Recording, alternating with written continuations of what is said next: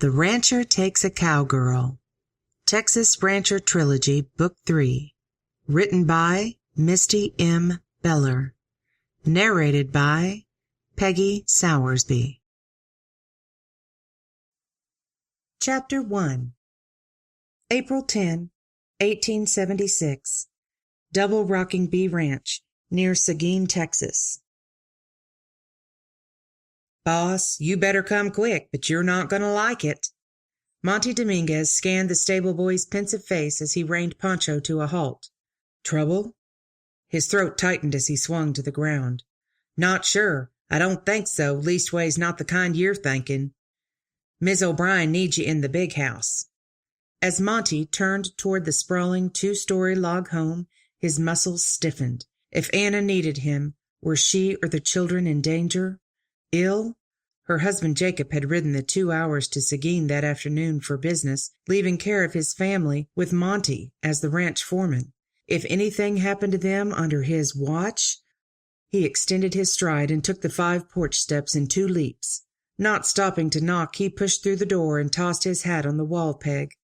The O'Briens always had an open-door attitude toward the ranch hands, even feeding the entire crew meals from the dining-room table. But had their way of thinking put them in danger today? Voices drifted from the parlor, and Monty strode that direction, stopping in the doorway to let his eyes adjust to the dimness. Anna stood with the baby in her arms, speaking with another woman by the hearth. Both pairs of eyes turned on him, and the murmuring stopped. "Monty!" Anna flashed an eager smile as she shifted her infant son in her arms. Did she look relieved to see him? Monty's gaze scanned the other woman. At least she might be a woman. Yes, the curves outlined by her snug leather vest were plenty feminine, and her long brown braid added to that image. But the gun belt hanging from her hips and the men's boots peering from beneath her leather chaps gave a very different impression. Was she wearing pants? A bit of brown cotton gathered around the edges of the chaps. If that was supposed to be a split skirt, she might as well have been wearing men's wool trousers. "Monty?" His gaze zipped back to Anna, who eyed him with both brows raised. He must have missed whatever she'd said. "Sorry." "What?" "I'd like you to meet Miss Harper. She's just arrived from California and is hiring on to be one of our cowpunchers. You said you're looking for 2 more, right?" Monty's mind struggled to make sense of her statement. He wasn't always such a simpleton, but the words miss and cowpuncher didn't usually apply to the same person. Surely Anna didn't mean this woman planned to herd cattle with his men. He scuffed the wooden floor with a boot and flicked his gaze back to the unfamiliar woman. Her hair had a wild look to it, with stray wisps flying out from the braid, and a flat line around her crown like she'd recently been wearing a hat. A man's hat. Not the frilly kind women pinned on these days. Her face held a tan, especially across her lower cheeks and that strong pointed chin. She obviously wasn't a stranger to the sun. But his focus kept coming back to those blue eyes, clear enough to be seen all the way across the room, although the glare emanating from them might have something to do with their visibility. "Monty." Anna's voice had quieted and held a bit of a warning this time. She expected him to speak, and the tone of her voice told him her patience was wearing out quickly. "Ma'am?" He nodded toward the newcomer, then turned his focus back to Anna. "Would you mind a private word, Mrs. O'Brien?" Anna and Jacob were quite casual with their workers, Jacob even punching cattle with the men at times. But Monty never had gotten used to the idea of calling them by their given names in front of strangers. Anna shot Miss Harper an apologetic look. "Please make yourself at home, Grace. I'll just pour a cup of coffee for Monty and be right back." She motioned toward the settee, then turned a steely glare on Monty as she swept toward him. The impact of her anger was softened, though, when the babe in her arms gurgled and waved at Monty as they passed. Little Martin was a cute niño. At 3 months old, he'd learned to smile and squeal and put both to good use now that he saw Uncle Monty. He gave a nod to the stranger, who still stood by the hearth straight as a corral post. Then Monty turned on his heel and followed in Anna's icy wake toward the kitchen. When they'd both entered the room in the rear of the house, Anna pushed the door shut behind them and spun to face him with a swish of skirts. Her face had heated a bright pink, with darker splashes covering her cheeks, and those brown eyes sparked fire. "What's wrong with you?" How had the presence of that strange woman turned his boss's placid wife so temperamental? He could count on one hand the times he'd seen Anna lose her temper, even when she'd first hired on to the ranch as cook 7 years ago, before she married Jacob O'Brien and become doña of the place. He dipped his head, showing respect, but also picking through his thoughts to find the right words. "I'm still trying to figure the situation. What exactly are you asking me to do with that woman?" "Use her as one of your cowhands, Monty. Didn't you hear me in there?" He scanned her face. He even tilted his head a bit to see if the angle helped, because there was obviously something here he wasn't seeing. "A woman? Working cattle?" She let out a breath. "She's had a hard background. I don't know all the specifics, but she says she's been working cattle for more than 9 years now. I think she can do the job, Monty. I do. Give her a chance." She was really serious about this. Monty swallowed. How was he going to have a woman out working with the rest of the men? They knew how to bide their manners around the house, but out in the pastures they were pretty much roughnecks. That would have to end, though, if this woman came on board, and where would she sleep? Certainly not in the bunkhouse with the boys. "She can have a bedroom in the house here," Anna must have read his mind. "Or, I know." The babe started to fuss, and she raised him to her shoulder. "What about the old bunkhouse?"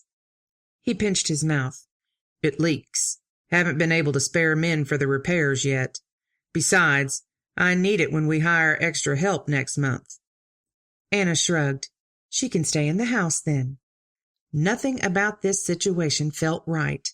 He was being forced to hire a woman as one of his cowhands. Who ever heard of such a thing? What had that lady done to convince Anna so thoroughly? And the mere fact that Anna would consider doing the hiring. Not even Jacob tried to usurp Monty's decisions about who did and didn't work with the cattle. That was the job of the ranch foreman, after all. Letting out a long breath, he scrubbed a hand through his hair. "When do you want her to start?" A ray of sunshine lit Anna's face. "We'll let her get settled in today, then she can begin work in the morning." Monty nodded as he turned away. If he had to say yes now, so be it. But when Jacob came home, surely he could talk some sense into his wife. Monty eased into his chair at the dinner table that night along with the rest of the boys. It still didn't feel right, sitting at the end of the table where Jacob's pa had always reigned. But when the older man passed away 3 years ago, Jacob insisted Monty take the seat, while Jacob still sat at the other end of the oversized table. A chair that was empty at the moment. The man had made it back from town, but the rumble of voices from the kitchen must mean he was helping Anna settle the children. The rest of the boys were here, though, along with the new female Anna hired, filling the empty chair between Santiago and Jessie. What was her name? Miss Harper or something like that. The cowhands were eyeing her curiously, so Monty would have to introduce her soon. What a bunch of flack he'd get for hiring the woman. Maybe they'd at least hold their tongues until they were out of the big house. He could hope. Jacob stepped from the kitchen, followed by Mama Sarita, the ranch cook and housekeeper. He took his place at the far end of the table while the older woman settled a heaping plate of tortillas in an empty spot on the pecan wood surface. A savory aroma wafted from 3 oversized pots of shepherd's pie, sending his stomach into a hungry knot. Mama Sarita scuttled back toward the kitchen, and Jacob quickly scanned the faces around the table, his gaze ending on the new woman. "Anna's with the children, so I reckon we'll say grace." Jacob kept the prayer succinct and heartfelt as usual. With his "Amen," the boys dove into the food, elbows flying as they loaded plates and started stuffing their gizzards. Monty couldn't help but watch Miss Harper for her reaction to the scene. His boys worked hard, and mealtime was the favorite part of most days. They tended to be a bit overeager until their stomachs filled some. The sight had scared off more than one visitor from town, although Jacob and Anna insisted that the whole crew continue eating with the family. Miss Harper's eyes didn't widen as he'd expected. They narrowed, taking in the lay of the land, Then with a quick hand she snagged a tortilla from the serving plate as Santiago scooped it off the table. The cowhand paused, his brows lifting as though he'd forgotten the strange woman beside him. Then a touch of red crept up his sun-roughened neck. "Sorry, ma'am." He held out the plate like a gift, and she nodded as she took a second tortilla. Santiago then reached out and scooped up the serving spoon from the nearest pot of shepherd's pie and offered it to Miss Harper. Her face softened and a corner of her mouth tipped toward the rough cowpoke, the first hint of a smile Monty had seen from her. Much nicer than the ridiculous grin that spread over Santiago's dark features. Something hard struck Monty's leg under the table. He turned to eye Donato, one of his cousins, and a long-standing hand on the double-rocking bee. Donato was just a few years older than Monty and now raised an eyebrow at him. Monty returned the expression, and Donato gave a little jerk of his head down the table toward Miss Harper. Monty let out a breath, his shoulders drooping as the air left him. Yes, it was time he made introductions. Before the men turned stupid around her, they obviously didn't see enough females during their days herding cattle. Well, that was about to change, but he'd be drawn and quartered before he let any sparking happen on his payroll. He cleared his throat. Aside from the clatter of forks, the room quieted as 16 pairs of eyes turned toward him, including Jacob's. "Reckon y'all should meet the new cowhand." He nodded toward the woman. "Miss Harper joined on today. She'll be riding out with us tomorrow." Every bit of noise in the room ceased, and several jaws dropped. Manuel crossed himself and mumbled something under his breath. Jacob was the first to move again as he scooped up a fork full of mashed potatoes and dipped his chin to eat it. He didn't meet Monty's gaze, just focused on his food. What did he think about his wife's new hire? Surely she'd told him before dinner, because he hadn't seemed surprised to see the woman at the table. But his lack of communication now spoke volumes. After the meal was over, Monty would pin the man down and get some answers. There were too many things he wasn't being told about Miss Harper. Donato was the first to speak as he looked down the table and nodded toward the lady. "Welcome, ma'am."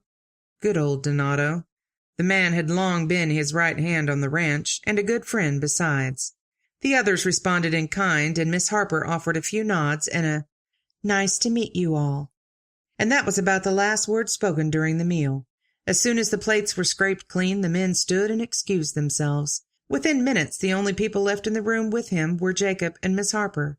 Monty pushed from the table and stood. "Mr. Dominguez, do you have any instructions for me?" The voice was very female, but strong, like it could carry across a herd of lowing cattle. Monty turned to face the woman.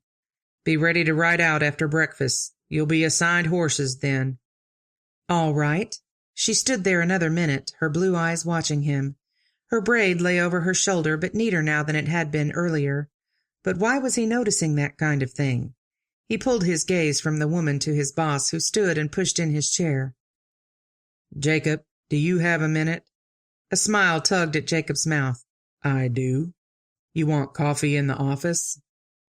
Monty nodded. Jacob must know what was coming since he picked the most private room in the house. Emotion pulled at the corner of his gaze, but Monty forced his eyes not to track Miss Harper's progress as she strode past him and out the door. Chapter 2.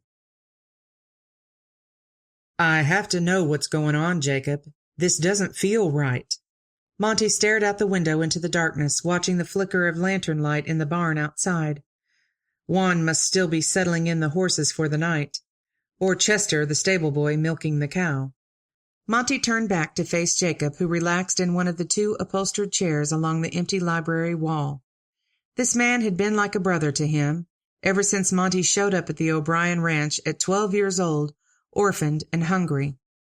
Jacob's pa had been Monty's in every way that mattered, teaching them both how to raise cattle and care for the land. He couldn't imagine a better life than the one he lived now, here on the double-rocking bee, working alongside his best friend. Most days, anyway. It was nice to see Jacob settled and happy. Anna was perfect for him. Not that the rest of the hands hadn't taken a strong liking to her in the beginning, Monty chief among them, but it had been clear from the start she had eyes for no one but Jacob. The battle was over before the rest of them had half a chance. But that seemed to be the way of things when it came to him and women. Every time a possible prospect came along, she was snapped up before he could gather his breath to say howdy. Jacob shrugged, but met Monty's eye squarely. "I really don't know, Monty." Monty had to blink to pull himself back to the conversation. His friend kept talking, though. "Anna said the lady needs a job, came from a tough situation in California." A growl found its way up Monty's throat. "What tough situation?" "The kind with trouble that'll follow her here. If she brought danger to the O'Brien family, he'd personally make her pay." Jacob's brows pulled together. "I doubt anything would follow her 1,000 miles from California to Texas. It didn't sound like she was in trouble with the law. Anna wouldn't have hired her if that were the case." He sighed and sank back in the chair, cradling his coffee mug with both hands. "I'm sorry Anna stepped on your toes by doing the hiring. I trust her instincts, though. If she thought Miss Harper would be good here, don't you think we could give her a try?" What could Monty say to that? He scrubbed a hand through his hair and turned back to the window. "I guess." Looked like he didn't have a choice. He'd definitely keep an eye on the woman, and if there was any inkling her secrets would put the O'Brien family or the ranch in danger, she'd be out like a squirrel ahead of a pack of hungry coyotes. Grace stared at herself in the mirror over the dressing table in the early morning light, trying to see her reflection the way the others would. Her bandana was the same as the men wore, her vest too, although she'd had to take it up considerably to fit snug enough so it didn't interfere when she swung a lariat. She'd not seen the other men wearing gun belts, but she wasn't about to be caught without her Colt single-action army revolver. There was too much chance he'd followed her. She tucked a strand of dark brown hair back in her braid, then picked up her hat from the table's surface. Mr. Dominguez had seemed none too pleased to add her to the payroll yesterday, but surely when he saw how she could work right alongside the men, he'd settle into the idea. He wasn't what she'd expected either, though. Those brooding eyes and dark features, and young. Well, maybe not young, but not half as old as Rusty, the foreman on Papa's ranch, for as far back as she could remember. Grace swallowed down a burn in her throat. She wouldn't be working with Rusty anymore, not ever. So she'd best buckle down and win over the new boss. Gripping her hat brim, she pulled open the bedroom door. Breakfast was another quiet affair, just like dinner had been the night before. The men seemed uneasy. Because of her? Or because they were all piled into the fancy dining room in the big house? She'd never seen a ranch where the hired help ate with the family. Back in California, theirs and every other ranch around fed the cowhands under a lean-to off the cookhouse. She paced herself to finish at the same time as the men on either side of her. One had given his name as Santiago, but she didn't catch the others. When they all stood and filed toward the door, Grace did the same. "Santiago." When the man in front of her stopped in his tracks, Grace barely caught herself before smacking into him. "Si, boss." Santiago eyed Mr. Dominguez. "You're in charge of Miss Harper today. Tell Juan to give her one of those 3-year-olds he's finished with. I want you two with the main herd while the rest of us ride the outside lines." Grace fought the urge to nibble her lip. Might as well speak up now instead of waiting. She took a step to the side so she could see both men. "Call me Grace." Both heads swiveled to face her along with everyone else in hearing distance. What was wrong with these men that they froze every time she spoke up? Hadn't they seen a woman before? She raised her chin and met Mr. Dominguez's gaze. He raised a single brow. "All right, Santiago, you and Grace stay with the herd." Then he turned and strode from the room. Juan, the aging wrangler in the barn, brought Grace what seemed like a decent mare. A bit leggy still, but the muscle along her shoulders and haunches was well defined, and her chest would continue to widen with regular work. "You think we'll get along, girl?" Grace kept up a steady murmur as she settled her saddle blanket on the chestnut mare and reached for the saddle. The horse stood quiet, only shifting a foot to balance her weight as Grace settled the heavy leather on her back. "I call this one Pepper, because her coat in the spring is as red as a habanero." Juan approached the mare's off side and rested a hand on her shoulder. "She'll be good for you. is still learning to think like the cattle, but she has a nice gait that won't be hard to sit a long day." The man's heavy Mexican accent laced each word, and his wrinkled smile gave him a gentle look, like he would be most comfortable gathering the children on his knees to tell stories. "I'm sure we'll get along fine." Grace pulled the cinch tight and stroked the mare's neck. She could imagine the fire of the chestnut hairs once the mare shed the thick, woolly winter coat. "The mare I came with should be fine for me to ride again after she's had a few days' rest. Georgina's a good cow horse, but it was a long trip from California. She deserves a break." "See?" Several figures came into view through the barn door. The men were ready to ride out. Grabbing her bridle, Grace slipped it over the mare's head, then placed her left boot into the stirrup and vaulted into the seat. Home. She settled into the comfort of the leather as it encased her legs. No matter where she was, the back of a horse had been home for as long as she could remember. Giving the old wrangler a thankful smile, she signaled the mare forward and headed toward the rest of the group. Santiago reined over to her with a grin, and Pepper fell into step with his bay gelding. As they rode, the man shared bits and pieces about the ranch. His voice held a hint of Mexican accent, but not nearly as strong as Juan's. In fact, over half the men now riding out toward the pastures shared the same dark coloring of Mexican vaqueros. Not an unusual sight for Grace, since most of the cowhands on their ranch in California had at one time come over the border from Mexico. Her gaze wandered up to Mr. Dominguez. He rode tall and comfortable on a paint gelding, one hand gripping his reins and the other resting easily on his chap-covered leg. He certainly could sit a horse, and look good doing it. The man riding beside him spoke, and Mr. Dominguez glanced at him with a word and a smile. The look softened his face in a way she'd not seen on him before, certainly not when he looked at her. Something tugged at her chest. She'd have to make an effort to get one of those smiles from him. Soon they topped a hill, and a wide valley spread out before them, surrounded by trees on two sides and open land on the other two. A massive herd of longhorns grazed across the area. Grace inhaled a deep, cleansing breath. The familiar aroma of dust and manure and cowhide all blended together, easing a bit of tension from her shoulders.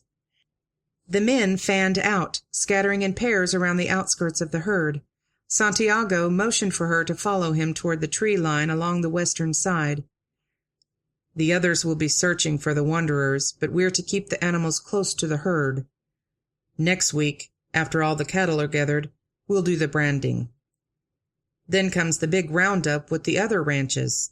Grace nodded. "How many ranches are in the area?" Santiago shrugged, his dark eyes widening. "I don't know. 15, 20, but not many as big as the Double Rocking Bee. Señor Jacob and his pa, they are good with the cattle and good with the men. Monty, too, although don't tell my cousin I say good things about him." He gave her a wink. Mr. Dominguez was his cousin? To be expected, she supposed. Perhaps that's why the foreman had assigned Santiago to work with her, someone to determine whether she was up to the job. Maybe once Santiago saw her capabilities, the grim boss would relax his concerns. "How far does the ranch property spread?" They were entering the woods now, so Grace reined her mare back behind Santiago's horse. "It follows the Guadalupe River along the south side. Prettiest sight on the property, too. Then Two Fork Creek on the west. We call this the North Pasture, and it's where we'll do the branding and where we keep 'em in the worst of the winter. There's a line shack down in that far corner if the weather turns bad." He motioned toward the northeast. "Then there's another little pasture on the other side of the house. All told, I think it's close to 500 acres or so. Jacob's bought up a couple of small ranches since his pa died."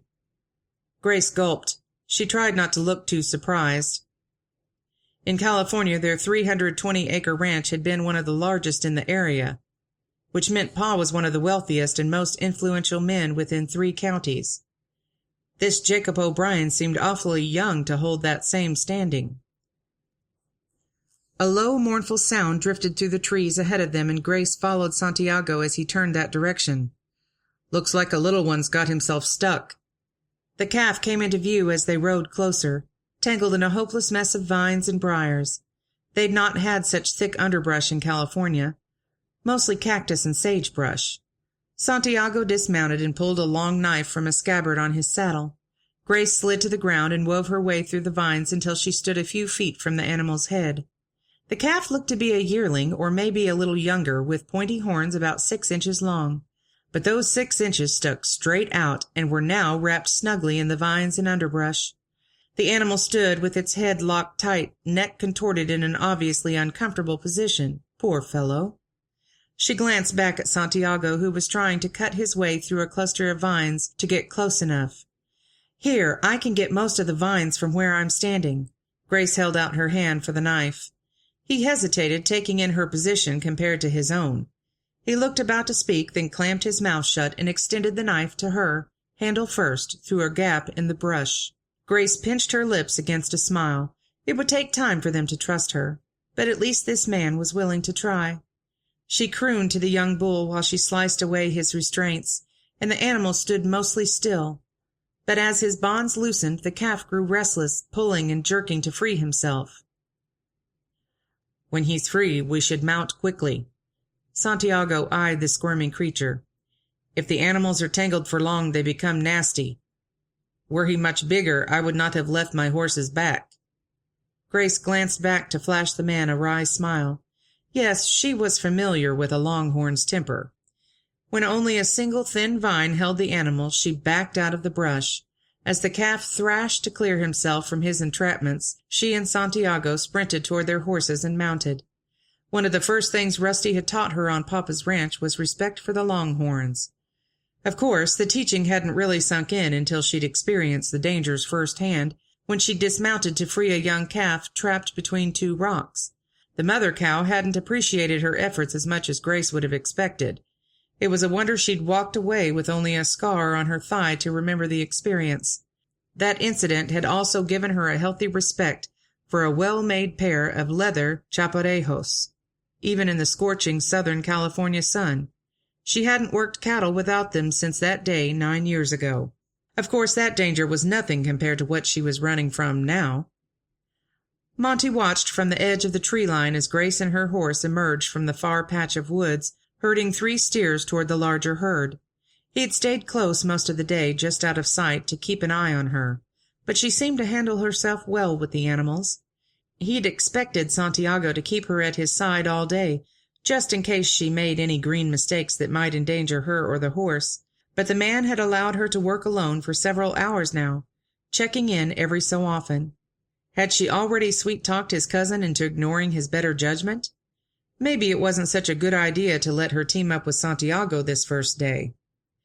Monty had always kept the new riders at his own side until he was sure they had enough cow sense not to get hurt. But something about this woman put him off balance, and it had seemed like a good idea to keep a bit of distance. Was it only the danger that concerned him? She'd certainly seemed like bad news from the start, and what little Jacob had told him last evening was enough for Monty to stew in his thoughts all night.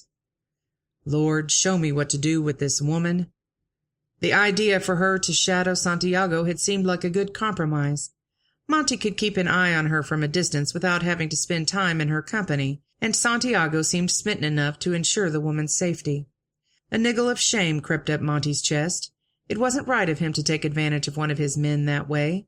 He'd always said he'd never ask any of the hands to do something he wouldn't do himself. But that's just what he'd done. Tomorrow would be different. Monty nudged Pancho forward and rode into the meadow. Maybe time with her tomorrow would help him get a better read on the woman's intentions, and the danger she brought with her. Chapter 3. The next morning, Grace found herself riding beside her tall boss, heading a different direction than the rest of the cowpunchers. He'd said he wanted to show her the lay of the land today, although she suspected it had more to do with keeping an eye on her. She'd caught glimpses of him yesterday watching from the trees or just over the slope of the hill. It seemed today his observation would be a bit more blatant. Did he really think she was so inept she had to be supervised like a nursemaid with a child? But maybe this would be an opportunity. He could see her interact with the animals, and perhaps she could get him talking, break through whatever barrier stood between them. She inhaled a breath, cutting a glance at his stoic form. Now was as good a time as any to start. Have you worked on this ranch long, Mr. Dominguez? He didn't look at her, didn't show any visible reaction to her words. In fact, for several moments, Grace wasn't sure he'd even heard them. Did the man have a bad ear? Been here since I was 12. 12. She slid another sideways glance toward him. The man looked to be 5 or 6 years older than her, which would put him in his early 30s. So he'd worked at this ranch for 20 years? That was loyalty in its purest form. No wonder he sat a horse and rode this land like he belonged here. That's impressive. She wanted to ask more, but every question she could think of sounded like prying. Had his parents died young? For surely they wouldn't let their 12-year-old leave home to work full-time on a ranch. You've hired on as a cowhand before? The question pulled her from her thoughts. The man spoke without being prompted. A wonder. I worked on my father's ranch in California, not such a big spread as you have here, but a decent size. And that was all she planned to say on the place. Any more would give away too many details, make it too easy to connect a stranger's questions to her. You punched cattle there? For the last 9 years. Growing up, he always kept me with him out on the range, when Mama would let him. But after she died, there was nothing to stop me. I'm surprised your father allowed you to leave. I wouldn't easily part with a good cowhand. She almost missed the tilt of his chin as he stole a glance at her, but the insinuation was clear. My father didn't have a choice in the matter. He died 6 months ago. And that was all she would say about her family, even if she had to be rude to keep silent. He didn't probe farther, though, and the tension in her neck gradually eased under the steady rhythm of her mare's stride. Yet the strain thickened the air between them. What could she say to put him at ease? She'd have to prove herself, she knew, but it would be much easier if they could start off on level ground, or at least a gentle slope, not a rocky cliff. Summoning her courage and a deep breath, she started in. Mr. Dominguez. Monty. She blinked at the lightning-quick interruption. All right, Monty. The name fit him, strong, rugged, very masculine. She swallowed to gather her thoughts again. I'm sorry if we got off on the wrong foot that first day. I'd like to make a clean start if we can. He didn't even try to hide the look he sent her way, appraising. But she couldn't decipher the result of his assessment. Did he think her too bold? Surely not. Men out west appreciated honesty. At least men of her acquaintance in California had, the decent ones, that is. Not sure you'd want to go all the way back to the start. Was that a touch of humor in his voice? Sarcastic humor, maybe. Was he implying she wouldn't have the job if they started over? Grace sat a bit straighter. You mean you wouldn't have hired me? She'd known she might have a challenge finding work in a man's occupation, but from her first conversation with Mrs. O'Brien, it seemed the folks at this ranch wouldn't be as prejudiced against her gender. Maybe she'd been wrong. Not saying that, just that I wasn't given the choice. He drawled the words, but the slow cadence only gave them more punch. Grace sucked in a breath as the bigger picture came clear before her. When Mrs. O'Brien had seemed to force him to accept her choice to hire Grace, it wasn't because he disliked employing a woman. It was because he was the one who usually handled the hiring. Hadn't Mrs. O'Brien said during their initial interview that she'd never hired a cowhand before? Grace had assumed that meant her husband usually handled such matters, but when she'd offered to wait for the man, Mrs. O'Brien had waved the concern away. Back home, either Papa or Rusty hired on help, depending on who the prospective employee spoke with first, but that must not be the case on this ranch. Not with this man who wore his authority like a well-broken-in hat. She had to clear up the matter, and maybe an apology would help. I'm sorry if you felt ramrodded into hiring me, sir. That wasn't my intent. I merely asked to speak with the boss of the place and was escorted to Mrs. O'Brien. I offered to wait for her husband to discuss employment, but she said it wasn't necessary. Back home, either my father or our foreman handled hiring matters. But I realize that's not the case everywhere. My apologies if I overstepped. That wasn't my intent. The outline of his solid posture didn't change as she spoke, nor in the long minutes of silence afterward, but a furrow formed in his brow. She knew that look well, although she was used to seeing it on a much older face. Rusty's lines would crease into deep grooves when he was mulling over his response to a situation. She typically gave Rusty time to think, but maybe one more tidbit would help this man come to a positive conclusion. "I just want you to know, sir, I'll work hard for you. I have good experience with cattle, and you won't be sorry to have me on your payroll." The corner of his mouth twitched, and after several beats he offered only a single nod. She'd take it. Grace settled back in the saddle and eased out a breath. Maybe the explanation had helped. At least she'd done what she could. Now it was time to show what she was made of. She could only hope it would be enough. Grace rubbed the itchy spot behind Georgina's ears as the calming effect of the evening darkness settled over the barnyard. A horse snorted in the distance, answered by the chirrup of a cricket and the stomp of an animal's hoof. A ranch after dark could be a magical thing, whether in California or Texas. The mare bobbed her head, pressing into Grace's hand, protesting the fact that her scratching had slowed. "You like that, girl?"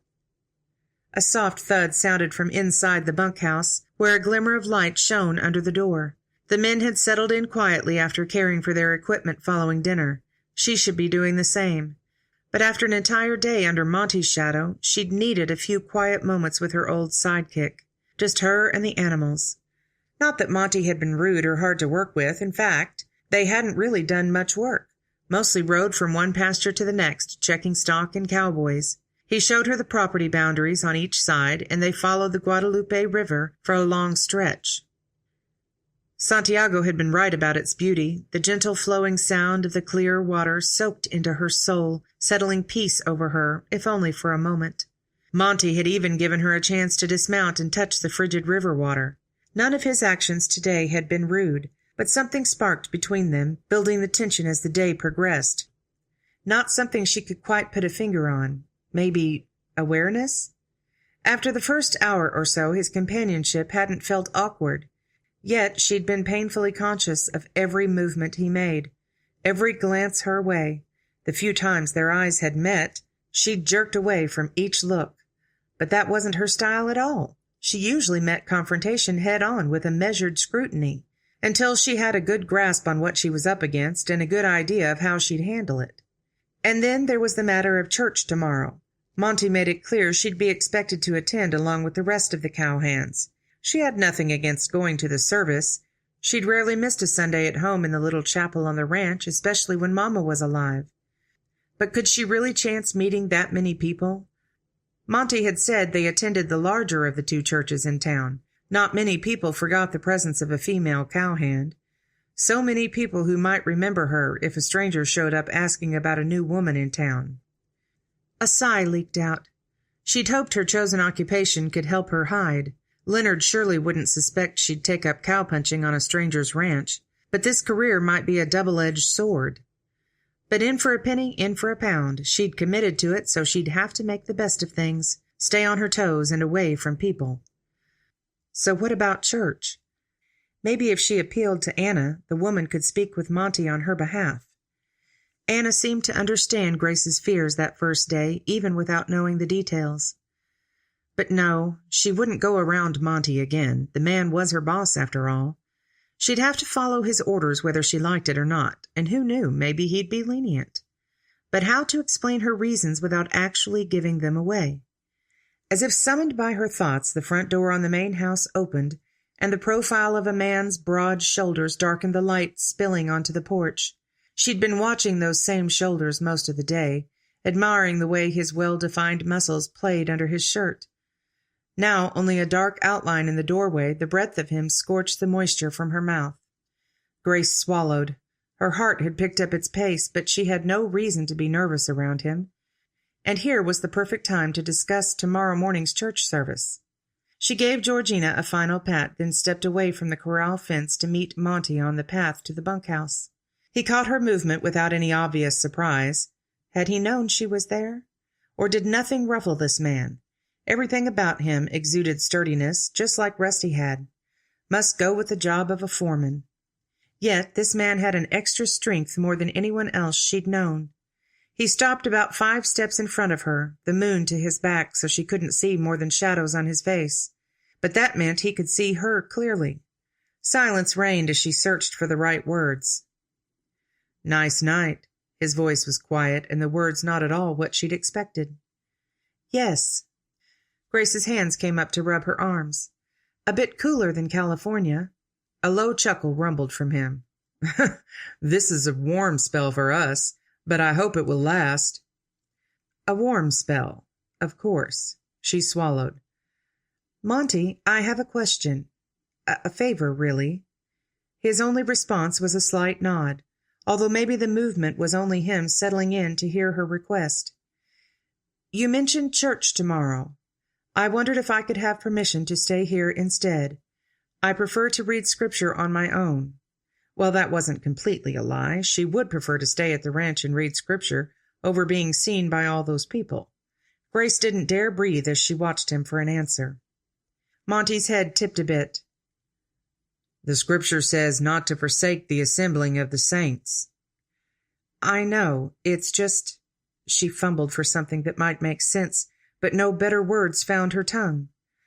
"I would prefer to stay here tomorrow if I might have your permission." She fought to keep from dropping her chin like a child awaiting punishment for sneaking candy. Monty was silent for several interminable moments. Grace's heartbeat pulsed loud in her ears. Could he hear it? "If it's that important, I suppose you can do your own studies tomorrow. I'd prefer you attend with the rest of us in the future, though." Grace exhaled, strength leaking from her bones with the spent air. "Thank you." She'd been given at least 1 week's reprieve. But would that really help? He watched her for another moment, and the skin along Grace's arms prickled. What was he searching for? It was as if his dark eyes pierced through her skin to her very thoughts. She forced her chin up. "I suppose I should head inside now. Thanks again." He nodded, and she stepped forward, taking a wide berth around him. "Good night." The word drifted to her after she'd already passed him, sending a rush of bumps skittering over her shoulders. What was it about this man that brought on her body's strange responses? As Grace let herself into the main house, the high pitch of a little girl's voice drifted from the parlor along with the low rumble of a man's tones. She stopped in the doorway. Did she dare ask another special request? "Grace!" Anna sounded pleased to see her as she snuggled the baby in a rocker by the fire. Her husband and older daughter nestled in the overstuffed chair beside her. "Won't you come sit with us?" Grace tried to summon a thankful smile. "No, thank you. I'll just head on up for the night. Although," she paused to gather the right words, "I wonder if it would bother you if I played the violin for a few minutes before retiring." "Oh, really?" Anna's face lit. "I had no idea you played an instrument. Yes, please. We'd love it." Pure delight rang through the words. Grace nodded. "Thank you. I'll keep my door closed so the noise doesn't bother you." Although to play the way she craved, the sound would ring through the entire house, but that couldn't happen tonight. She was only a hired hand, and the last thing she wanted to do was disturb the family. How different from her life 6 months ago. As she latched the door of her private quarters, Grace's gaze fell on the leather violin case she'd tucked in the corner, her most treasured gift from Mama. The one thing they'd had in common. When there was nothing else they could agree on, the two of them could lay bow to string and find harmony. Breathtaking, heart-stirring harmony. Her fingers fumbled as she untied the leather clasps. When she raised the cover, her eyes roamed the polished wood inside. Perfect. She'd had the case tied so carefully in her bedroll, the long ride to Texas hadn't seemed to faze it. After plucking the strings to find the perfect tuning, she lifted the violin to her shoulder and tucked it under her chin. Fitting her fingers around the bow, she closed her eyes and allowed the music to soak in. With the rich melody of Mendelssohn's violin concerto filling her veins, Grace's mind cleared.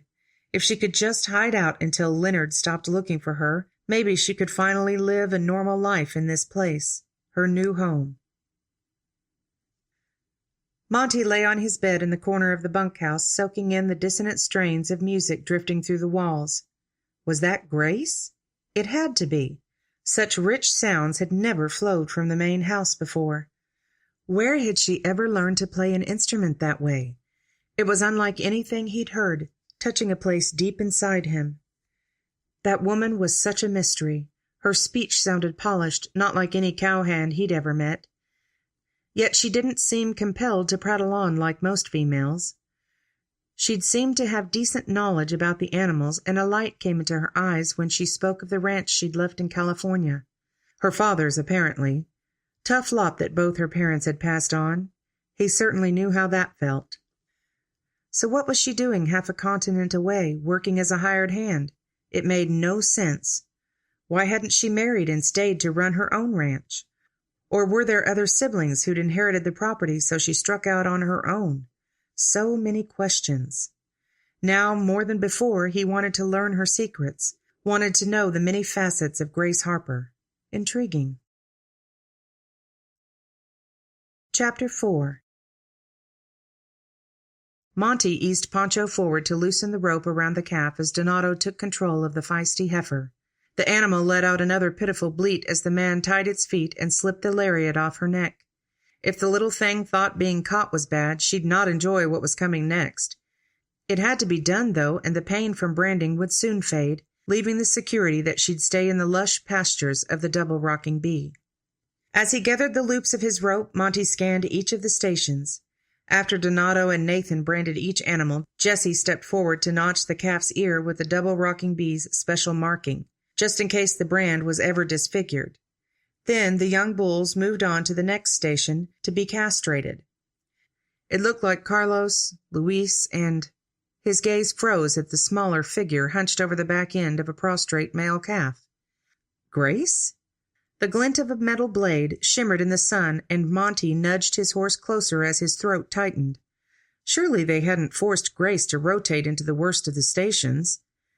Last time he'd seen her, she'd had a branding iron in her hand, which was bad enough. How could these roughnecks make a woman take on such a bloody, distasteful job? When he was a few strides away, Monty slid from the saddle and dropped a rein to the ground as Pancho's cue to stand quietly. He'd best not speak until Grace pulled the knife away from the pathetic animal on the ground. Castration was a rough task, but it had to be done with the male calves who'd end up going to market. But it didn't have to be done by Grace. After several long minutes, she straightened and scooted back. "He's done." As the men eased the calf's legs down, Antonio stepped in with a bucket of medicine. Monty focused his gaze on Grace. She squared her shoulders and arched her back in a stretch, still holding her bloody hands in front of her. The outline of her lean form cleared the air from his lungs like a slam to his gut. What was he doing letting a woman, and quite a beautiful one at that, roll around out here with the cattle? Yet she sure seemed to be at home with the animals and seemed to know what she was doing besides. He cleared his throat, and Grace eased her head toward him, raising her gaze to meet his. "Yes, sir?" With those blue eyes studying him, any words he'd planned to speak fled his tongue. "I need you to—" He cleared his throat again. "Switch places with Santiago roping the calves." She arched her brows. "But I just rotated to this job." She shot a glance at her helpers, busy wrestling another young bull into place. "And I don't seem to mind it as much as the others." No surprise that it bothered the men, but they earned good wages to do the work. "I can do it, Monty." He met her earnest gaze. A shout rang out across the pasture. Monty whipped toward the sound in time to see a horse rear and its rider topple to the ground. He ran toward the scene, every muscle tensed. All the men and their horses were seasoned workers. Not likely a horse would rear unless there was danger. Whatever hid in that clump of bushes couldn't be good. As Monty neared, the green shirt proclaimed the man on the ground to be Santiago. He pushed up to a sitting position and reached toward his leg. Monty slowed to a walk so he could better find the danger. Nothing that he could see. "Are you hurt?" "Snake." Santiago's voice came out in a low growl, and Monty followed his gaze to a gray mound that he'd first dismissed as a rock. "I don't have my pistol." Strain laced Santiago's words. Reaching into his boot, Monty pulled the small Smith & Wesson Model 1 from the holder he'd rigged there. He cocked the handgun and stepped close enough to ensure his aim. A gun belt was too clumsy when he had to be in and out of the saddle all day, but it was a blessed relief he still carried this smaller pistol. Monty barely registered the others coming up behind him, but he kept his focus on the reptile coiled less than 2 feet away from Santiago's boot. Would it strike again? He'd heard of snakes biting more than once if provoked. The eerie, shaking sound of a rattle crept through the air. He didn't have much time. Monty sighted the small pistol, but before his finger could find the trigger, a blast exploded near his right ear. The snake burst into 50 fragments. Monty whirled, but barely saw the brown blur as someone flew past him to kneel by Santiago's side. Grace. She was already pulling Santiago's boot off the leg he clutched. Then her knife was out and she sliced the bottom of his trousers. Monty forced himself into motion. In 2 steps he was kneeling beside her. Santiago's lower leg had already started to swell, and the twin fang marks on his calf loomed a blackish red. Monty jerked the bandana from his own neck and tied it just below the knee. They had to stop the blood from carrying any more venom to the rest of his body. "Don't cut the wound." Grace's terse comment jerked Monty's attention to her face. "I'm going to make a poultice to draw out the poison." She knelt by Santiago's head and stroked a soothing hand over his hair, murmuring a few words Monty couldn't decipher. And then she was off, leaving Monty with his dying cousin and a semicircle of sober-faced men watching him. Santiago's breathing was already labored, and Monty turned his gaze back to the swollen leg. He'd only done this one other time, and the man had died anyway. Grace said not to cut the wound, something he'd been told to do last time, so he could get access to more poison. But she seemed to know what she was about. Leaning close to the leg, he pressed his mouth to one of the fang marks and sucked, careful to keep his tongue back to block the opening of his throat. The last thing he needed was to swallow the poison himself. With a little liquid in his mouth, he turned his head to the side and spat, then went back to the fang marks. Over and over he worked to remove the venom. Was it doing any good? Santiago struggled for breath, groaning, and whiter than any Mexican should look. Finally, Grace appeared at his side, and the rush of relief that flushed through him took the strength from his muscles. She pressed a damp cloth to Santiago's head, then turned her focus to the leg. After a few seconds of scrutiny, she nodded. "Do you think you got any venom out?" "Not sure. I didn't cut the wound." Had he ingested some of the poison after all, and it was making him light-headed? "The leg's not as black as I would have expected by now." She worked while she spoke, pouring an oozing mixture on the leg and pressing a bandage to it. "What's that?" "Supplies from the chuck wagon. Eggs, salt, and gunpowder. I hope it'll draw the poison out." "Do you want whiskey?" "No." Grace spat the word. "Some people think it helps, but I've only seen it make things worse. We'll let this soak in, and his body will fight the poison on its own." She glanced at Santiago's face. "We shouldn't move him for a while. Bring blankets and cool water to make him comfortable here, and send someone for the doctor." Monty turned to Donato, who must have heard Grace's words. He nodded and gripped Nathan's elbow. Then the 2 of them slipped back out of the crowd. Mama Sarita, their cook, pushed through the men in Donato's wake and knelt at Santiago's head. She spoke soothing words to the man in Mexican and stroked a wet cloth over his face. The older woman had been a godsend on the ranch since arriving last year. Born American, she'd married a Mexican man and lived in that country until it was hard to distinguish her from the natives. But when her husband and son died, she'd come back to Texas and taken up cooking for the ranch. "Can you tie my bandana around this cloth to hold it in place?" Grace's words broke through Monty's stupor. He took in the scene. Both Grace's hands were occupied with holding the bandage over Santiago's wound so the oozing medicine stayed where it was needed most. His own bandana was still tied tight just below Santiago's knee. No other extra cloth presented itself. Monty glanced at Grace's neck and the blue scarf tied there. With Santiago's life possibly hanging in the balance, he shouldn't think twice about reaching for something so near Grace's body. Shouldn't even be thinking about it at all. "Do it, Monty." Grace had that steel edge to her voice again.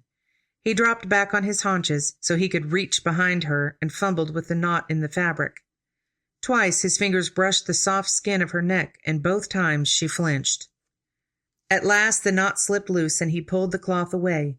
He forced his shoulders to relax as he moved back to Grace's side, but as he shifted the bandana several times around the poultice in Grace's hands, the same clumsiness filled his fingers again. He'd never claimed to be a surgeon, but usually he was pretty good with detailed work, not this unsteady collection of thumbs that had taken over his fingers. The inside of his wrist brushed Grace's arm where she'd rolled up her sleeves, and his heart thumped harder in his chest. "Focus, man." Locking his jaw, he quickly finished the knot, then leaned back and away from Grace. A loud breath leaked from her. "We'll leave it like that for a while, then check again in a half-hour or so." Was it his imagination, or did her voice shake? Of course, this whole ordeal could stretch a person's nerves tight. She'd shown more presence of mind than the rest of them put together. Monty stood and turned to face the rest of the men. "That's all we can do for now. I reckon get back to work, but keep the animals away from here."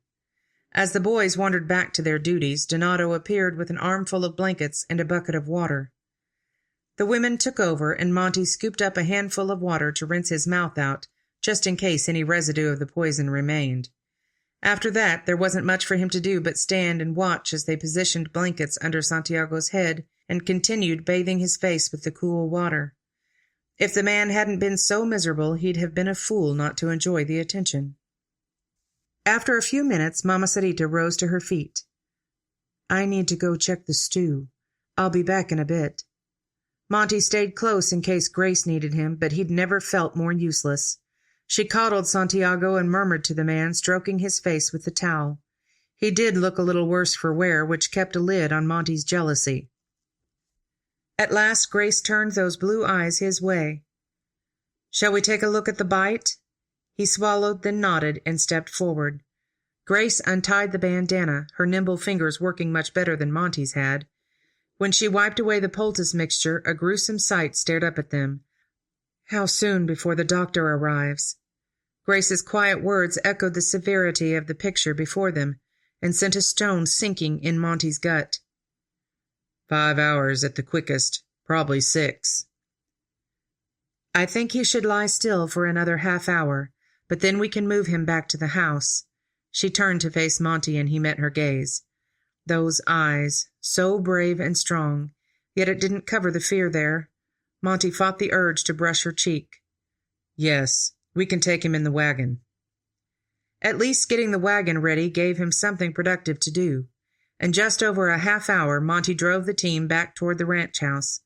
Mama Sarita had graciously allowed him to move all her cooking supplies out of the chuck wagon into a tent. It had seemed like the best idea for her to stay with the men and food while Grace rode in the back with Santiago. So here he sat, driving the plodding team, doing his best to avoid the ruts and bumps, although that was an impossible feat through the prairie land they traveled. Grace had been quiet behind him, not unusual for her, but for some reason the silence bothered him this time. He shot a quick glance behind him, but only saw the back of her head. "How did you learn to tend a rattlesnake bite?" "Lots of snakes in California. The men were good at listening for them, but we still had at least one bite a year." "And they brought them to you to tend?" "I was usually out working with them. Rusty taught me what to do with snake bite, but it doesn't always work." That he could believe. They'd been blessed with surprisingly few snakes through the years on the double-rocking bee, but he'd read some awful stories in the papers. He couldn't help but hone in on one bit of interesting information she'd shared. "Who's Rusty?" Silence met his question for a moment, and then finally, "He was our foreman." "Was?" He almost bit his tongue when the question slipped out. The way she'd said foreman with such tenderness sent a surge of warmth through his chest. Another drop of silence spread between them like ripples in a lake. He fought the urge to turn and study her face. "He was our foreman from the time I was 2 years old until he died just before I left California." Grief laced her words. He wanted to press for more, to ask what this man was like who must have played an important part in her growing up, especially since she'd taken up the cowpuncher's way of life in his footsteps. But he'd pushed far enough for today. Besides, the affection in her voice told him what kind of man Rusty must have been. The best kind. Someone an impressionable child, and then a determined young woman had looked up to. The kind of man Monty wanted to be. Chapter 5. Grace stood in the middle of the yard, one hand resting on her saddle and the other holding Pepper still. Should she stay or go? Santiago had made it through the night and seemed to be out of the worst of the danger. His leg still had a large area of solid black skin, still swollen and pretty painful from the look of things. But the doctor had given him a tonic to help with the discomfort and said it would be best if he slept for the next couple of days. Monty had ridden back out to the branding camp last night after the doctor left. When Grace had offered to stay at the ranch house overnight to assist the O'Brien family with Santiago's care, Monty had only shrugged and nodded. But the night had passed now, and she should be joining the other cowpunchers to finish branding. Would Anna be all right caring for Santiago along with her own children? Should she stay and help? But she'd been hired as a cowhand, not a nurse. Monty hadn't given her leave to shirk her duties with the herd beyond last night. With a sigh, Grace slipped her boot in the stirrup and vaulted into the saddle. Pepper sidestepped at the motion. "Easy, girl." The mare settled as Grace relaxed her hold on the reins and fit her other foot into the stirrup. "I guess we're headed out to brand cattle." A week later, Monty herded a group of steers toward the community roundup pens. With a quick reflex, he reined Pancho sideways to cut off a yearling cow's escape. They'd made it to day 2 of the large roundup with the other ranches, and so far they'd all kept pretty busy. With night falling soon, it was almost time for some grub. Up ahead, a cluster of his cowboys sat on horseback outside the corrals. Grace's shapely figure was easy to spot on the outskirts of the group. She sure was shy for a woman, never interacting outside of the double-rocking bee hands. She'd even talked him into letting her stay out of church again this last Sunday, saying she'd remain with Santiago in case he needed assistance. He still wasn't sure how to feel about her skipping church, although she said she read the Bible on her own. What did she have against gathering with other believers? Should he force her to attend? Lord, I'd appreciate some guidance here. As he herded the cattle closer, Grace looked up and split from the group, riding out to meet him.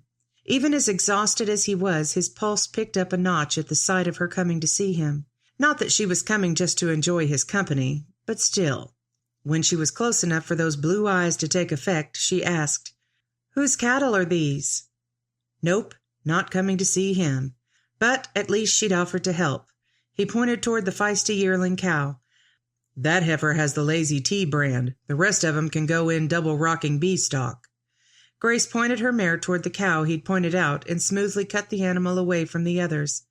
As she trailed it toward the Lazy T herd, he couldn't help but watch her go.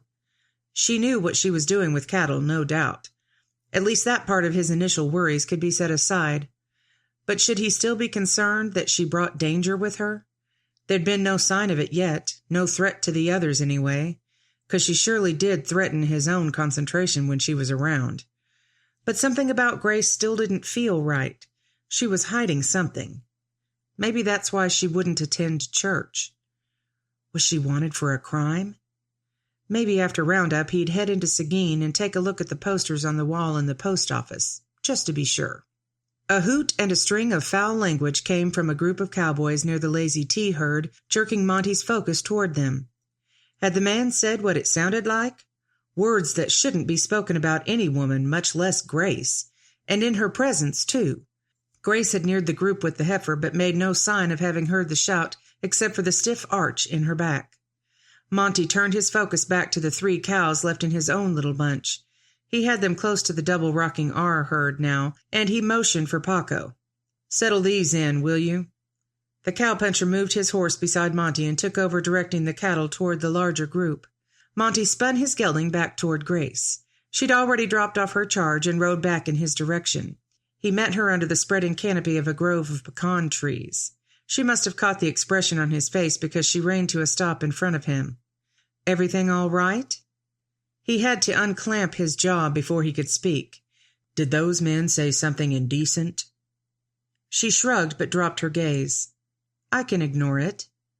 "No." He forced a breath in before he exploded.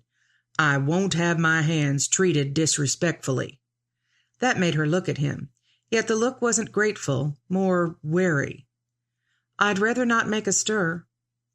She'd rather be spoken to like a woman in a bawdy house than raise a commotion? Not on his guard.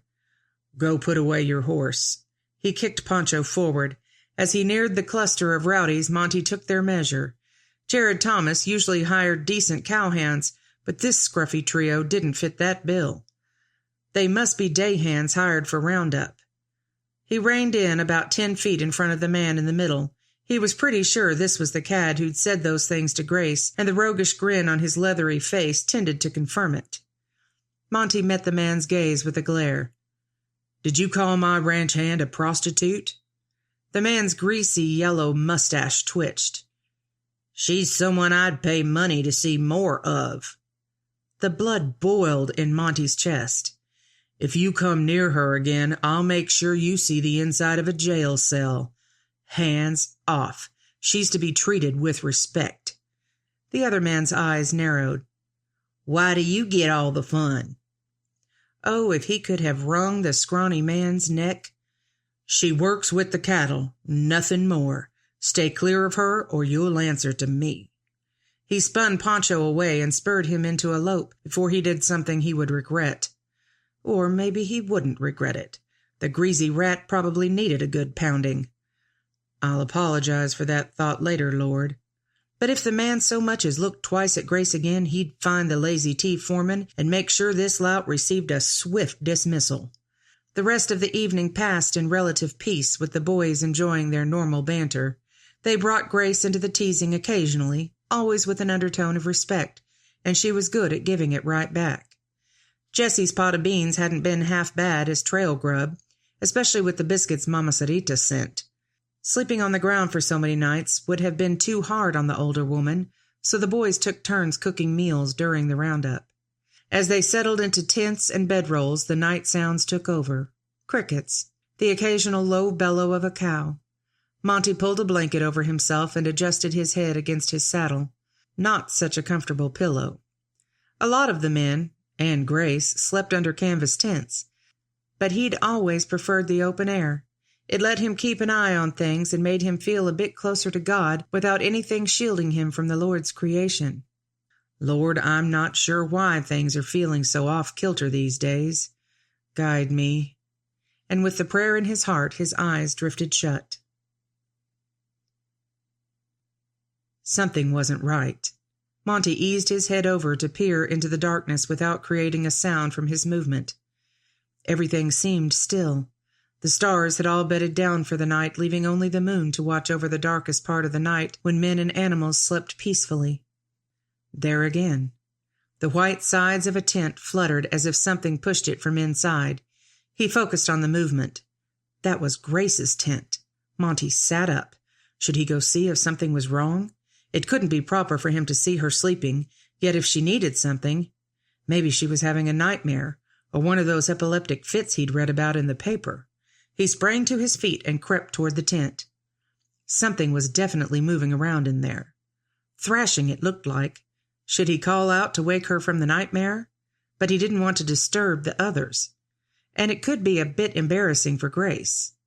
No matter how polite, the boys wouldn't be able to resist a little teasing. Stopping at the edge of the tent, he hooked his fingers around the flap but didn't pull. "Grace," he whispered just loud enough for her to hear if she were awake. A muffled sound came from the tent, but the thrashing stopped. Then a quiet squeal and... a man's voice? Monty jerked the flap aside. His eyes locked on the business end of the pistol pointed straight at him. He fought the urge to step back as he took in the scene. A man. The blonde thug from the Lazy T held the gun in one hand and the other clamped over Grace's mouth. The look in her eyes sank in Monty's gut like a rock in water. Utter fear. He jerked his attention back to the man as his mind spun through his options. He'd not stopped to grab his Colt, and the Smith & Wesson in his boot was too far from reach. If the bloke would just lose his focus for half a second, Monty could dive in and get the upper hand. His gaze flickered back to Grace for only an instant. Her hands pressed against the ground, but it didn't look like they were tied. Why didn't she try to get away? Maybe he could signal her to create a distraction. "She already knows if she makes a move, you'll die first, then her." The man's voice came out hard as steel, not the jeering tone from earlier that day. "But I'd surely prefer to enjoy this pretty lady instead." An almost imperceptible movement came from Grace's direction, as if she were shrinking away, but Monty kept his full focus on the adversary. "So, mister, Now that you ruined our party, I reckon you'll need to step aside whilst we move the fun elsewhere. Over his dead body. I said move. The man turned the pistol from Monty toward Grace, but it was the distraction Monty needed. The moment the barrel shifted toward the air, he charged the man. Slamming into the thug's chest, he grabbed the gun arm with one hand and his throat with the other. The gun exploded. The man scrambled, but Monty's reactions were honed from dealing with too many ornery cows. He had the man on his stomach within seconds, both hands twisted behind his back. Only then did he glance up at Grace. She was so far in the dark recesses of the tent he could only make out her huddled profile. "Are you all right?" Yes. The bullet grazed me, but it's not bad." Her voice was so weak it took him a moment for the words to register. She'd been hit? His muscles bunched to run to her, but he had to keep a firm grip on the man underneath him.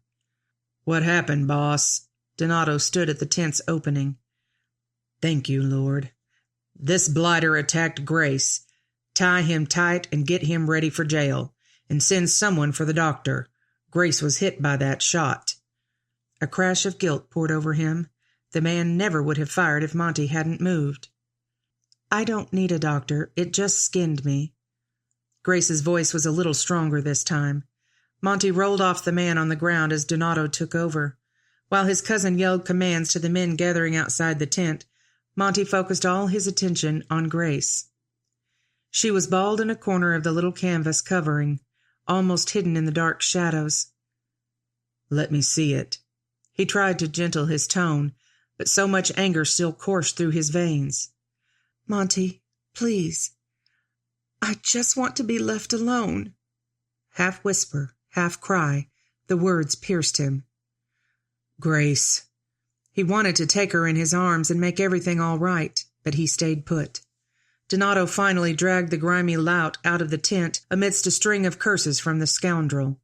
Silence took over, and Monty's eyes finally adjusted to the darkness. He touched the elbow below where Grace clutched her upper arm. "Let me put salve on it and make sure you don't need stitches." She let out a shaky breath. "All right." He stepped out of the tent and over to the cooking supplies where the medicines were kept. After lighting a lantern, the salve and bandages were easy enough to find. "We're taking him in now. You want the doc to come?" Donato met Monty halfway back to Grace's tent. Monty's glance roamed the canvas, then back to his cousin's face. "She says it's not bad enough to need him.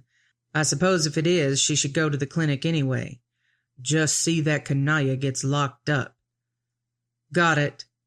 When Monty crouched back inside the tent, Grace had moved away from the corner. She sat in the middle of the space, clutching her shirt around her. He'd never seen her so vulnerable. Always before she'd had a competent air about her, but now fear spread across her features in tight lines and haunted eyes. Monty knelt beside her, and Grace drew back from him. Easy now. She looked like she might bolt any minute. Had that man done something to her? His gaze flickered to her white-knuckled grip on her shirt. There was a button missing near where she held it closed. "Grace," the whispered word escaped before he could stop it. "Did he touch you?" Her gaze met his, then skittered away. "No, Monty. Please, just look at my arm. I want all this to end." The pleading in her voice tightened his gut. He focused on her left arm where a bloody circle stood out against the brown of her shirt. The fabric was torn in a line across her arm, and he eased the edges back. She was right. It was mostly a deep scratch. The bleeding had already tapered off, and it didn't look bad enough for stitches. He wiped away the blood with a clean bandage, then applied a healthy dose of salve. His gaze flickered to her face, sinking into her blue eyes as they studied him. He swallowed, as much to draw moisture into his mouth as to focus on his task. "It would do best if it were wrapped." "I'll do it." She spoke quickly. He glanced at the wound again. Even if she didn't manage to secure a bandage around it, keeping salve on the wound should be enough for it to heal. And tomorrow he'd send her back to the ranch where Anna and Mama Sarita could look after her. He should have known better than to let his guard down around those roughnecks. Grace had depended on him, and he'd let her down. He couldn't let that happen again. Chapter 6. Grace slipped the last button in place on her vest, then checked her holster again. She desperately hoped that was coffee she smelled, not just leftover wood smoke. What a night. She'd not slept much after that blackguard attacked her. It had helped that Monty'd said he'd be right outside her tent if she needed him. Still, every time she closed her eyes, she saw the vile man's greasy face or smelled his rank body odor. How could his touch be so permanently seared into her skin? Pushing to her feet, Grace pulled the tent flap aside and stepped out. At least she had work to keep her mind and body occupied today. Monty was crouched by the fire talking with Carlos and Donato, but he rose when he saw her. He had a tin coffee cup in each hand and stepped forward to offer one to her. She took it in both hands, cupping her fingers around the warmth. Exactly what I needed. Thanks. She sipped the dark brew. Oh, it was good. A vast improvement over the stuff they'd had to drink the last 2 days. This is better than usual. Thanks. She looked up to find him watching her. You made it? I did. The corners of his mouth played like he was trying to smile, but the creases under his eyes would have none of it. He looked haggard, which made him even more handsome if that were possible. Her eyes begged to look away, but she forced herself to hold his gaze. You don't look so good. Are you all right this morning? That wasn't quite what she'd meant to say. He quirked a brow. You're asking me if I'm all right? Heat seeped up her neck and she glanced down into her coffee. Anyway, thanks for the help last night. I'm just sorry it happened. Yeah, me too. She kicked at a clump of dirt, but she was more than ready to forget about the attack, leave the night behind them. Grace glanced toward the fire. Anything for breakfast? Monty stepped aside, revealing a pot in the coals. Warmed beans and leftover biscuits. She fought hard to keep her grimace from showing. One thing she'd never gotten used to was trail grub. The stuff got nastier the longer they were away. Thanks. She crouched down to fill a plate with beans. Which way do you want me to head out today? Back to the ranch. Jerking her gaze up to his, she almost fell back on her rear. The roundup goes 3 more days. Why are we leaving early? Surely it wasn't because of the run-in last night. No rancher in his right mind would give up so many cattle because of an altercation with another ranch's hired man. Not all of us. His voice gentled a little, but there was a steel undertone to it. Just you. Donato will ride back with you and pick up more supplies. She straightened as fast as her weary legs would lift her, pulling to her full height and squaring her shoulders. Unfortunately, she was still a good 6 inches shy of his large frame. Why? I'm being punished because that scoundrel made trouble? I suppose you think I started the whole mess. Grace, no, He turned away and she couldn't read his expression. You need to let your arm heal. Take a few days off. She stepped around so he had to look at her. I've had deeper nicks from freeing a tangled calf. I'm fine. He didn't answer, but he wouldn't look her in the eyes either. Frustration coursed through her. What's really the problem here, Monty? Have I not proven myself fit as a cowhand? You think I'm unreliable? A danger to the other men and animals? He turned back to the fire, away from Grace, and scrubbed a hand through his hair. Finally, he exhaled a long sigh. I guess you can stay, but keep close to your partner and don't wander off alone. She studied his profile. Why was that fiasco last night bothering him so? It was her life. Why should it affect his peace of mind? Unless he just wanted to get her out of his hair. But something about the drawn expression on his face didn't say frustration. More like a mild version of torture. Should she push to understand why, or leave him be? He'd said she could stay, so shouldn't she leave well enough alone? Stepping forward, she rested her fingers on his arm. Monty? He flinched and a muscle in his jaw flexed. What? He looked like he might explode any moment. Maybe best leave it be for now. Who should I partner with today? That muscle in his jaw shifted again. Donato. With that, she stepped back and retreated toward the horses. But when she'd almost finished saddling her mare, she glanced back to the campfire. Monty stood rooted in the spot she'd left him, staring into the cooling ashes. Her chest ached to go to him, to slip her arms around his waist and take comfort there, to give comfort. But instead, she picked up the bridle and fitted into Pepper's mouth. She had no business getting too close to anyone here, as much as she wanted to stay. If Leonard found her, she'd have no choice but to flee, and caring about the people from the double-rocking bee would only make things harder when she had to leave. When Roundup finally ended on Friday, Grace had never been so glad to see the grand log home and outbuildings of the double-rocking bee. She didn't mind long days in the saddle, but she'd missed coming back to a soft bed every night. Monty was kind enough to give the whole crew the day off on Saturday, and most of them, including Monty, headed into town. But that was the last place Grace could go. She'd much rather be snuggled here in the rocking chair holding baby Martin, while Anna worked a puzzle on the side table with her daughter Emmeline. Anna, of course, wanted to know all the details of the run-in with that lout from the Lazy T. When Grace finished the tale, Anna leaned back in her chair. "I'll bet Monty was fit to be tied."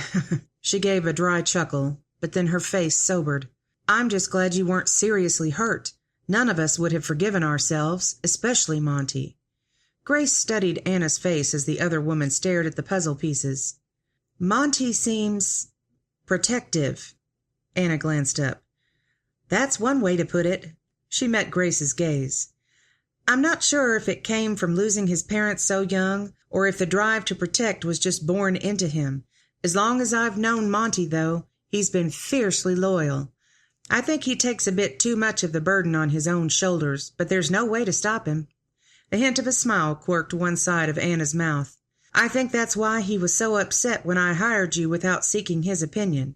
He thought you'd somehow bring trouble to the ranch, and he hadn't had the chance to properly determine your experience and background." Grace fought to keep her face impassive. Would Monty have ferreted out her secret if she'd spoken with him first? Or not even given her a second glance?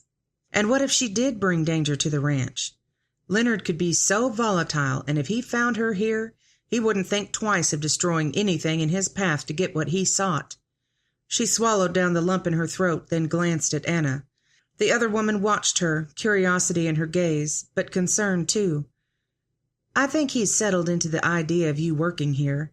You're on the inside now, part of those he'll protect." That was the worst news Anna could have shared. Bumps broke out on Grace's arms as an image of Leonard's furious face filled her mind. He may not be as big and strong as Monty, but her stepbrother would have no qualms about killing any man who got in the way. He'd already done it once, although she couldn't prove it. "Are you all right, Grace? You look a bit pale." Grace blinked and brought her focus back to Anna. "I'm fine." She looked down at the baby sleeping in her lap. Even closed, Martin's eyelids flickered as though some wild dream played behind them.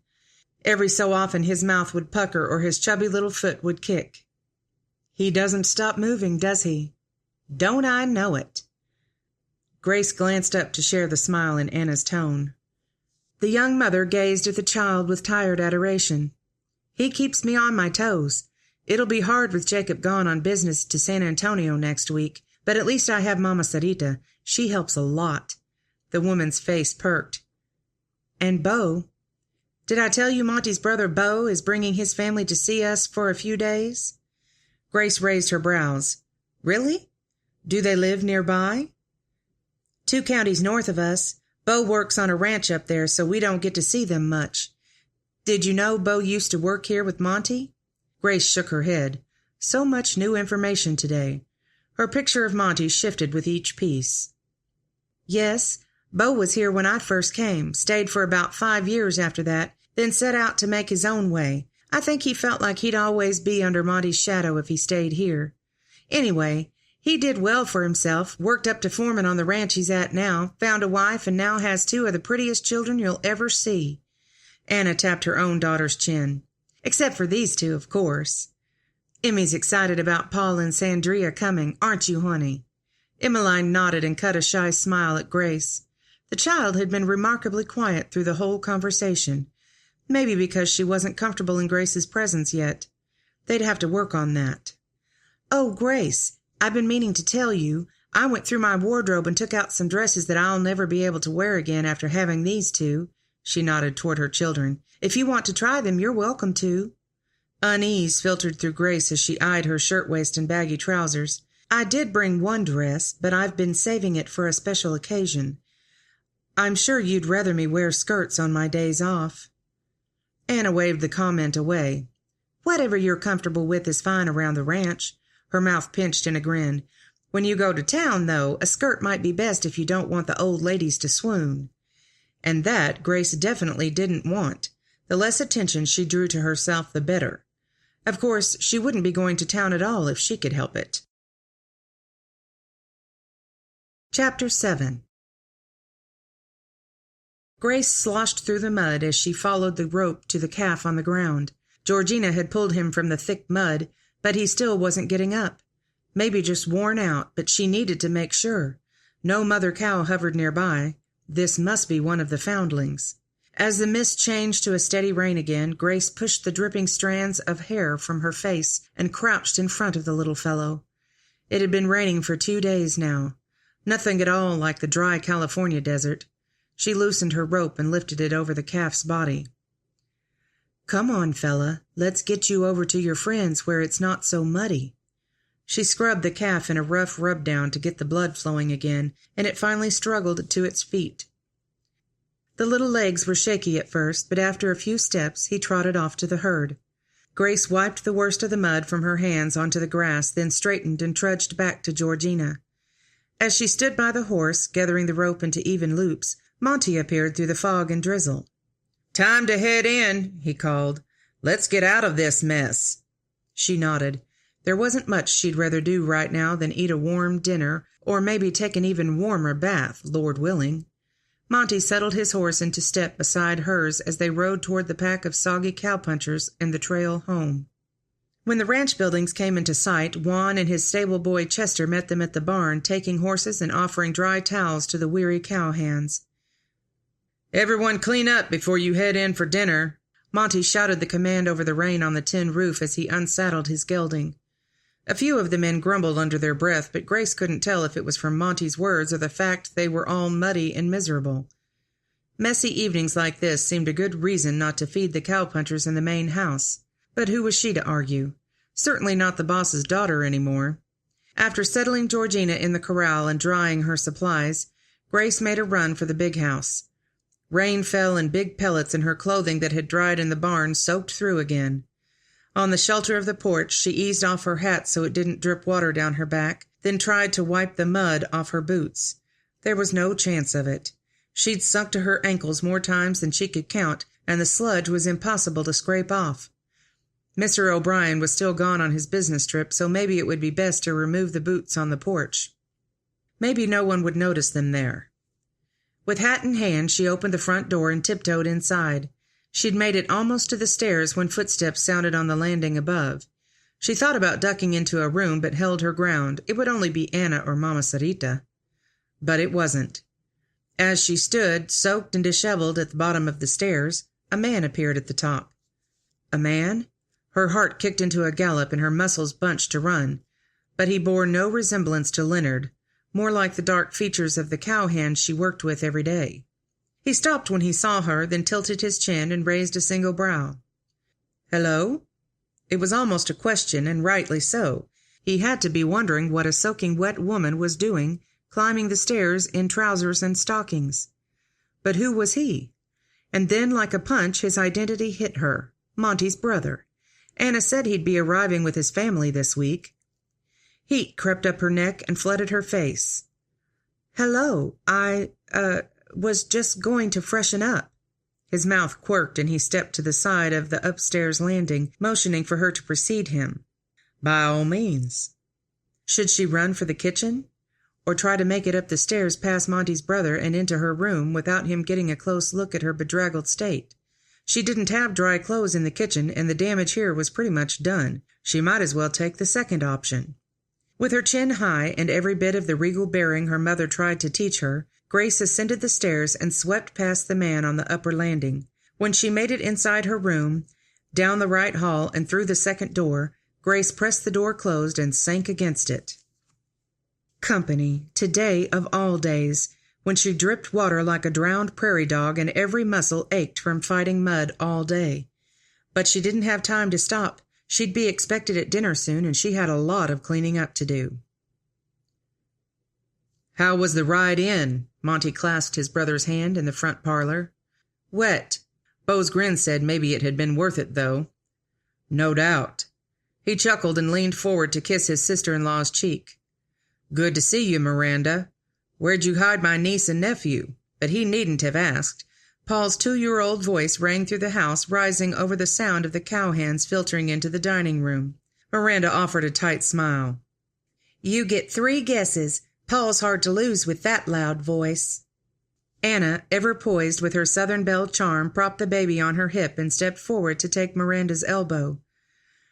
"Dinner should be ready now. Let's all head that way.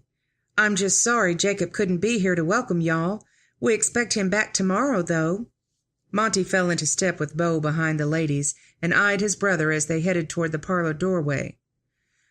"Looks like the northern counties have been good to you. Or maybe family life." A grin spread over Beau's face, and he dropped his voice, slowing as they neared the main hall. "Things are good, Monty. Real good. Miranda's expecting again, too." The words punched like a right hook to his gut. He tried not to let the pain register on his face. 3 children. Beau had a beautiful wife and soon to be 3 children, and Monty couldn't find a woman to save his soul. What was wrong with him? But he forced out the expected words. "That's great, Beau. I'm real happy for you. You deserve it." And Beau did deserve it, but that didn't stop the loneliness from gripping his gut and twisting. They rounded the corner into the long hallway that spanned the house from front to back, and a flash of blue on the stairs caught Monty's attention. A woman descended with all the regal airs of a princess. Grace? She wore a dress the color of a spring sky, with puffy layers cascading down the front and ruffled sleeves, and her hair, styled up in a poof on top of her head instead of the usual braid, it outlined the elegant length of her neck. She was breathtaking, truly. His chest constricted, not allowing a bit of air in. His eyes roamed up to her face. She was near enough he could see those crystal blue eyes, deepened by the same shade in the dress, and they were locked on his. A hint of a smile played across her mouth as she reached the bottom of the stairs. Something poked his side hard enough to knock him off balance. Monty glanced over to see Beau's teasing half-grin just a little too close. A single brow raised on his kid brother's face. Monty swallowed. He should probably make introductions. "Beau, I'd like you to meet Grace. Miss Harper." He swept his gaze to Grace and fell into her smile as she stepped closer. "Grace, my brother." But he couldn't take his eyes from her. Where had the muddy cowpuncher gone? She was more elegant than any woman he'd seen. Now that she was close enough, he could see the earbobs dangling from her delicate lobes, light blue stones almost the color of those sparkling eyes. She extended a dainty hand in Beau's direction. "It's a pleasure to meet you, Mr. Dominguez?" She looked to Monty, but he could only stare at her. The way the light danced in her eyes, her full lips. "Yes, ma'am, the pleasure is mine." Beau took the extended fingers, bowing low. When had his baby brother learned ballroom manners? "You must be the new cowpuncher Anna told us about. I'm sure you've had your hands full keeping my brother here in line." Monty had an itch to knock the twinkle out of Beau's eye. "I think they're waiting for us at the table." He stepped forward between the two of them, elbowing Beau aside. For a second he almost extended his arm to escort Grace into the dining room, but a shy awkwardness took over and he waved her forward instead. "After you." What was he doing? This wasn't the cowhand he'd worked beside these last few weeks. How in the world was he supposed to treat her now, decked out and stunning in this dress? He'd never been trail boss to a lady before. A bit of the conversation in the dining room died away as Grace entered, but the boys had the good sense not to leave their jaws hanging open too long. Monty motioned toward Beau, hoping a little distraction would help. "Most of you fellows remember my brother Beau." Donato was the first to step forward and give Beau a hearty slap on the back. "Good to see you, Primo." Good old Donato. But over Beau's shoulder Donato sent Monty a wink and raised a brow toward Grace as if to say, "Sweet molasses, did you see her?"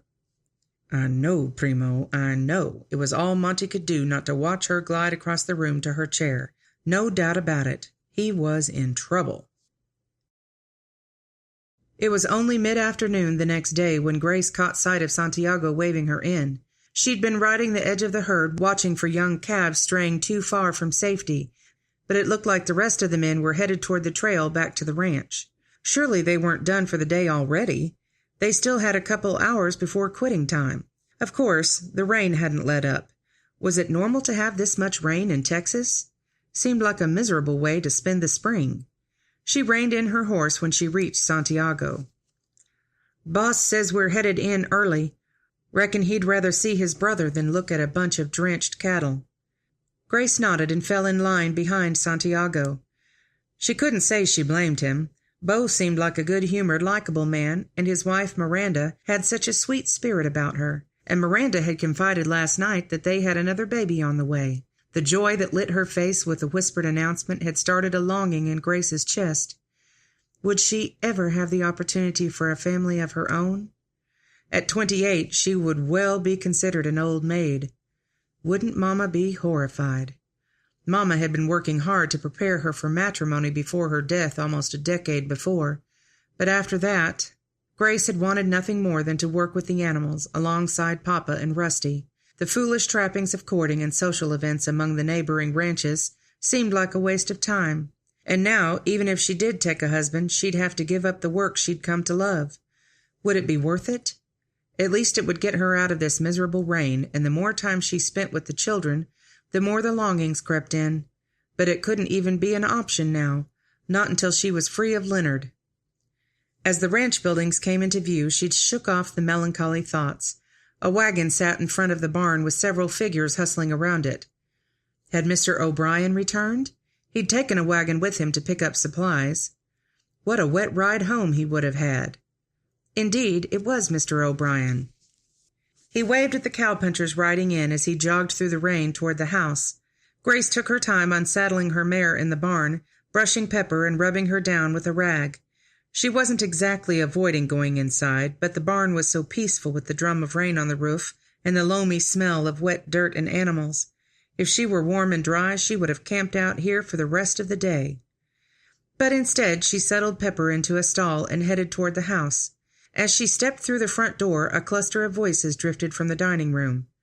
Were they having coffee and a snack? Maybe some of Mama Sarita's dried apple pie. Sounded perfect for a day like today. She was able to sneak up the stairs without meeting anyone and exhaled a long breath as she closed her bedroom door. What she wouldn't give for a bath. But that was out of the question with so many people around. So she'd have to settle for another thorough wipe-down with a damp cloth like last night. A glimpse of green on the bed snagged her attention. Grace stepped forward and examined the two gowns laid out on the quilt. The one on top was a forest green taffeta with darker green and white lace trimming, and the gown underneath was a lovely burgundy muslin. She fingered the lace on the green dress. These must be ones Anna had said she'd pass along.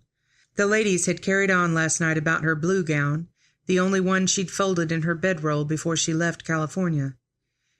After wearing trousers for so many months straight, it had felt strange to be in a skirt again, yet comfortable at the same time, like a pair of old cotton drawers, softened from many washings, yet just discovered hiding at the bottom of the wardrobe. And the way Monty had looked at her, as much as she shouldn't have enjoyed his attention, she had. Even now she replayed the scene in her mind, the way his dark eyes rounded, then darkened to a smolder, the play of a smile at his mouth, the show of possessiveness when any of the other men spoke to her. But possessiveness? That couldn't be what it was. Protection. Yes, Monty and his fierce desire to protect. After removing as much mud and grime as she could, Grace slipped into clean underthings, then pulled the green dress into place. It actually fit fairly well. A little tight through the chest, but not unbearable or too obvious. Maybe later she could let out the seams. Staring at herself in the mirror, she twisted her hair up and held it in place, trying to envision herself through Monty's eyes. Of course, last night was the first time he'd seen her in anything other than grubby cowpuncher clothes. Had he finally realized she was a woman? A better question was, did she want him to? No. She dropped her hair like a hot branding iron. It was important she be seen as an equal in the man's world she'd joined, tough enough to withstand the rigors of life with longhorns. But when she fastened her hair in the usual long braid, it didn't look right with the dress, so she settled for gathering it into a low ribbon pulled to the side to give just a touch of elegance. Being braided all morning had left her hair in loose curls as it dried from the rain. Another glimpse in the mirror made her pause. Good enough? Her ears looked lonely, but she wasn't wearing Mama's blue zircon earrings again. That had been too much last night. Yet dressing up had been as natural as breathing. When guests were present, she was expected to represent the family well. But she wasn't part of this family, and she had no role to play except as hired cowhand. Slipping out the door, she headed for the stairs. It was too early to convene in the dining room, but with the added guests, Mama Sarita might need a hand with the meal. It was a wonder the woman could cook such feasts every day.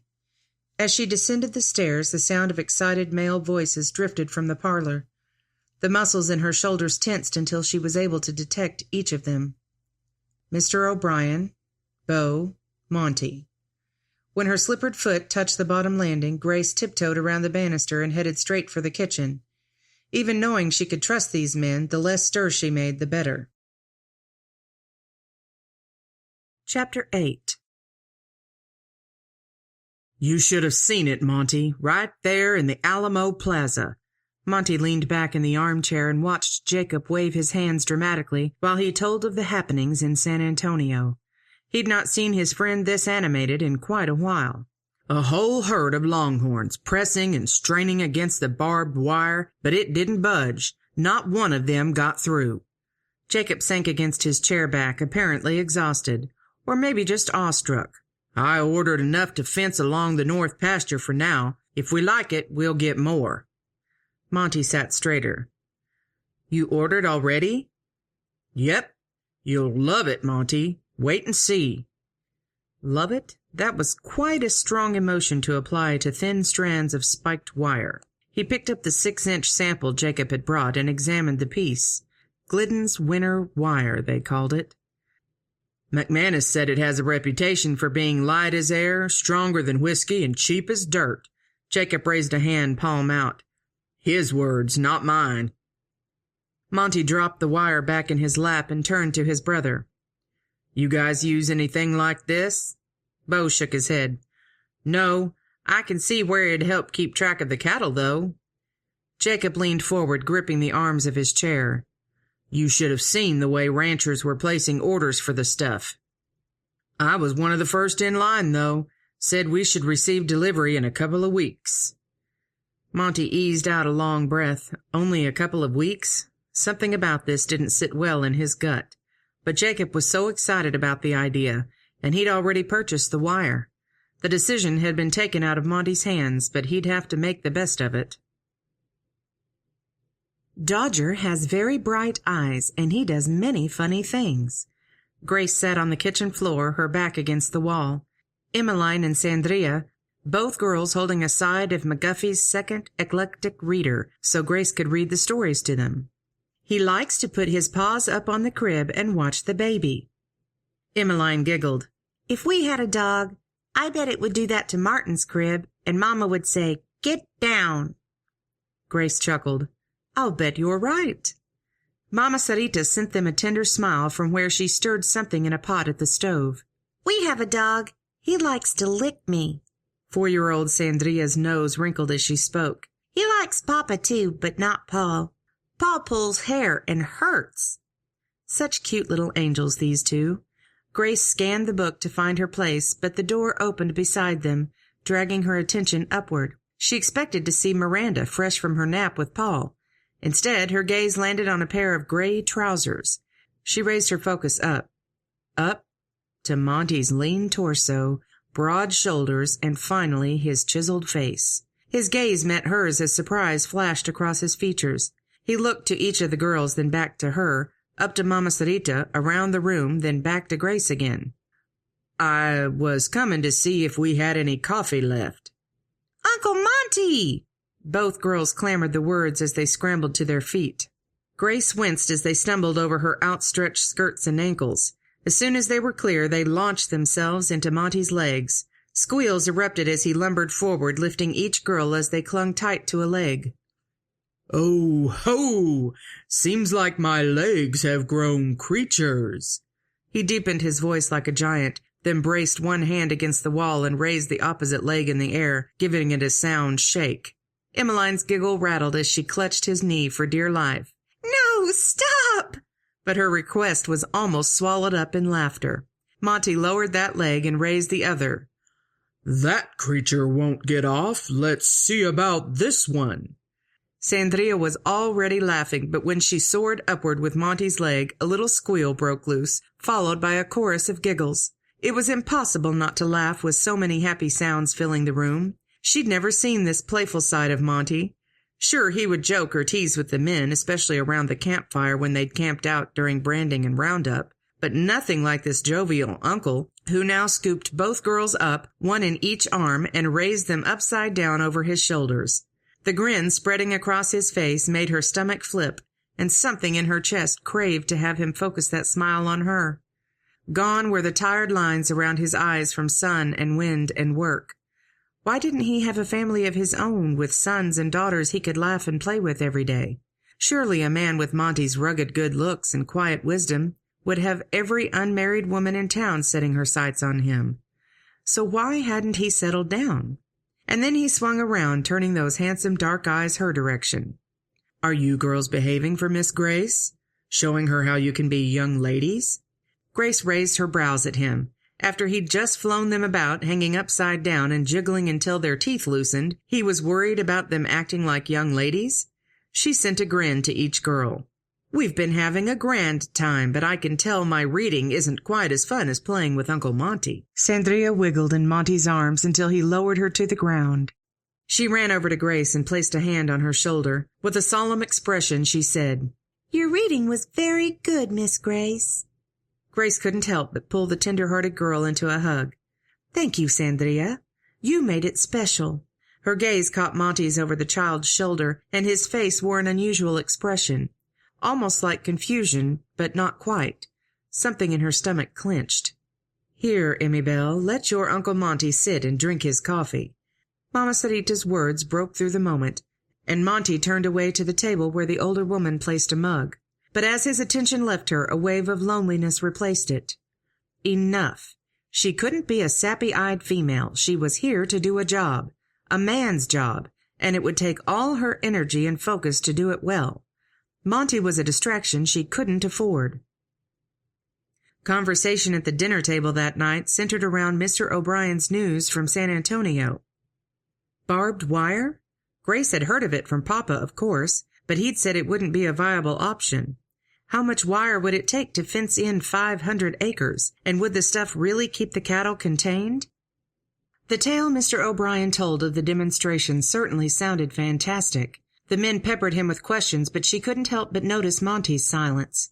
In fact, he didn't speak a word until Nathan asked him how they were going to get the fences built.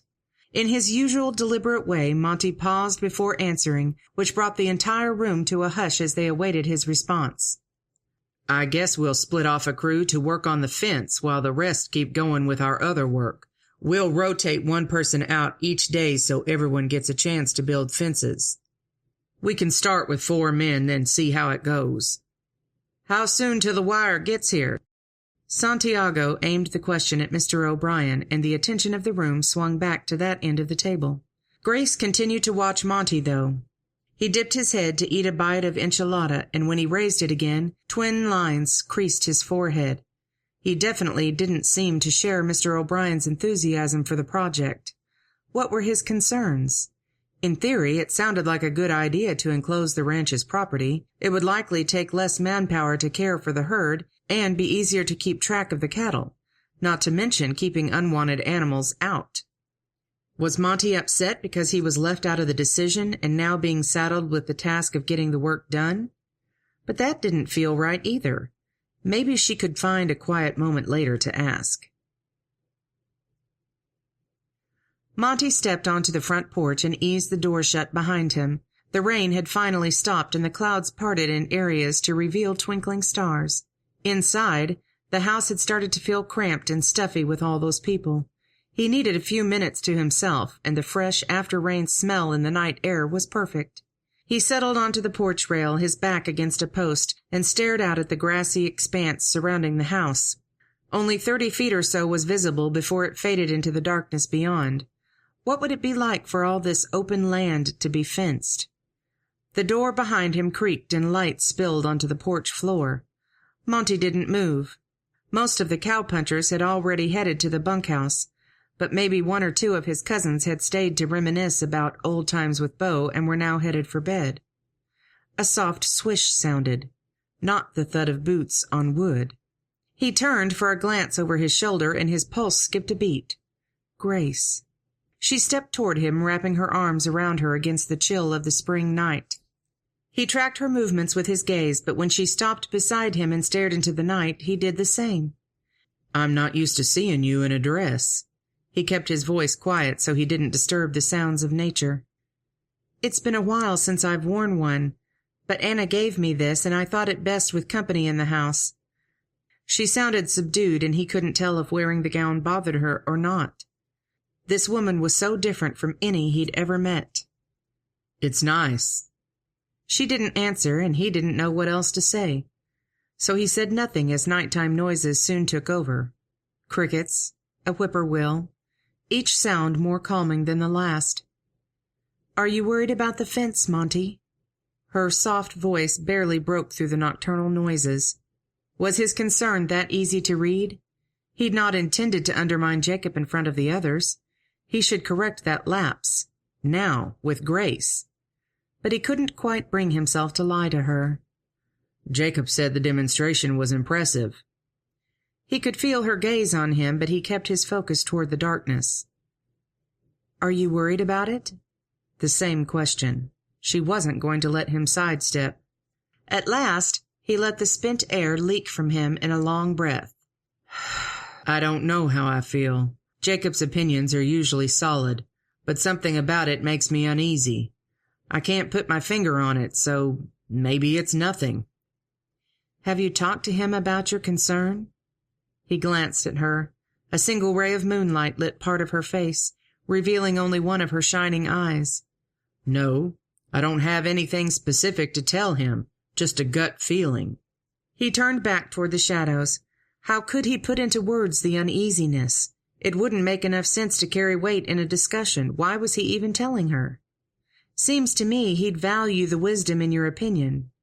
"I know I would." Monty glanced back at her, but she didn't meet his gaze, just stared ahead. Then, before he could react, she turned with a quiet swish. "I'll leave you be. Sorry to bother." And she was gone before he could stop her. Silence descended over him again, but it wasn't the same as before. This time the emptiness of it all tightened his chest. How could one slender lady take all the peacefulness with her? The squeak of the door sounded again, and relief flooded over Monty in a wave stronger than it should have. She'd come back. But as he turned to greet her, the words died on his tongue.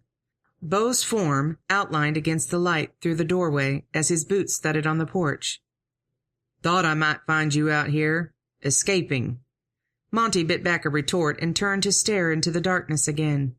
"Not escaping, just enjoying the quiet." Beau was kind enough not to answer that, but he didn't keep quiet long. "I guess we're headed back tomorrow. It's been a good trip." Monty turned to him. "Already?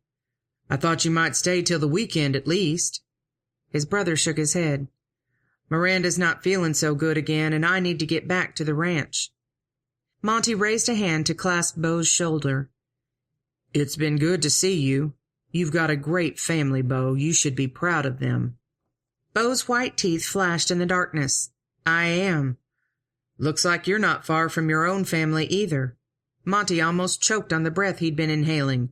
"What are you talking about?" Beau shifted into the shaft of moonlight so Monty could see his raised brows.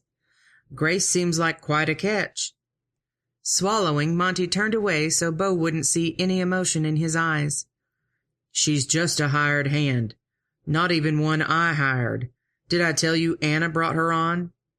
Doesn't mean you haven't settled into the idea of having her around." Monty issued a snort to disguise his discomfort. Was he that obvious? First his unease about the wire fencing, now this. He needed to get a better handle on his emotions. "Monty," Beau's voice lost any hint of teasing, "I'm only going to say this once. Then later I'll say I told you so. But I see how you look at Grace. If you don't snatch her up, somebody else will. And you know exactly what that feels like. I've never seen you look at any of those other women like you do this one, every time she walks into the room. You better make your move and make it quick." Monty's pulse kicked up a notch. Did they have to talk about this now? The way he felt about Grace was such a jumble in his mind. She was his employee, for goodness sake. It wasn't right for him to take advantage or think of her in any other way. "Well," Beau slapped him on the back, "I'll let you get back to enjoying the quiet." As the click of boot leather on wood retreated into the house, Monty dropped his head into his hands. What should he do? Part of him wanted to find excuses to be near Grace, and the other part told him he needed a good dousing in the water trough to get his head straightened out. Lord, which prompting is from you? Chapter 9. The next 2 weeks passed in a blur, with calving season in full swing. Grace had already assisted with more than 24 births, and it never ceased to amaze her as she watched the dawn of a new life, especially when all went well during the delivery.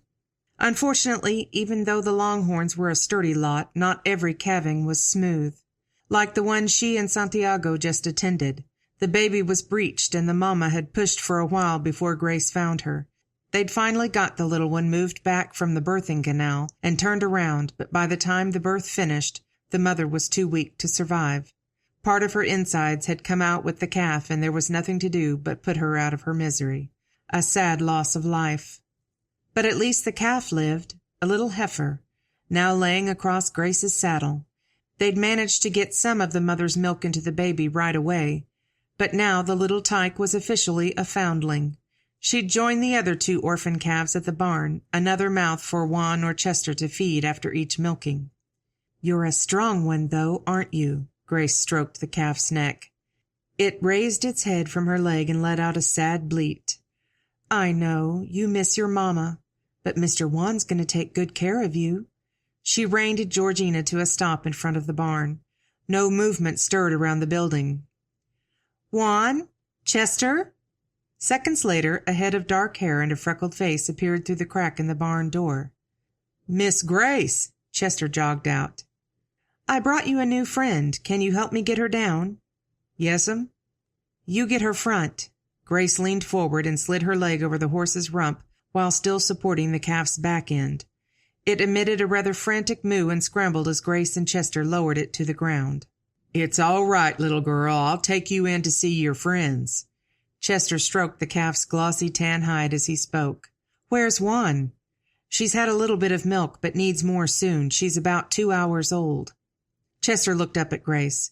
"Juan was feeling poorly, so he went to take a cat nap. I'll get her settled and feed her a bit. Don't worry, Miss Grace." She watched them shuffle into the barn. Chester bent low as he guided the calf with both hands. He was a good lad, but bucket-feeding a calf could be tricky the first few times until the animal got the hang of it. The task was certainly easier with 2 people. Turning back to Georgina, she pulled the mare's reins over her head. "Let's get you tied, girl. I think we're going to hang around a few minutes to help." It turned out the calf took quite readily to drinking from the bucket. It was a feisty thing and kept butting the bottom of the pail with its nose, but Chester held the handle steady. Grace stepped back to the stall rail to watch. "You said Juan's not feeling well? Does he need a doctor?" Chester gave her a sideways glance. "I've been telling him to go see the doc in town, but he says it's just old age. Most days he gets awful winded after we finish riding the colts." Grace mulled the words in her mind. "Juan doesn't still break the young ones, does he?" Had he looked frail the last few times she'd seen him? She couldn't say for sure. "No, ma'am. I do most of the riding. Juan tells me what to do, and he gets on 'em ever so often." Still. The jingle of a wagon and a horse's whinny sounded from outside. Chester's head popped up, but Grace raised a staying hand. "You finish that. I'll see who it is." Had Mr. O'Brien gone to town today? She didn't remember hearing about a trip, but then again, she was just a hired hand, not privy to all the family's comings and goings. As she stepped through the barn door, an unfamiliar wagon reined to a stop in front of her. A dark-haired man with a full, curly beard climbed down. "Can I help you, sir?" He scanned her, starting with her face, all the way down to her boots, then back up again. She'd experienced the same kind of perusal more than once, but she still had to fight to keep the heat from climbing to her face. "What can I help you with, sir?" She spoke a little louder this time and took a half-step forward. He settled back on his heels and propped a fist on his hip. "Well," he drawled out the word, "I'm looking for the man of the place. Got a wagon load of wire here for him." The wire. Grace glanced in the wagon where a row of crates lined the far side. "All right, wait here and I'll go get him." She turned on her heel, more than a little relieved to be leaving the man's hawk-eyed appraisal, but the burn of his stare followed her across the yard to the house. All had been quiet inside when she'd gone in for the milk earlier. It was about the right time for the children to take naps, so maybe she'd find Mr. O'Brien in his office. Stepping inside, she tried not to cringe at the loud click of her boots on the wooden floor. "Hello, Mr. O'Brien?" The office door was open, but all chairs proved vacant. The parlor? She checked the room, but it was empty too. A door opened down the hall and Grace spun. "Grace? Anna, the man's here to deliver the fence wire. Is Mr. O'Brien around?" Anna scrunched her nose. "No, he had business in Seguin, but he said he already paid for the shipment in full. Can you ask Juan and Chester to help him unload, and I'll be out in a few minutes to sign for it? I need to stay here until I'm sure Martin's asleep." "Of course." Grace retraced her steps out to the wagon. The driver had an elbow cocked against one side, deep in conversation with Chester, or rather, answering each of the questions the boy peppered at him. The man seemed content to prattle on and didn't shift his position as Grace rounded the wagon to join them. "Then I met Mr. Glidden, and he needed someone to tote this wire around the country. Suits me just fine." Grace cleared her throat. "Sir, we're to begin unloading the supplies. Mrs. O'Brien will be out directly to sign for the shipment." The man turned to her with another all-encompassing look. "Ain't got no men folk round here?" She held the man's stare, but out of the corner of her eye she saw Chester stiffen. "Of course. Chester and I will help you unload. Please back your wagon into the barn to shorten the carrying distance." Without waiting for his response, she spun and strode toward the barn to swing wide the massive doors. By the time the man backed the wagon inside, she had a spot cleared out near the remnants of stored hay. She hoped in spades Monty would want the wire stacked in the barn, otherwise they'd have their hands full hauling all those crates to the new location. Eyeing them now, there looked to be about 20 cases loaded in the wagon. As the driver dismounted, Chester grabbed the first box and grunted as he pulled it from the bed. Grace reached for the next in line. She almost dropped the thing on her toe as it strained every muscle in her back and shoulders. What was in these crates? Solid steel? She clamped her jaw and focused her muscles as she shuffled toward the area Chester had placed his. She would not prove weaker than a boy and a man who spent his days perched on a wagon seat. But by the time she carried her fifth box toward the row in the hay, she was ready to exceed her weakness. Every muscle she possessed had been screaming for a while now, and most had turned to mush. Who knew she was such a weakling? By the time Chester carried the last crate, even he looked to be tiring. Grace forced her shoulders back as she addressed the driver. "You can pull your rig from the barn. I'll let Mrs. O'Brien know you're ready." She dragged herself into the house and found Anna rocking baby Martin in the parlor. The young mother gave her an apologetic look. "I'm sorry, Grace. He just won't give in to sleep. Are the men finished unloading?" Grace smiled past the question. "Everything's unloaded. The driver just needs the delivery papers signed." The last thing she wanted was to get Juan in trouble when he wasn't feeling well. She stepped closer. "Would you like me to sit with the babe while you go outside?" "Oh, would you? That'd be a blessing. Thank you, dear."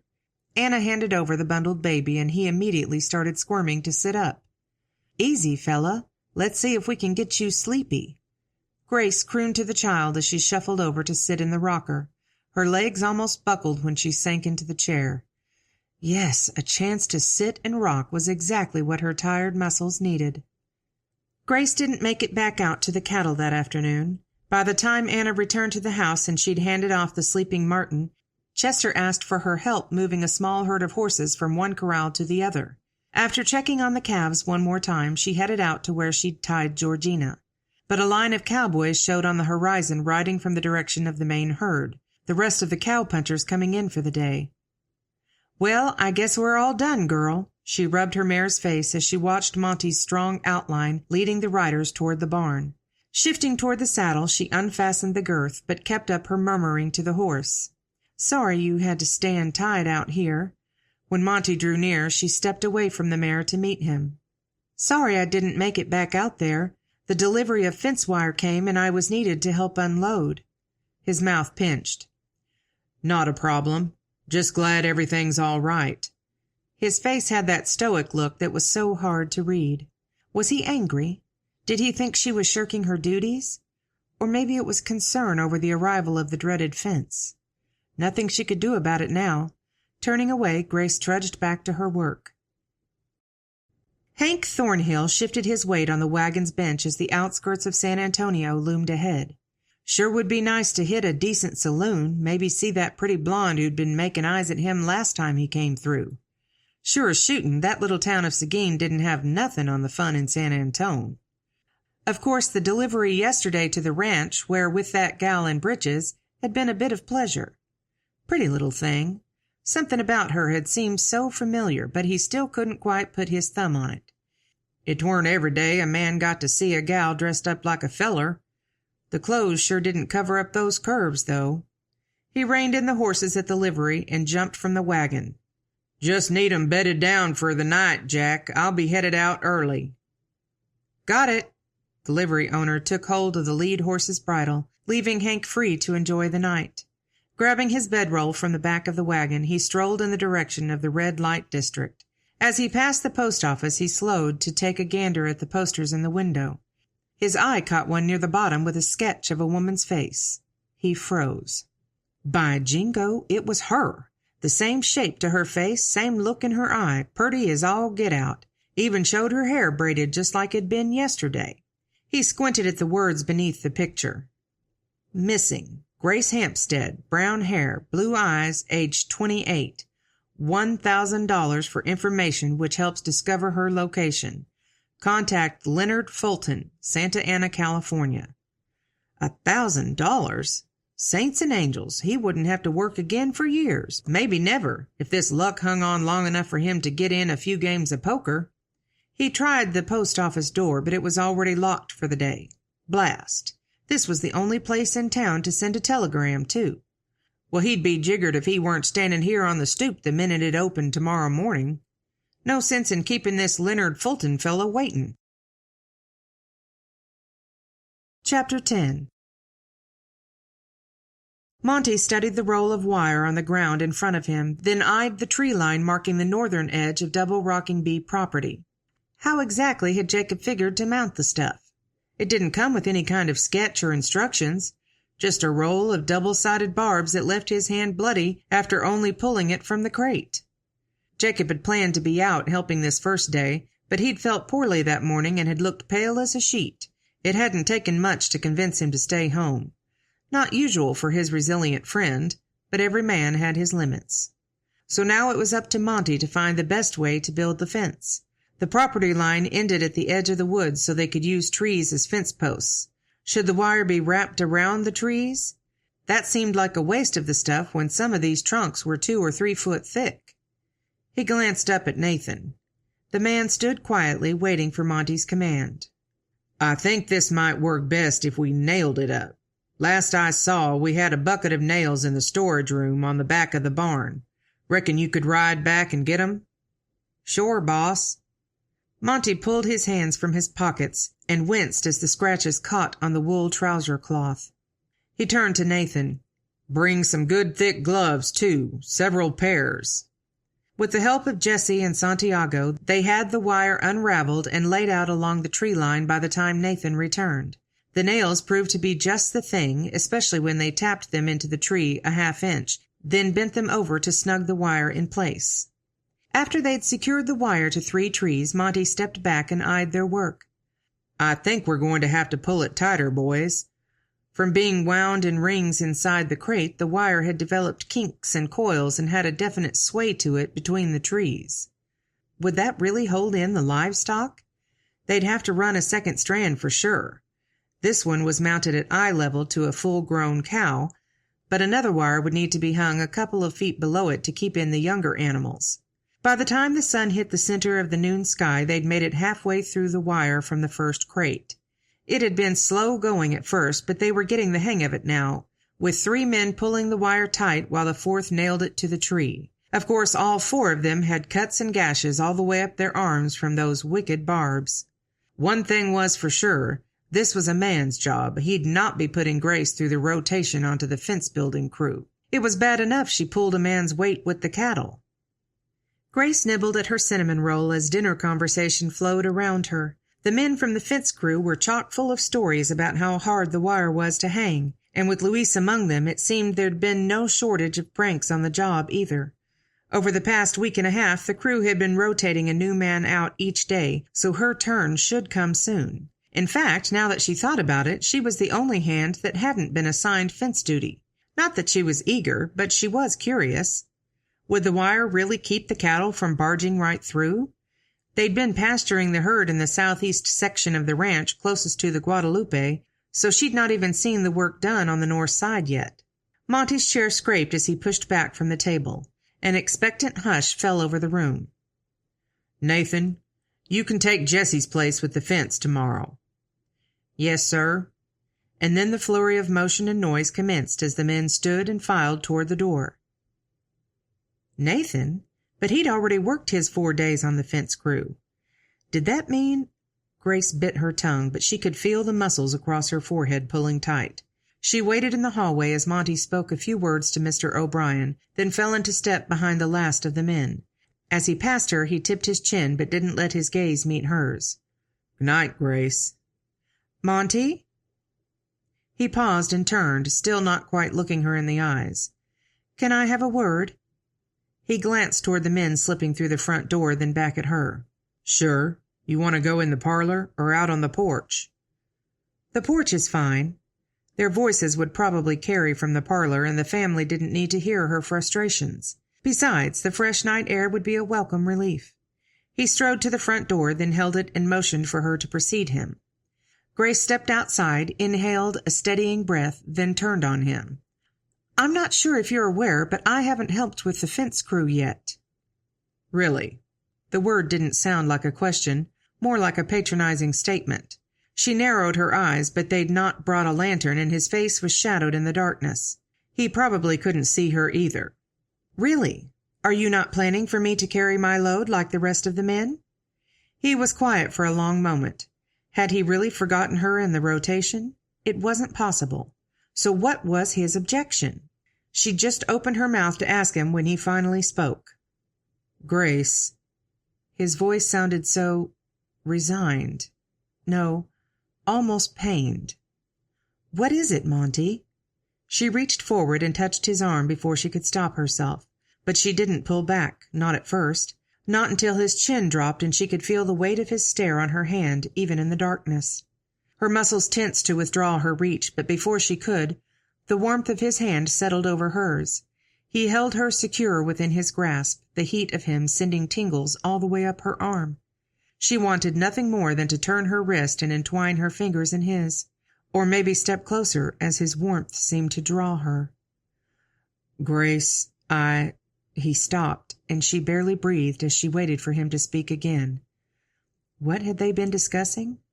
It didn't matter, if only she could see the expression in his dark chocolate eyes. With the slightest of squeezes, he removed his hand and stepped back, pulling his arm from her reach. Her hand dropped to her side, limp. "Grace, I'm not planning to put you on the fence crew. I'd rather have you with the cattle." And with that parting shot, he turned and strode down the stairs. She stood rooted to the porch, trying desperately to force her thoughts into some semblance of order. She'd been so befuddled by his touch, She'd not even argued her case. Even now there was no fight left in her. Had he done that intentionally? Surely not. Surely he hadn't missed the connection in their touch, because her whole body still tingled from it. The warmth of his hand still pulsed through her arm. What was she supposed to do with that? Monty lay in his bunk, eyes wide open as the vigorous strains of a fiddle drifted through the air. This was no languid ballad like the last time Grace played. This one had spirit, as if she were venting fiery emotions through the instrument's strings. If she was in half as much turmoil over their touch as he was, she'd be playing for hours. What had he been thinking, holding her hand like that? But when she'd reached out, he'd not been able to stop himself. Well, actually, he'd done a pretty decent job of stopping himself from taking her in his arms and tasting those full lips. Lord, what am I thinking? He scrubbed a hand down his face. He had to make a decision where Grace was concerned, 'cause having her on his staff so close every single day and treating her like any of the others was driving him loco. Muy loco. But what were the other options? Send her away? Marry her? He'd known the woman less than 2 months. How on earth could he make that kind of decision in such a short amount of time? If you don't snatch her up, somebody else will. Beau's words drifted back to haunt him. He bit back a groan and rolled onto his side. He wasn't making a decision until God made the way clear. Now, if he could just make his mind and body remember that. Easy, girl. Time to slow down for the night. Grace gave the reins a gentle tug as the mare beneath her picked up speed. The ranch buildings were in sight, but the horse had put in a hard day's work and needed to cool her muscles so she didn't stove up in the corral tonight. The line of cowpunchers had spread out as they'd trekked in from the pastures, some horses dragging more than others. Santiago rode just in front of her. He glanced back, then reined his horse until he was beside her. Weather sure has been nice these days. She glanced around at the bluebonnets just starting to bloom. Yes, your Texas springs are pretty. Once you get past the rain, anyway. Santiago cleared his throat. But then he didn't say anything. Grace turned to look at him. Sweat glistened on the man's forehead with a bead of it running down his temple. Was he ill? Santiago, is everything all right? He cleared his throat again. I was wondering if you have any plans after church tomorrow. I mean... Again his throat cleared, this time sounding a bit like a strangled calf. If you don't have anything else to do, would you like to go on a picnic by the river with me? Mercy! The last thing she wanted was to encourage romantic attention from him or any other man here, except maybe Monty. No, not even Monty. But as she glanced at the man beside her and tried her best to come up with a way to politely decline, she lost her nerve. His face was almost as white as when he'd been bitten by the rattler, and his eyes had that wide, scared look like a jackrabbit about to dart into the bushes. She forced a gentle smile. That would be nice. I can put together a basket of food if you'd like. The smile that bloomed on his face bordered on ridiculous, but it certainly sent warmth through her chest. He'd been a good friend these last couple months. The least she could do was share a meal with him. Monty eyed the handful of cowpunchers scattered around the table for Sunday lunch. It was typical for some of the men to skip the meal. He'd always given them freedom on their day off, except for church, of course. But where was Grace? She'd never been absent before. Was she sick? He glanced toward Jacob at the other end of the table, busy in a murmured conversation with his wife. His gaze wandered around the table. Santiago might know where she was. The two of them seemed to be decent friends since he'd paired them up when Grace first arrived.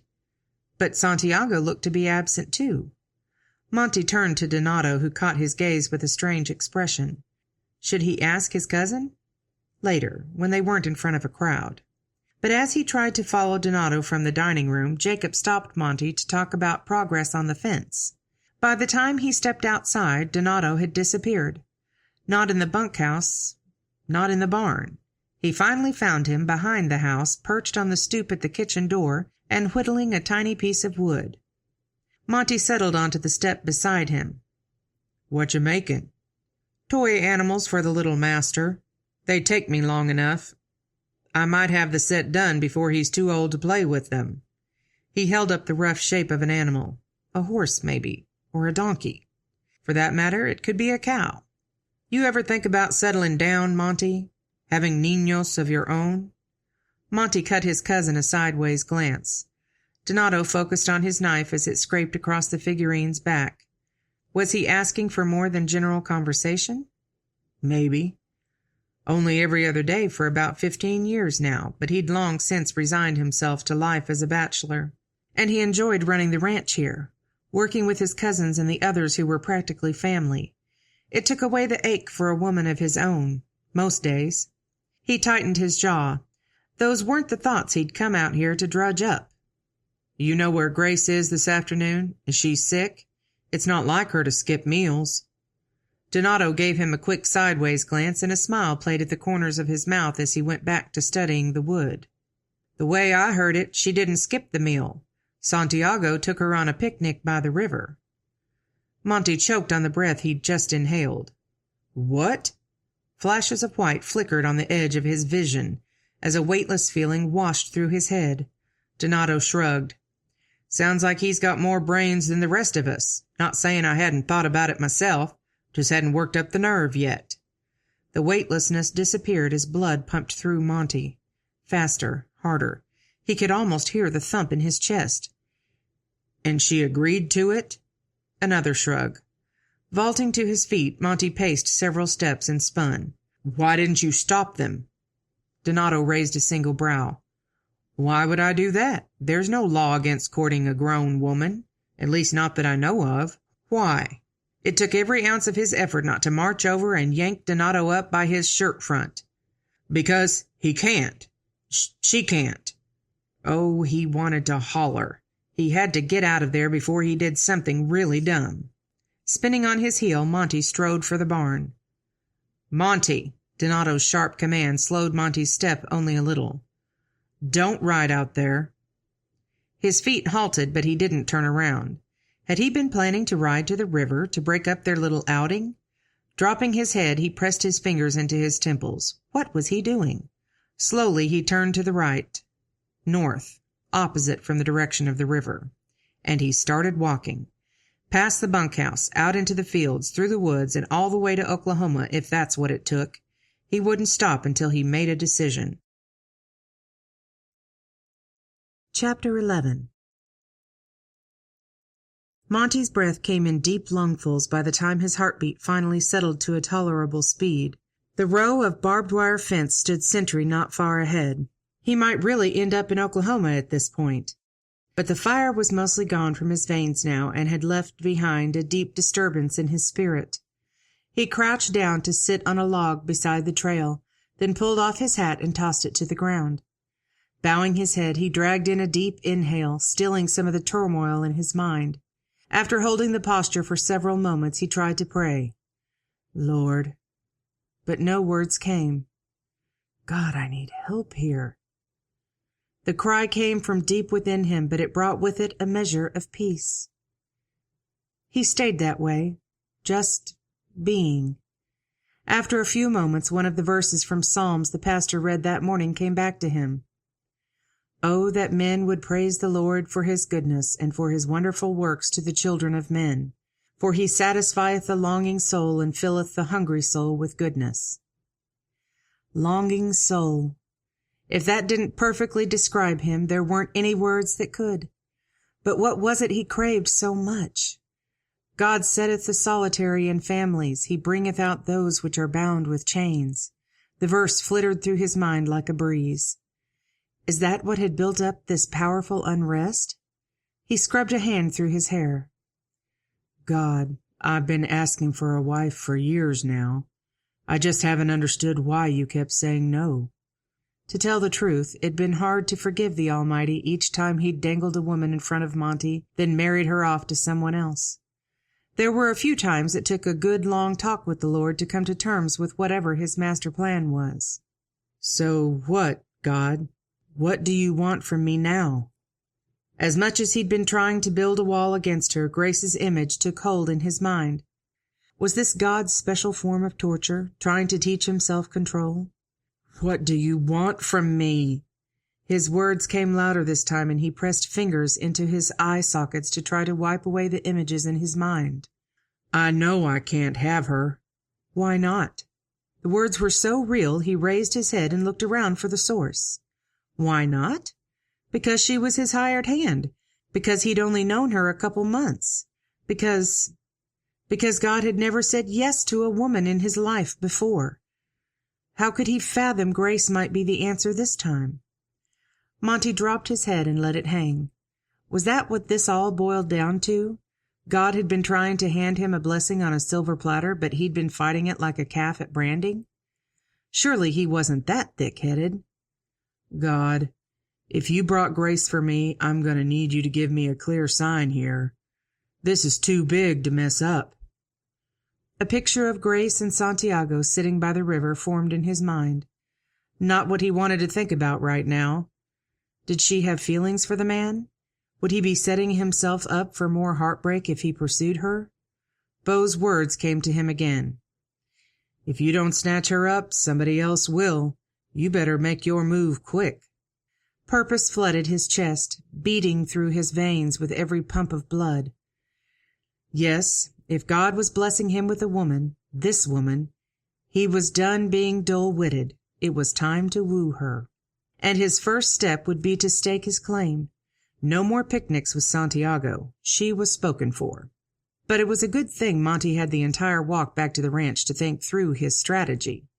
Showing up at the riverside to interrupt the picnic was probably not the best approach to win Grace's heart, although it'd work pretty well to embarrass her if that was his aim. Nope, he needed to find a quiet time to talk with her. But should he come right out and say he wanted to marry her, or be subtle and try to woo her? Women liked that sort of thing, didn't they? But how in the state of Texas was he supposed to do that? Certainly not while they worked with the cattle. He'd never live it down with the other men, and that wasn't the way the boss should behave anyway. He'd have to find time in the evenings and on Sundays. And here he'd wasted almost the whole Sabbath already. Maybe she'd be open to a walk after dinner tonight. His hands grew sweaty just thinking about it. Maybe he wasn't quite ready for this courting thing.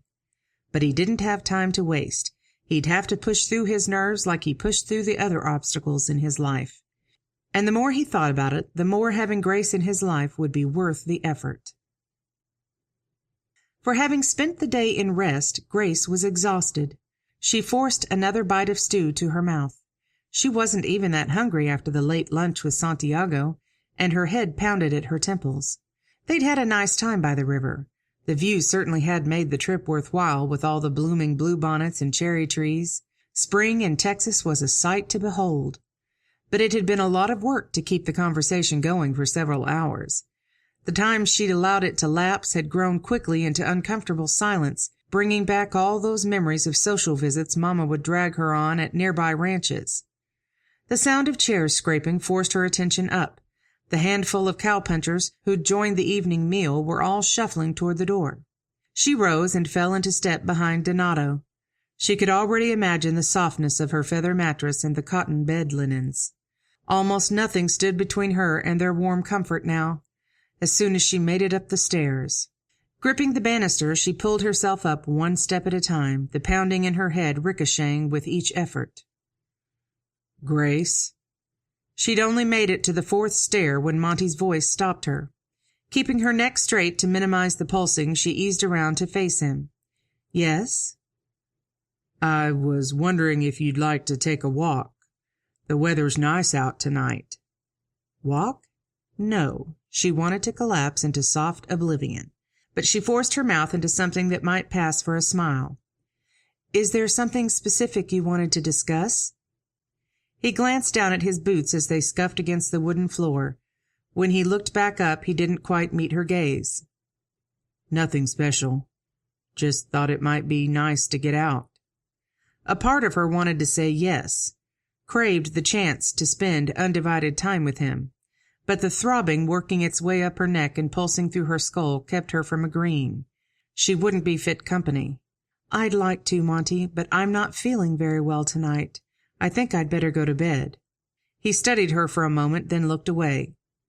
Get some rest. I hope you feel better in the morning. She watched him turn and stride back toward the dining room. Something in her stomach tightened as he disappeared through the open doorway. She should have said yes, should have jumped at the chance, but it was lost to her now. Turning back to the stairs, she pulled herself up to the next step. Everything would be better after sleep. She was just slipping her hands through the sleeves on her night dress when a soft knock sounded on her door. "Just a minute." Pulling the worn cotton cloth down quickly, she grabbed her wrapper and padded to the door. "Who's there?" "It's Anna." Grace pulled the door open a crack, enough to see Anna on the threshold, a worry line creasing her brow. She opened it wider. "Come in. Can I help you with something?" Anna slipped inside. "Monty said you were ill, wanted me to come check on you." She reached a hand to Grace's forehead. "Are you feverish? You do look pale." Grace closed her eyes to soak in the human contact. How long had it been since someone had touched her even in such a simple gesture? Not since Monty placed his hand atop hers those weeks ago. The memory of that sent a warmth through her chest. She forced it aside. "I'm all right, just a headache, nothing a good night's sleep won't cure." Anna eyed her with a dubious expression. "Are you sure? Monty's downstairs pacing a hole in my floor. He's so worried about you. He took the baby from my arms and sent me straight up here." Grace fought to keep her jaw from dropping. "He did? I didn't mean to worry him. It really is just a headache. He asked me on a walk, but I knew I wouldn't be fit company tonight." The doubtful expression cleared from Anna's face, replaced by raised brows. "Monty asked you to walk with him? Under the stars?" She glanced toward the window, but couldn't see anything besides the black of night. "I don't know if there are stars out. I hope I didn't upset him by saying no. A wave of exhaustion washed over her, culminating in a yawn too strong to hold back. Anna stroked her shoulder. "Go to bed, poor thing. You've been working too hard lately. I'll tell Monty not to worry." Grace forced a smile. "Thank you." After Anna left, she moved to the wash basin and splashed water on her face. With the towel pressed against her eyes, she thought through Anna's words. Monty had been so worried he'd sent the woman up to check on her. Was that normal for a boss? It seemed out of character for solid, stoic Monty. Could it possibly mean he cared for her? That couldn't be true, yet her skin still tingled with the memory of his touch. Had he felt the same? But the bigger question, did she want him to? If Leonard found her trail and followed her here, she'd have no choice but to run. Monty could only be a memory at that point. She had to do her best to make sure it wasn't a painful one, for either of them. The rumble of thunder reverberated in the distance as the cattle pushed through the trail opening into the pasture ahead. Grace reined Pepper to the left to cut off several yearling cows trying to make an escape through the woods. "Get on, heifers, the grass is straight ahead." Just when she had them headed back to the herd, a spear of lightning lit the evening sky, followed by another loud crack. One of the cows darted sideways. The coming storm had all the animals squirrely as jackrabbits. Even Pepper's nerves were on edge as the mare wheeled sideways to catch the rogue cow. She was turning into a decent cow horse, although still not quite as solid as Georgina. When they finally had the herd in the pasture with all the stragglers out of the trees, Grace joined the cluster of cowboys by the trailhead. Monty raised his hat, swiped a sleeve across his forehead, then positioned the brim back in place. "I reckon they're as settled as they're gonna be until the storm passes. We can head in for the night." The group turned back to the trail through the woods and rode in pairs to fit the width of the path. Grace glanced at Monty beside her. "You had a good idea to split the herd into smaller groups with the storm coming." He nodded. "Too many cattle in one spot makes a higher chance of stampede. I learned that lesson one too many times." She glanced at him with a raised brow. "Anything happened recently?" "Not for several years, but there was one year we lost a third of our spring calves during a summer storm. Haven't had a problem with it since we started splitting the herds into less than 500 each." After a moment he asked, "Did you have many stampedes with your father's cattle?" She thought back through the years. "One or two that I can remember. We didn't get near as much rain as you do here, so the storms were mostly dry lightning. Mama never let me help during a stampede, though. She cringed the moment the words left her mouth. She sounded like an adolescent schoolgirl whose mother wouldn't let her soil her shoes. I was young at the time. We haven't had a stampede for at least the last dozen years. They rode in silence for a while until the trail left the woods and opened into a different pasture where another small herd of cattle grazed. Monty motioned to the cowpunchers circling the cattle and waved them toward the direction of home. Lightning flashed again, followed closely by a crack of thunder. Monty looked back at the herd behind them, and Grace followed his gaze. The cattle milled about, lowing occasionally in protest of the coming storm. Definitely not grazing quietly anymore. "Do you think they'll be all right?" He took so long to answer she wasn't sure he heard. At last he sighed. "I hope so. I don't want to keep the boys out in this storm, though. Not much I could do if I stay by myself. We'll hear 'em if they start to run." Grace nibbled her lower lip. She wouldn't mind staying to help, but the two of them would be close to helpless if the herd decided to stampede. Still, "I'll stay out here, Monty, if you think it would help." He cut her a glance, but as he opened his mouth to answer, another crash rent the air, flooding the stormy sky with light and thunderous sound. As the light died away, the rumble of thunder reverberated, growing in volume with each second. Grace spun her horse along with the rest of the men, an icy dread filling her chest. A stampede. Chapter 12.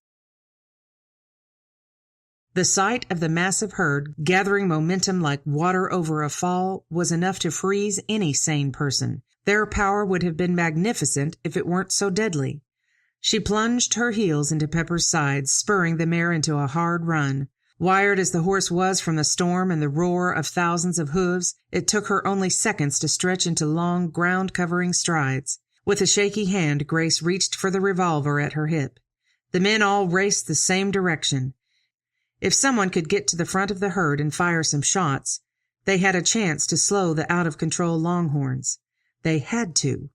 If this group made it to the next pasture where another herd grazed, the size of the stampede would double, and with it the number of animals lost. As the surging mass neared the pass between two sections of trees, Grace pushed her mare harder. The front of the pack was less than 30 feet ahead of her. If she could just gain more ground. A shot split the air. Wild cries from cattle almost deafened. More gunfire, the frantic whinny of a horse, shouts from the men, and then the roar of hooves died away. Grace reined Pepper down to a walk as she approached the front of the herd, the animals now milling in frantic circles. "Spread out around them!" Monty's voice rose above the bellows of the cattle. Grace glanced at the positions of the other men. Dusk was taking over quickly, and she had to squint to see the far side of the herd. Keeping Pepper at a walk so as not to upset the longhorns any more, she circled to the right. The rain came less than a quarter hour later, but it seemed to chase the lightning away. For another quarter hour they could see quick bursts of light in the distance. Far enough away the thunder simmered in a low rumble. She'd never been so happy to be wet, guarding her post in the torrent of rain, while the cattle braced themselves against the pelting drops. Monty rode by a few minutes later. "Gonna check the stampede path, see if there's any animals we can save." "Shall I come help?" She called loud enough to be heard over the din. He didn't look back, but waved her forward. As she neared the rear of the herd, spots of dark littered the ground through the torrential downpour. Monty was already crouched next to one form. Grace reined Pepper at another and slid to the ground. A brown and white spotted calf. The unnatural position of its neck told a quick tale of its fate. She turned away, moving on to the next figure. This one was alive, but just barely. Hoof marks marred the wet hair along its abdomen. Most likely a lung had been crushed in the trample of the stampede. These poor calves just weren't big enough or strong enough to keep up with the herd in full distress. And so it went, calf after calf. Somewhere along the way, Grace's tears began to mingle with the rain on her cheeks. So much destruction, so many innocent little lives. She knelt beside a black calf, this one still moving. It looked to be several months old and tried to raise its head. "Hey there." She stroked the wet neck. "What's wrong with you?" The calf struggled again and finally sat up. She rubbed its neck, then ran her hands over the angular body. Nothing she could see looked broken. Both nostrils flared with steady breathing. Was there a chance this one might be all right? Maybe she'd just been stunned by a blow to the head. She rubbed the calf's body in a circular motion, forcing life-restoring blood to pump through all its limbs. After a few moments of this, the calf extended a hoof, then tried to push up to its feet. That a girl. Grace moved behind the animal to help push it up. The front legs seemed to work, but the rear legs just wouldn't unfold. The calf sank back to the ground, but the flame of hope grew brighter in Grace. You almost did it, sweet one. Let's try again. She scrubbed the calf's hindquarters, and it positioned its front feet for another try. This time the back legs worked a little better, although they struggled to hold the weight of the animal. Grace braced it on both sides to help balance. You did it! Little by little she loosened her hold until the calf stood by its own strength. She kept a hand on its neck, stroking. I think you're going to make it, girl. What say we get you to your mama? Think you can walk?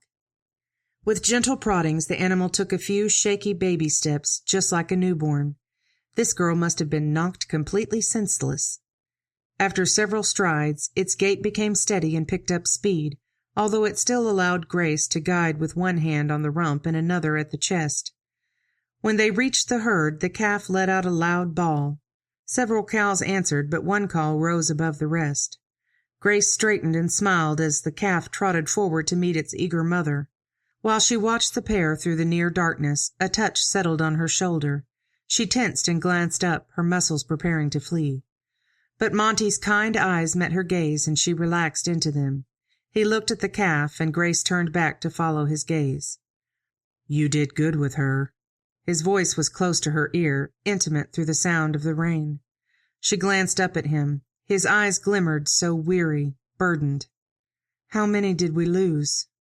21. The grief in his voice matched that in her soul. That heifer's the only one that survived. He nodded toward the black calf, hungrily nursing from its mother. I'm glad you saved her. She couldn't stop herself from watching him, his profile as he stared at the herd before them. His hand still lingered warm on her shoulder. Somewhere along the way he'd lost his hat, and rivulets of rain streamed down the strong planes of his face. He turned to look at her then, those dark eyes conveying a message she couldn't quite decipher, but it made her breath catch. He was so close, only a couple of feet away. His hand lifted from her shoulder and trailed up to her cheek, brushing back a soggy strand of hair that clung to her skin. Have I told you how thankful I am for you? She couldn't breathe, couldn't speak past the lump in her throat. I need to get you in out of the rain. His voice rumbled deeper than usual. His thumb stroked her cheek, and she leaned in to the touch. If he kissed her right now, there wasn't a chance she'd stop him. Her eyes wandered down to his lips. She'd never realized how full they were, never seen them this close. She forced her focus back up to his. His gaze flickered, penetrating hers, asking. He must have found his answer, for he came closer. Closer. Those full lips found hers in gentle touch, a warm connection. Sweet honey. As he pulled away, her eyes fluttered open, and she could only stare at him, the wonder of the kiss clouding her mind. His hand slipped from her face, stroking down her arm and leaving a trail of fire everywhere it touched. He gave her hand a gentle squeeze. Let's get home. Monty could barely see Grace's outline as the group of weary cowpunchers rode home in the dark, yet he couldn't pull his focus from her. His fingers still ached with the softness of her cheek, cold and wet from the rain.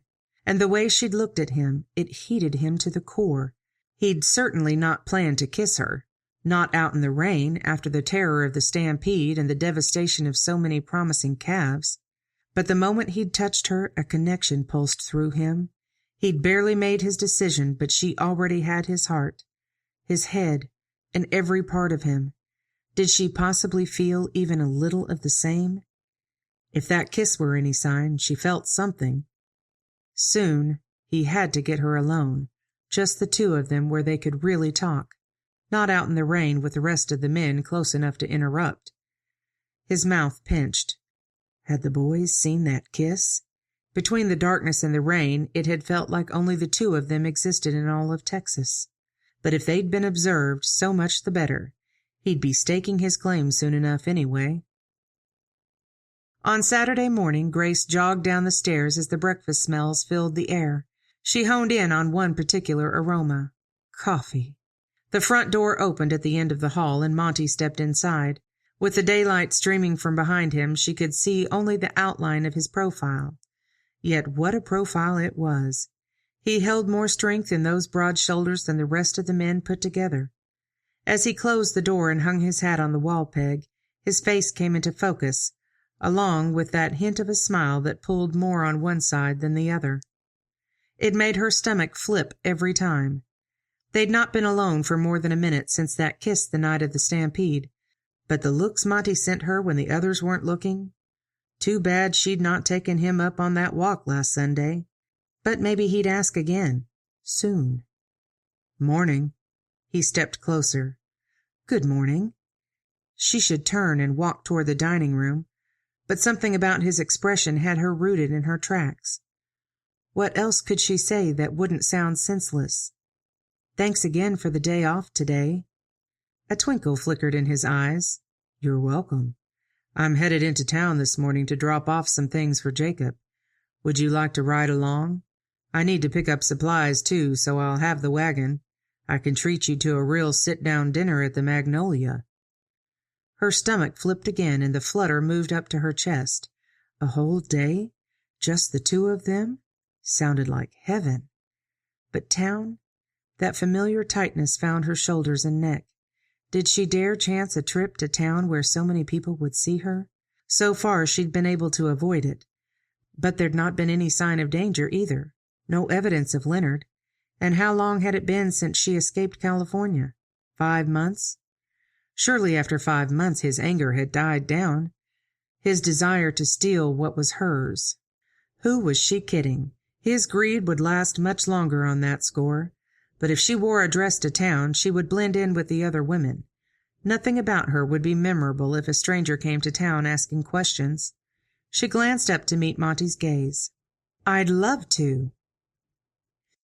Grace held the burgundy dress to her chest in the mirror and examined her reflection. The dark color was too formal for a Saturday outing. She tossed it on the bed and picked up her blue cotton. Even with the lace trimming, this was still more fitting for the day. She stared into the mirror. What was she doing accepting this man's proposal even for a simple outing together? She couldn't get involved with him. There was too much chance she'd have to run again. Leonard's connections spread too far. His greed ran way too deep to give up before he'd found her. Found the treasure. But she couldn't let him have it, no matter what.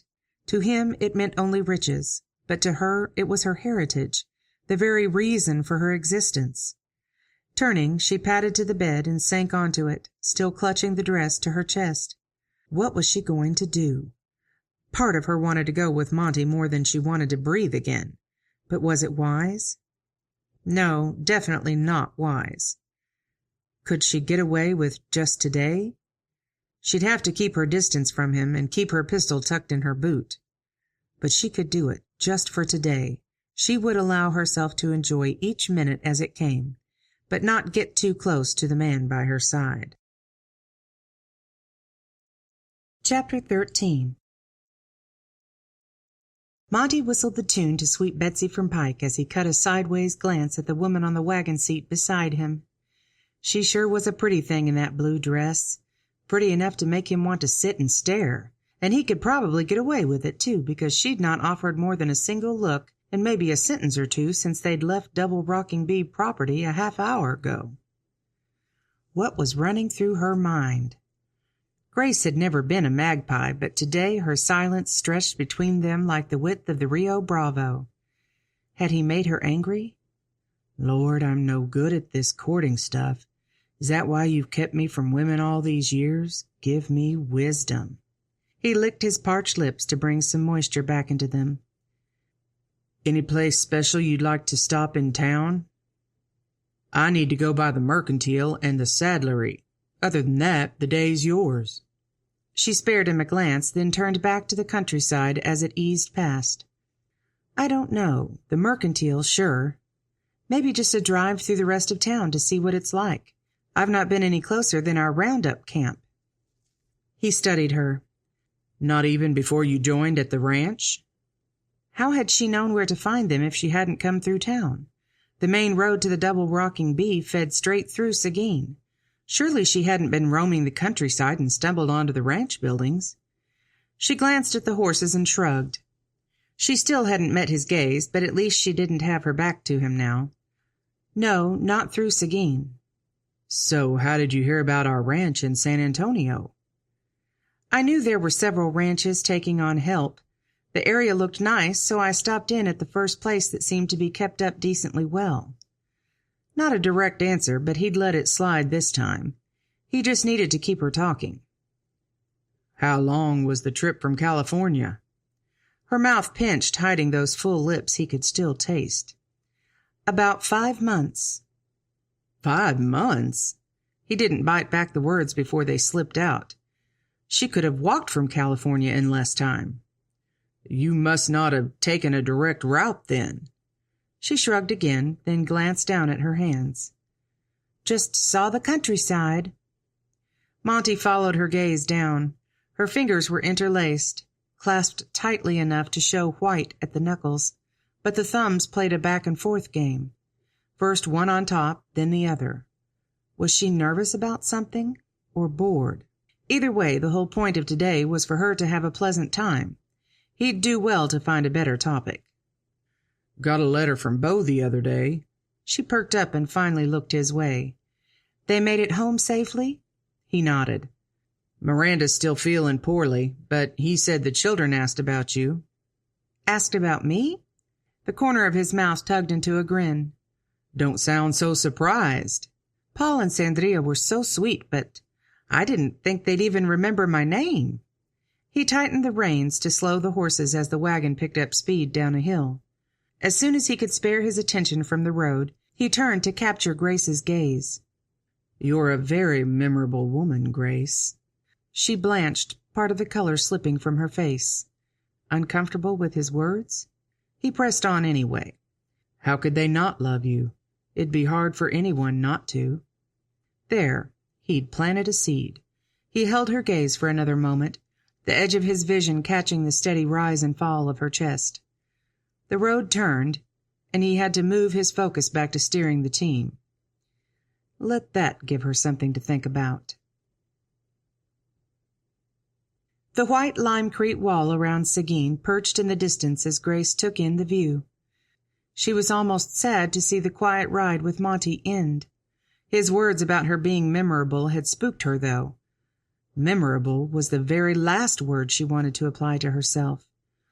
So memorable a passerby would recognize her from a description in a newspaper? She had no doubt Leonard had advertisements in every paper west of the Mississippi, probably the eastern ones, too. As they neared the opening in the whitewashed wall and the clean rows of buildings forming the pretty town, Grace reached under the bench seat for the stylish bonnet Anna had loaned her. I suppose I should put this on so I don't embarrass you, and so she wouldn't be recognized as easily, although the brim of this hat barely shaded half her face. A smile played at the corners of Monty's mouth. You could have come in your vest and chaps and it wouldn't have bothered me. Heat flamed up her neck before she had a chance to press it down. The way Monty's dark eyes soaked into her right now was not at all like a ranch foreman to a hired hand. He parked the wagon in front of a building sporting Theo Koch's Saddlery in black painted letters across the front. I just need to drop some saddles off, but you can come in if you like. As Grace stepped through the open front door, the smell of leather wrapped around her.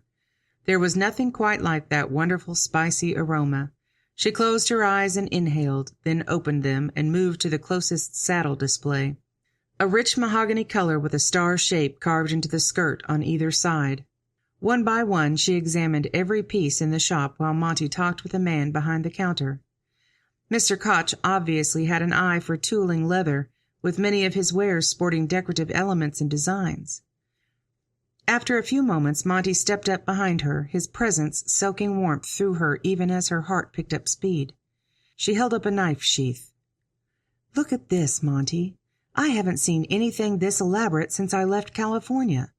Some of our men from Mexico used to have ornate knife and gun holsters. Saddles, too, sort of like that one.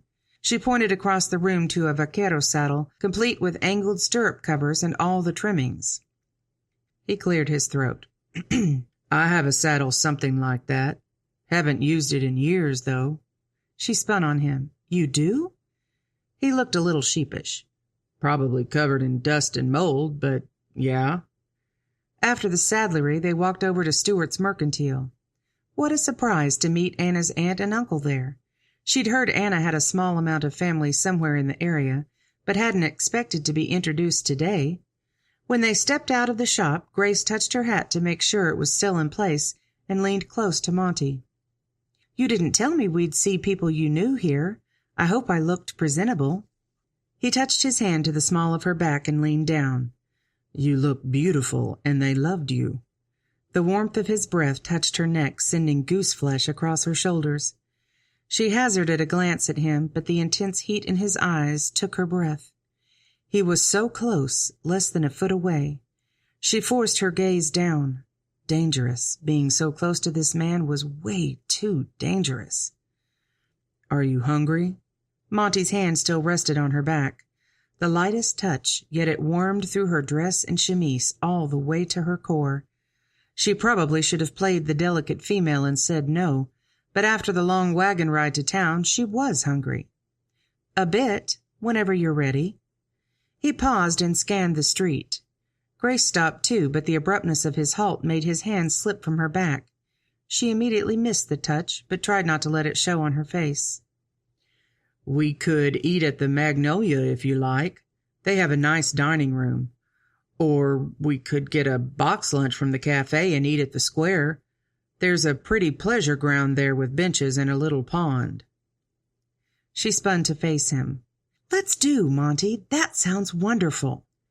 After purchasing sandwiches at the bakery and confectionery, they strolled toward the center of town. Several benches lined the expanse of grass around a small pool of water. Massive trees overhung several seats, pillars of wisdom that must have seen many decades of change in the town. Monty pointed to one of the benches. Does this look all right? Grace couldn't help but eye the massive trunk beside it. What do you think about sitting there? She turned to look at him. Would you mind? One side of his mouth tipped up. I'd prefer it. It took real work to pull her gaze from that mouth. She could still feel the touch of his lips to hers. The nearness of him. Squaring her shoulders, she marched toward the base of the pecan tree. It would have been easier if she'd worn trousers and not this infernal dress and petticoats, but she finally had the skirts straightened and positioned so she didn't show her boots. As if Monty hadn't seen them before, but still. While they ate, Monty told her stories of when he and Jacob came to town as boys. She hadn't realized they'd been so close. Monty didn't come out and say it, but it sounded like he might have been the stabilizing force to Jacob's daredevil ideas. She couldn't help a grin at that. Everything about Monty was solid and reassuring, like he could bear the weight of any challenge. If only she could share her own struggles with him, but that was out of the question. He asked about the area she'd grown up, and she did her best to describe the desert country with its cactus and sagebrush and rocky bluffs. It took a lot more land to raise cattle there than it did in Texas. How far from town were you? He leaned forward, cross-legged, and fingered a piece of grass while he watched her. Grace rested against the tree trunk and sank into her memories. It was a little over a half-day's ride to the village of Santa Ana. We didn't go very often, maybe once or twice a year. Instead, Mama and Papa threw all kinds of rodeos and fiestas on the ranch for our men and the neighbors. We celebrated Carnaval, Dia de Nuestra Señora de Guadalupe, Las Posadas, and lots of other holidays. The men took any excuse they could to celebrate. She allowed a soft chuckle. I think they might have made up some of the festivals. Monty's husky laugh joined hers, a low rumble in his chest that made her stomach flip. Sounds like your growing up years were more Mexican than mine. She met his gaze and couldn't help sharing his smile. His eyes held such magnetism, especially when they sparkled like this. Do you miss it? He raised his brows. My upbringing? She wrinkled her nose. He was being obtuse on purpose. Mexico. Tilting his head, he studied her. Can't say that I do. I was only 12 when I left, and things were so hard there. After my parents died, I left Bo with our cousins. Tio had so many mouths to feed already, I couldn't justify adding myself to the lot. Figured I was old enough to make my own way. So I wandered around for a while, picking up odd jobs. Stumbled across the border to Texas without even realizing it. Jacob's pa found me in Seguin and offered me a job. I was pretty hungry by that point, and the double rocking bee seemed a step better than heaven. I never once thought about leaving after that. What a sad but incredibly touching story. Have you thought about leaving now that you're grown? Monty met her gaze solidly. No. I owe a lot to the O'Brien family. They'll always have my loyalty. The passion in his voice was unmistakable, and something tightened in her chest. That loyalty, it was in her blood, too. She didn't want to be always on the run, always looking over her shoulder. She wanted a permanent home, like the ranch where she'd grown up. A home with a man she loved working by his side. A man like Monty. The yearning washed through her with such force it stung her eyes. She focused on Monty again, and her breath caught at the expression in his gaze. Those windows to his soul were normally dark, but not this rich coal black with heat that radiated through her. His focus wandered down to her mouth, springing up memories she couldn't fight. Her skin remembered the feel of him, the taste of him, wanted another. He was closer now, drawing even nearer. Her eyes drifted shut, more than ready for him. As his lips touched hers, a warmth flooded through her. She drank him in, kissing him back, sliding her fingers behind his neck into his hair. She'd been wrong. She didn't want a permanent life with a man like Monty. She wanted him. Monty bit back a groan as he pulled Grace closer. Nothing was close enough, though. She tasted like apples and cinnamon from the tart she'd eaten at lunch. He wanted more, craved more. Who needed this courting stuff anyway? Why couldn't they just go straight to the preacher? He loved Grace. She was his soul. He could feel it in every part of his being. With the last ounce of strength left in him, he pulled away, resting his forehead on hers as their breaths mingled. Grace. She touched a finger to his lips, stilling his words. He nibbled the tip of it. There would be time enough for words, time enough to make his intentions clear. For now he pulled her close, tight against his chest. He could feel the beat of her heart almost as strong as the pounding of his own. After several moments she sank into him as if finally melting away the last of her resistance. He tightened his grip, his thumb stroking circles on her back. Finally, at long last, he had the woman God intended for him. He could feel it in every fiber. Chapter 14. Grace found herself once again admiring the tooled leather in Mr. Koch's saddlery while Monty settled up with the man at the counter. Through the single shop window, the freshly hitched team stood with tails swishing against summer flies. Soon they'd be starting the long ride back to the ranch. Almost 2 hours, Monty said the trip took, although it hadn't seemed that long on the way in. Of course, the company had been pleasant. She fought the urge to touch a hand to her lips. Monty's kiss had been sweet molasses, the most perfect thing she'd ever experienced. Her eyes drifted toward the window again. Wagons and men on horseback passed in a steady stream. Most looked like area farmers and ranchers. Today being Saturday, it must be a popular day to come to town.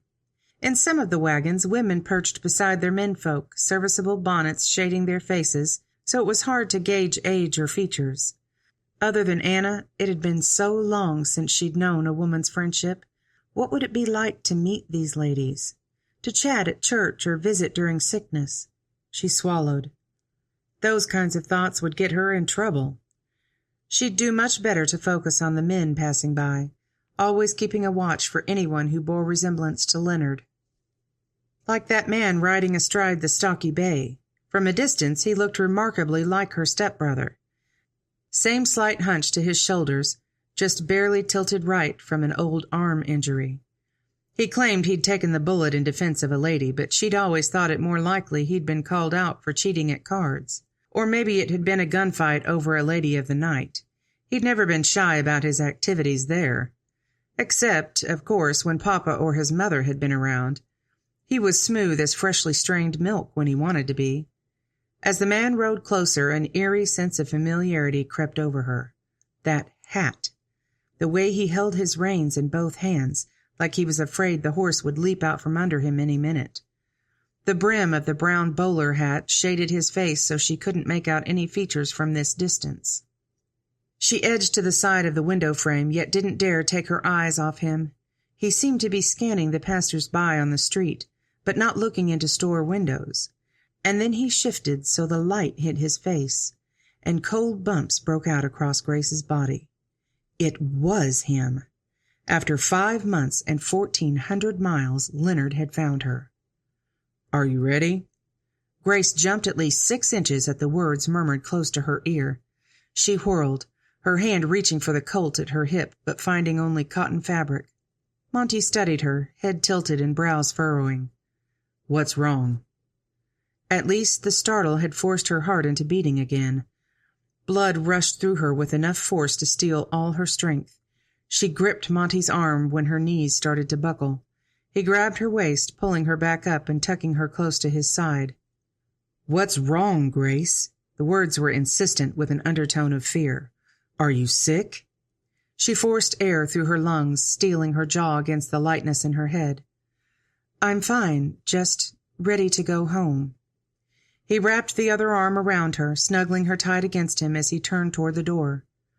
"I'll be back in a minute to get that saddle, Teddy." The moment the afternoon sun hit her face, Grace ducked into Monty's side. What had she been thinking to walk out of the store in plain view of the street? She grabbed for the half-pint hat she'd borrowed from Anna. It barely covered part of her cheeks. Ripping the hat pin out, she pulled it forward so it shadowed her face. "Grace, did you hit your head? Do you need a doctor?" Monty's voice held an edge of panic. "No, Monty, I think my eyes are just tired from the sun." Not that she didn't work out in the sun every day. "Can we go home, please?" She'd slipped out of his hold when she turned to fix her hat, but he gripped her elbow again. "If you're sure." By the time they drove through the white limecrete wall marking the outskirts of Seguin, numbness had taken over her body. What was she going to do now? There wasn't really a choice.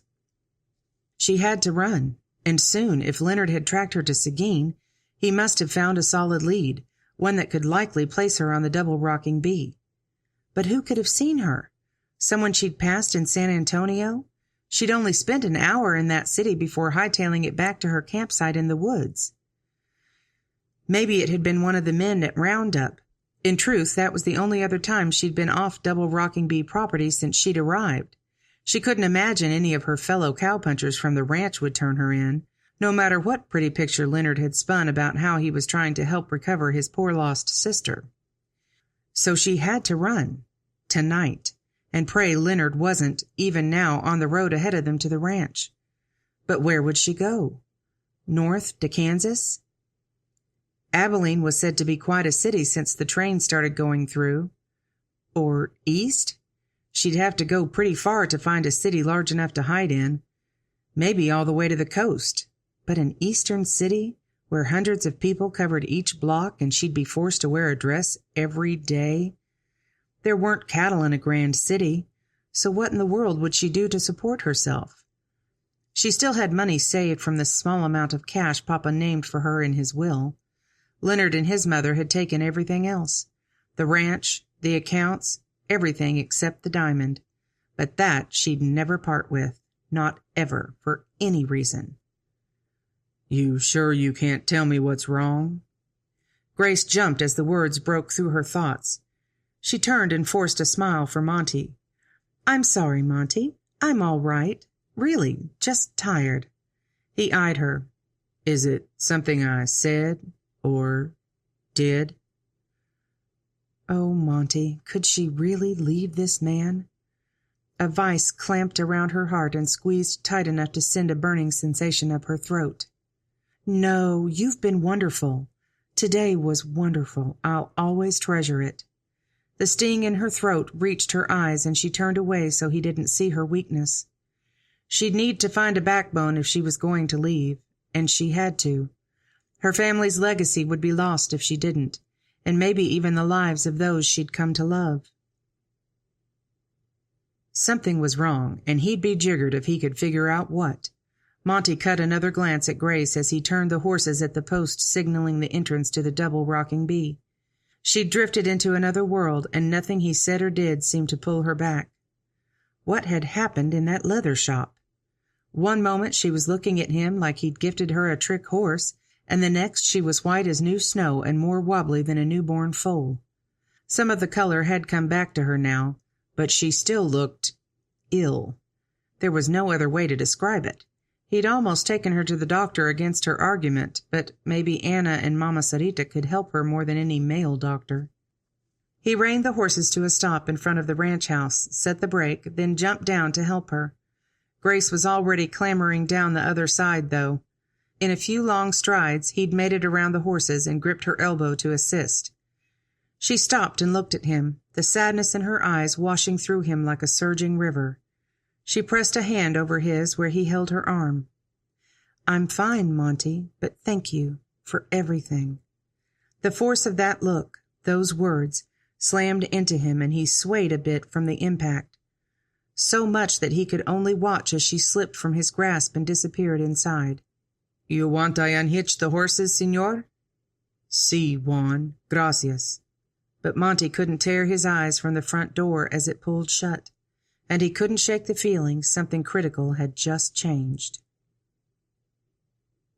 As soon as she stepped into her upstairs room, Grace dropped to her knees beside the bed. Reaching under, she grabbed the bedroll, then unfolded it across the bed. Her fingers fumbled with the buttons down the front of her dress as she tried to make a quick change into her trousers and working clothes.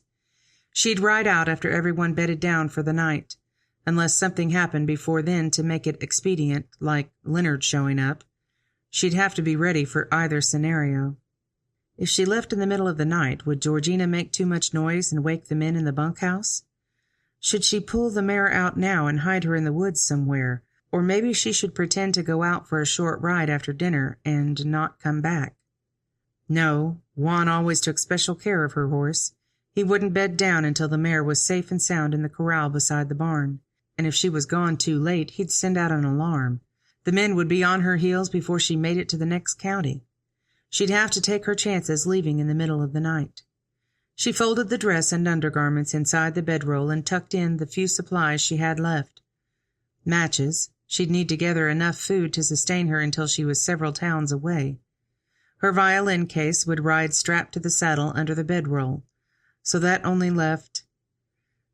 With unsteady hands, she pulled the velvet-wrapped bundle from where she'd tucked it with her undergarments in the drawer.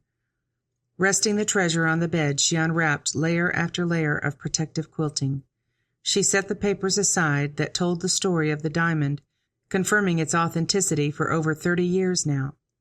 At last, the pocket that held the jewel secure. She slipped off the button hook and slid her fingers into the forest green pouch. The stone inside felt solid, cold to the touch. She pulled it out and almost dropped the gem against the brilliance of the rays. Nearly blinding. Sinking to her knees, she laid the pear-shaped jewel on the soft protection of its case. There it was, the Ahmed Shah diamond. 72 carats of pure translucent crystal, one of the most coveted diamonds in the world. Papa had spent his fortune to acquire it, outbidding hundreds of other moguls at the sale in India, outbidding even Mama's own father, and the outcome of that sale had changed their lives beyond what any of them would have imagined. So many happy years the three of them had shared, even though Mama chafed under the remoteness of the California ranch, especially compared to the English manner she'd been raised in.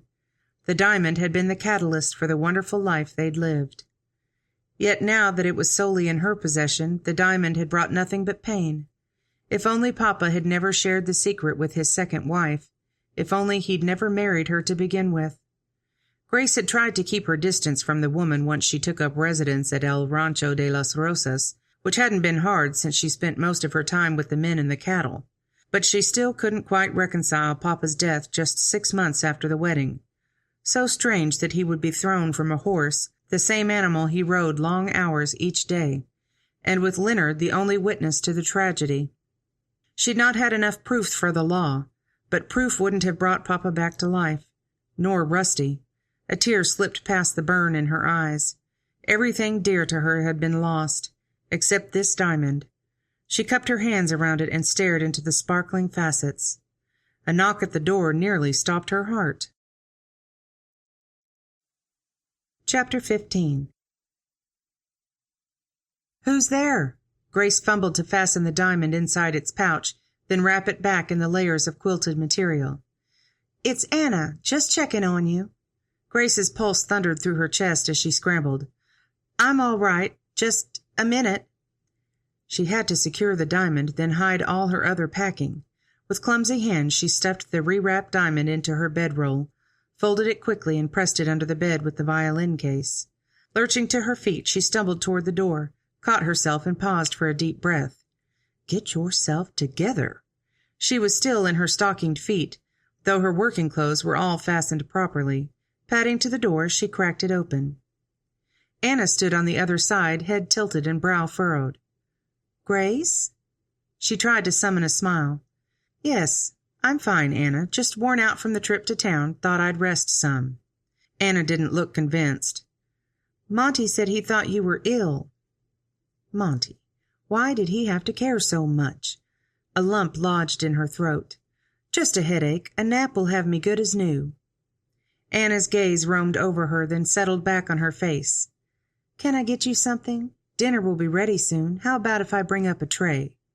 The mass in Grace's throat crept upward to sting the backs of her eyes. Anna was becoming such a good friend. How hard it would be to leave these people. Would they think her ungrateful? Think she'd lied? She hadn't really lied, had she? Just not told all of her story, not let them know she'd be leaving in the dead of night when danger drew near. But it was for their good as much as hers. Leonard would be ruthless in his search. If Anna or Monty or any person tried to stop him, he'd not hesitate to dispose of them, just like Papa. She swallowed hard. "No need for a tray. I'll rest for a while, then come down and roust up a snack." "You don't need to worry about me, Anna. I promise." And that would give her an excuse to gather food supplies. "If you're sure," Anna's mouth pinched. "I'm sure. Thanks for checking." As Anna walked away, Grace closed the door and sank against it, her knees almost buckling. That was much closer than she should have cut it. Did Anna suspect something? She surely thought it was strange Grace didn't invite her past the threshold, but hopefully she'd chalk it up to exhaustion. Turning, Grace moved back to her belongings and quickly finished securing the bundle. There, everything was ready now, save the food. She scanned the room, her eyes landing on the bed. Maybe she should take a nap since she wouldn't be sleeping tonight. But as Grace curled on her side in the cozy bed, her mind began to torment her.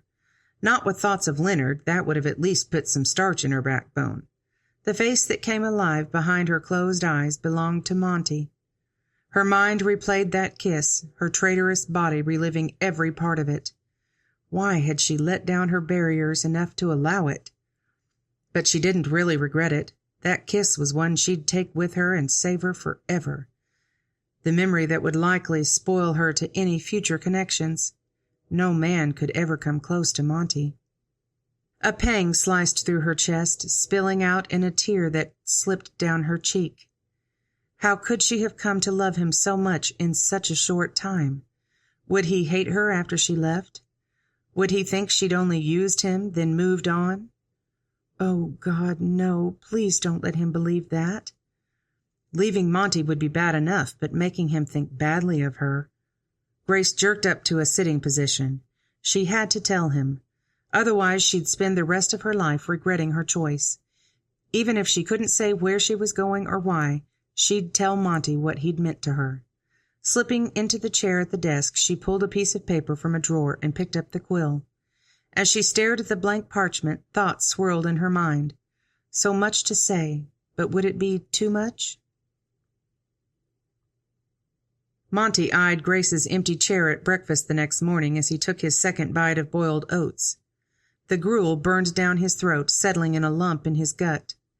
Anna had said Grace was merely tired last night, although he'd have bet a month's wages it was more than that. Surely she'd checked on Grace this morning. Would Anna have come to find him if Grace still felt poorly? She was his hired hand, after all. He needed to know if one of his people was sick. Pushing back from the table, he strode toward the kitchen where Anna's voice murmured amongst Emmeline's chattering. He stepped through the doorway, and both voices halted. "What is it, Monty? Do you need more toast or oats?" Anna's innocent gaze stared up at him from the small kitchen table where she snuggled baby Martin. He stepped closer and lowered his voice so the men didn't hear in the room behind him. "Is Grace ill?" Her brow knit in innocent confusion. "I don't think so. Is she? I haven't seen her yet this morning." His jaw clamped against the fear rising in his gut. "She's not at breakfast. Haven't you checked on her?" She rose to her feet, bouncing the babe as he let out a squawk. "I'll go see now." He didn't offer to hold the youngster, wasn't sure he'd be decent company at the moment. But he did follow Anna out to the hallway and watched her ascend the stairway. At the top, she gave him a wry glance, then disappeared down the hall. He strained to hear sounds from above. A soft knock, the murmur of Anna's voice, the creak of the door. His heart pounded a steady gallop in his chest. Something had to be wrong with Grace for her to skip breakfast. Meals were important, especially the morning grub, and every cowpoke with a week's experience knew that. He'd be sending someone for the doctor this morning whether Grace wanted him to or not. Anna's face reappeared at the top of the stairs, white as the paint on the wall. "She's not here, Monty." He tilted his head, the words not sinking in the way they should. Surely she was up there. If not, where would she be? Maybe in the barn?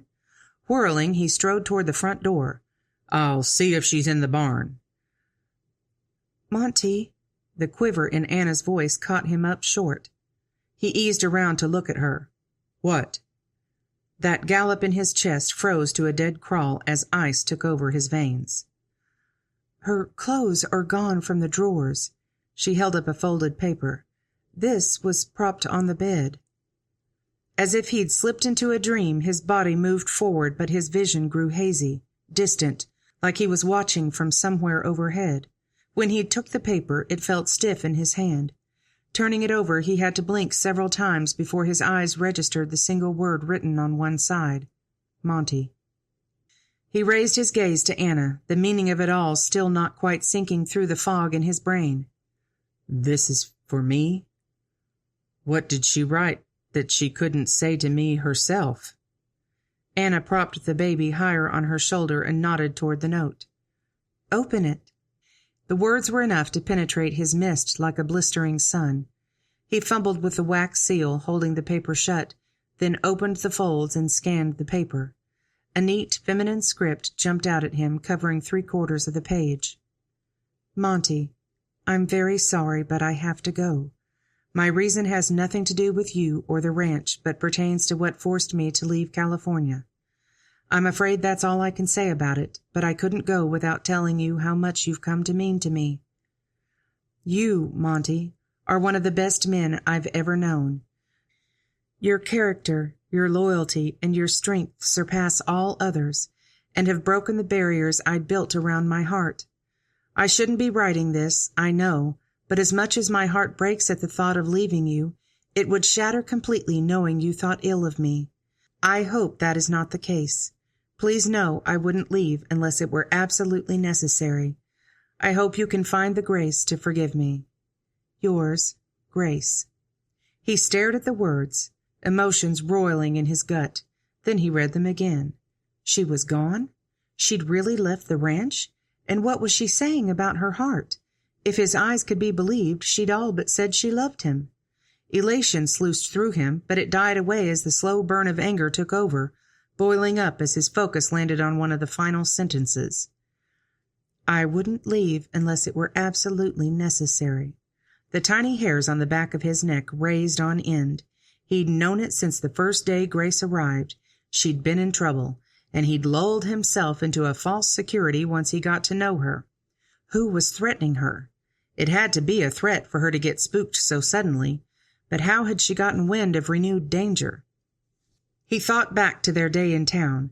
She'd seemed a little distant when they first left in the morning, but warmed up quick enough. And at lunch she'd been more than open. That kiss. His body responded now to just the thought of it. But after they left the saddlery... No, it was while they were in the shop she'd turned white as an albino, when she'd been looking out the window. "Monty?" He blinked at Anna as she shook his arm. "What?" "What does the letter say? Is she all right?" He glanced back to the paper in his hand. "I'm not sure. Where's Jacob?" He pushed past her. They had to make a plan. He'd go after Grace, sure as shootin', but they needed to be smart about this. "So you don't have any idea who might be after her?" Monty paced the small open floor in Jacob's office. Jacob sounded frustrated, but it didn't come to half a hair compared to the passion boiling in his own chest. "I don't know. She talked about her pa's ranch. Her ma died several years back, then her pa about 6 months ago, if I recall right. She mentioned a foreman who was like part of the family, but said he passed a while back too. She talked about the rest of the cowpunchers like they were all kinfolk. Never had an ill word to say about any of them." "So she didn't say why she left California?" Jacob watched him from his stance by the window. Monty closed his eyes and inhaled a long breath, forcing his mind to remember every conversation. There had been more than he'd realized through the months, most of them just snippets as they rode out to the herd or back, but each one mattered. "All she said was there was nothing holding her there." His brow wrinkled. "She said she left California 5 months ago. When I asked why it took so long to get to Texas, she just said she'd been seeing the countryside. I thought that was strange, but I didn't push her." He scrubbed a hand through his hair. "Should have followed my gut." A knock sounded on the door, and they both turned as Juan poked his head in. "See, the señorita's horse is gone, and all her things from the barn. It's hard to tell, but I think I see fresh tracks going north and to the east." "Gracias." Monty spun back to Jacob even before Juan shut the door. "I'm going after her, Jacob. I'll be back when I find her." Hopefully that wouldn't be long.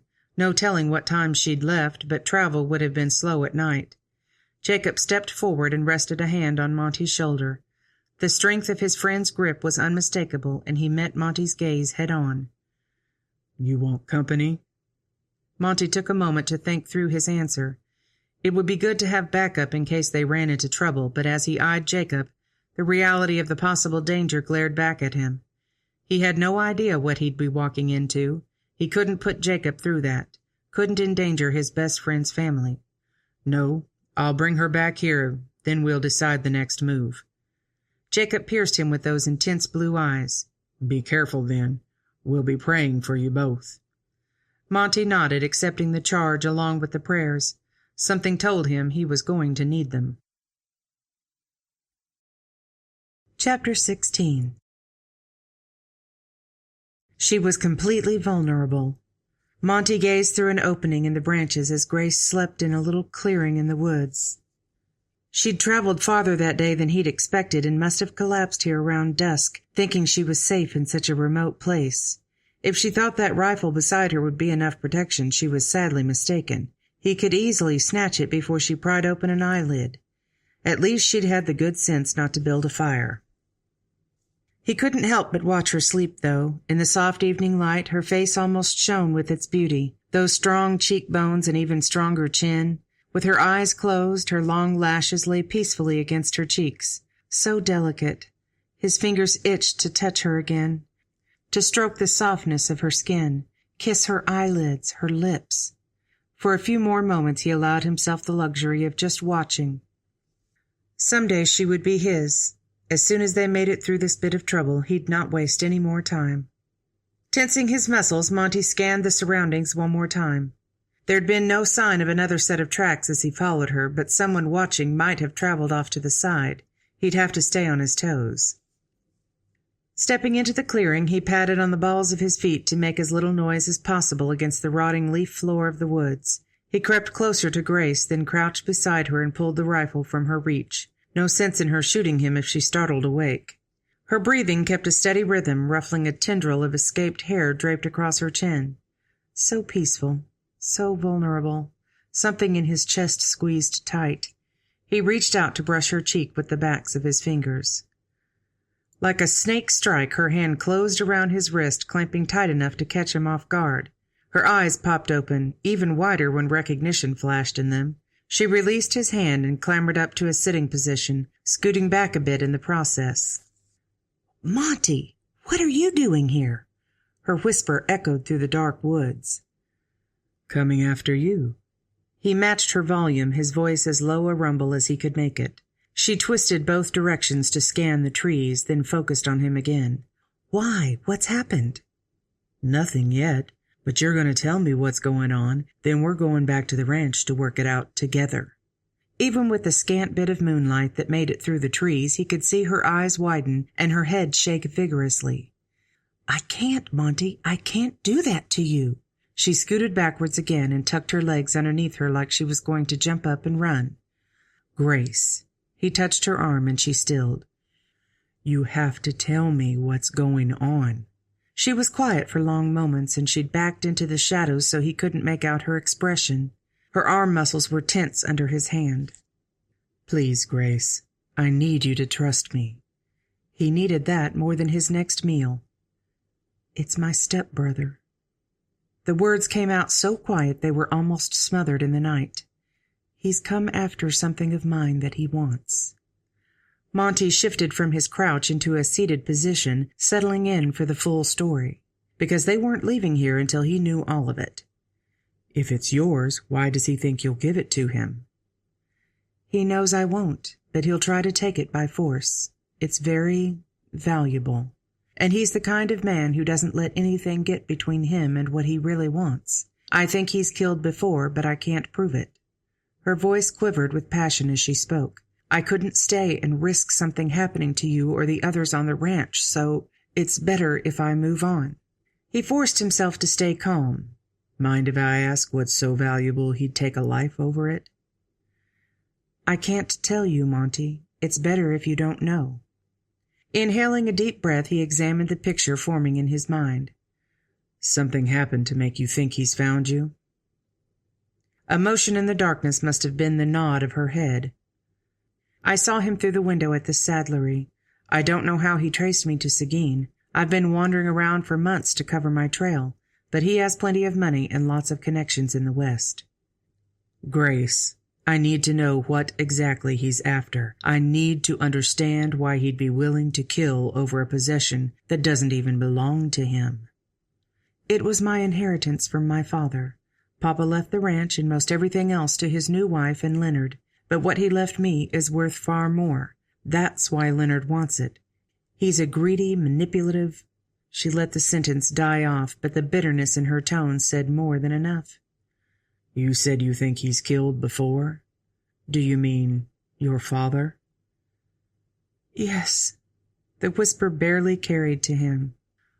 "Oh, Grace." And then she was there in his arms, a sob racking her tiny body. He closed her in, stroking her back and inhaling her scent, the depth of her pain splintering his own heart. Emotions warred within him, the ache of sadness mixing with a growing fury toward the man who would strip this woman of everything she loved. Her father, her home, her very safety, leaving her with no alternative but to live like a criminal, hiding and skulking from one remote setting to another. Well, no more. Together they would stand up to the man, and she wasn't leaving the double rocking bee again until she very well pleased. Never if he had anything to do with it. At last the sobs turned to sniffles, and she tried to pull back. He didn't let her go far, though, just enough so the moonlight touched her face. He thumbed her cheek. "Listen to me, Grace Harper." "Hampstead." He blinked. "Come again?" "My family name is Hampstead. Since I'm telling you everything." Of course it was. The faintest glimmer of a smile touched one side of her mouth. He fought the urge to swoop in and kiss it. "All right, Grace Hampstead. We're going back to the ranch, and together we'll take care of that slab-sided blighter. We have plenty of men there handy with a rifle, and they won't let him within 50 yards of you. For emphasis, he leaned forward and planted a kiss on those lips. They parted just a bit in surprise, but he resisted the urge to deepen the kiss. Here, in this remote forest in the dark, his willpower was strong. But even he had his limits. Besides, now might not be quite the time, what with the bit of worry about her life being in danger. Pulling back, he studied her face again, wishing he could see more than shadows in her eyes. "I love you, Grace. I'm not going to let anything happen to you." "Oh, Monty." Her hand came up to his cheek, and he suddenly wished he'd taken the time to shave that morning. Turning into her touch, he kissed the soft inside of her palm. "Do we have to go back? Maybe we could just stay here." The smile came through her words in a blissful sigh. Take the deuce, but she was making this hard for him. With a groan, he pushed her hand away. "Don't tempt me." Glancing around the space, he struggled to focus on what had to be done. "I'll saddle your horse while you pack up." "There's nothing to pack." Her words faded into a yawn, stilling Monty before he started to rise. "You need to sleep a bit before we go anywhere. I'll sit and watch for a few hours while you catch a nap." "I'll be all right." But her argument was swallowed in another yawn. He leaned forward and pressed a kiss to her forehead. "Sweet dreams. I'll be right here." Leonard studied the ranch buildings through his spyglass, the same thing he'd done for 2 days now. The grounds had fallen silent in the afternoon sunlight, just like yesterday. The old Mexican disappeared into the bunkhouse, for his siesta, no doubt. The nap had lasted over 2 hours the day before. If he'd counted the men correctly, the rest were out in the fields while only women occupied the house. No sign of Grace, but this was definitely the ranch the driver had described. If she was hiding inside, he'd find her. Otherwise, he'd get her whereabouts from these yokels. The fellow who'd hung around the place yesterday had ridden out with the cowhands that morning. That left only the boy in the barn and the 2 women in the house. Perfect. He twisted the spyglass shut, then tucked it into his saddle pack and mounted his horse. The gelding surged forward before Leonard settled in the saddle, and he snatched the reins to still the animal. He'd made this horse into a decent riding steed on the trip from California, but after standing around these 2 days, it seemed the beast had lost his manners. Moving into the lane, Leonard schooled his profile into a relaxed pose. As he rode into the ranch yard and dismounted, the boy jogged from the barn. "Can I take your horse, sir?" Leonard scanned the house and buildings as if he'd never seen them before, then focused a smile on the lad. "I'll lead him into the barn for you. He can be a bit finicky about who handles him." "Yes, sir." He kept his posture relaxed, but scanned the area one more time. Still no movement around any of the buildings. Perfect. The solid form of his colt pressed into his side, ready for the next step in the plan. The interior of the barn was so dim it took a moment for his eyes to adjust. "We'll stick him in here." The boy stopped at one of the first stalls. "You want him unsaddled?" Leonard stepped close behind him. With a practiced motion, he pulled his revolver from his waistband and slammed it into the back of the boy's head. The lad crumbled like the backbone had been pulled out of him. Good. After settling the gelding in the stall, Leonard made short work of tying the boy to a wagon wheel in the back corner. He gagged him, too, just in case. Now onto the house. The yard was still quiet as he crossed it, mounted the porch steps, and rapped on the door. A woman in a green dress answered, the younger one he'd seen coming and going the most while he'd watched the house. "Hello?" She eyed him warily. He removed his hat. "Hello, ma'am. Is the man of the house around? I've some business I'm hoping he can help me with." Her brown eyes narrowed. "Can you come back this evening? He'll be better able to talk then." He raised a brow. In this God-forsaken country, what did she expect him to do? Ride the 2 hours back to town and wait in the cafe? "Perhaps you could help me instead." He motioned into the house. "Would you mind if we sit to discuss the matter?" She glanced over her shoulder, licked her lips, and turned back to him. "I suppose." As he followed her into the hallway and through a side door to a sitting room, he eyed her tense movements. Was she nervous by nature, or had Grace alerted these people to possible trouble? He'd be on his toes, but after studying the workings of this place for 2 days, he was pretty sure he had the upper hand. That was probably what made her so jumpy. She knew she was unprotected. She motioned him toward a settee. "Please be seated. I'll have coffee brought in." "No need. If you'll join me, I'll explain my business." She perched on the edge of the seat across from him, her hands clasped tightly in her lap. "Yes?" "Well, ma'am, I've been on the road for several weeks now, looking for my sister. She was kidnapped from our ranch in California, and I have reason to believe she was taken as far as Central Texas." He pulled the sketch from his pocket, the drawing he'd used on the wanted poster. "Here's a likeness of her. Perhaps she looks familiar?" He studied the woman as she took the paper. "You say she was kidnapped?" Something about her tone, the patronizing arch of her brows, told him without a doubt she knew Grace, and she'd likely been warned he'd be coming. No telling what slandering hogwash Grace had sold these people about him. "Yes, ma'am. Have you seen her?" Since she'd already been prejudiced against him, there was no need for him to go into his prepared speech.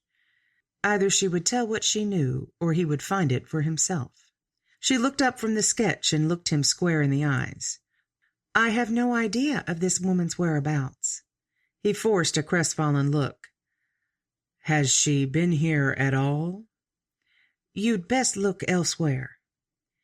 Enough talking in circles. He rose to his feet, and she did the same. Turning his body to hide his movement, he slipped his hand into his waistband and withdrew the Colt. The look in her eyes as he turned the business end toward her was priceless, just like a startled deer. "Madam, you will tell me where Grace Hampstead is, or I'll not hesitate to enforce the alternative." Eyes as wide as plates, she shook her head decisively. But the fear was there. She'd break soon enough. "Is she here now?" Another violent shake of the head. "Where did she stay when she was here before?" The woman's jaw clamped shut. With the reflexes he'd honed through years at the poker table, he landed a left hook squarely on the side of her stubborn jaw. She let out a cry and jerked back, pressing a hand to the spot where he'd connected. He re-leveled the gun on her. "I asked a question, madam." Her glare was cold, but he'd seen a great deal worse. "Where's the old lady, then? Perhaps she'll be more likely to tell." "Grace stayed upstairs, but she's long gone. You won't find anything." That glare again. Did she think it would make a difference? "Thank you." He nodded and stepped back to allow her to pass, keeping the Colt's barrel pointed at her. "If you'd be so kind as to proceed toward the kitchen." If he didn't miss his guess, that's where they'd find the old lady, too. Either there or napping upstairs. Either way, he'd get them both out of the way and find what he'd come for. Chapter 17. As Leonard pushed the woman through the kitchen doorway, the gray-haired female was just where he'd expected, standing over the sink, slicing something. She put up a little fuss, but he soon had them both tied and secured to the legs of the cold stove. He gagged the older woman first, then waved the pistol toward the younger. "Which room did you say Grace occupied? It'll save me from searching them all." "Turn right at the top of the stairs, second door on the left." The words were almost undiscernible through her gritted teeth. He tied the rag in her mouth, then stepped back to eye his work. Everything in place so far. Now it was time to find what he'd come for. The room the woman described was neat as a pin. Nothing in the drawers, in the bedding, not anywhere. No sign Grace had been there at all. After slashing through the mattress to make sure she hadn't concealed a hint there, he scanned the room one more time. His search had been thorough. Everything he did was thorough, but still turned up nothing. Forcing his rage into a tight ball, he scrutinized every corner of the other 2 rooms down that wing. Both looked barren when he began, but quite the mess when he finished. And still, nothing. His patience was starting to wane, and the rage harder to contain. After all this time, he'd found where the chit had been hiding out, and now there was no trace of her? absolutely not to be borne. A burn boiled in his gut. If they were hiding her somewhere, he'd find the imp. Time was running out before the men would show up again. He had to move faster.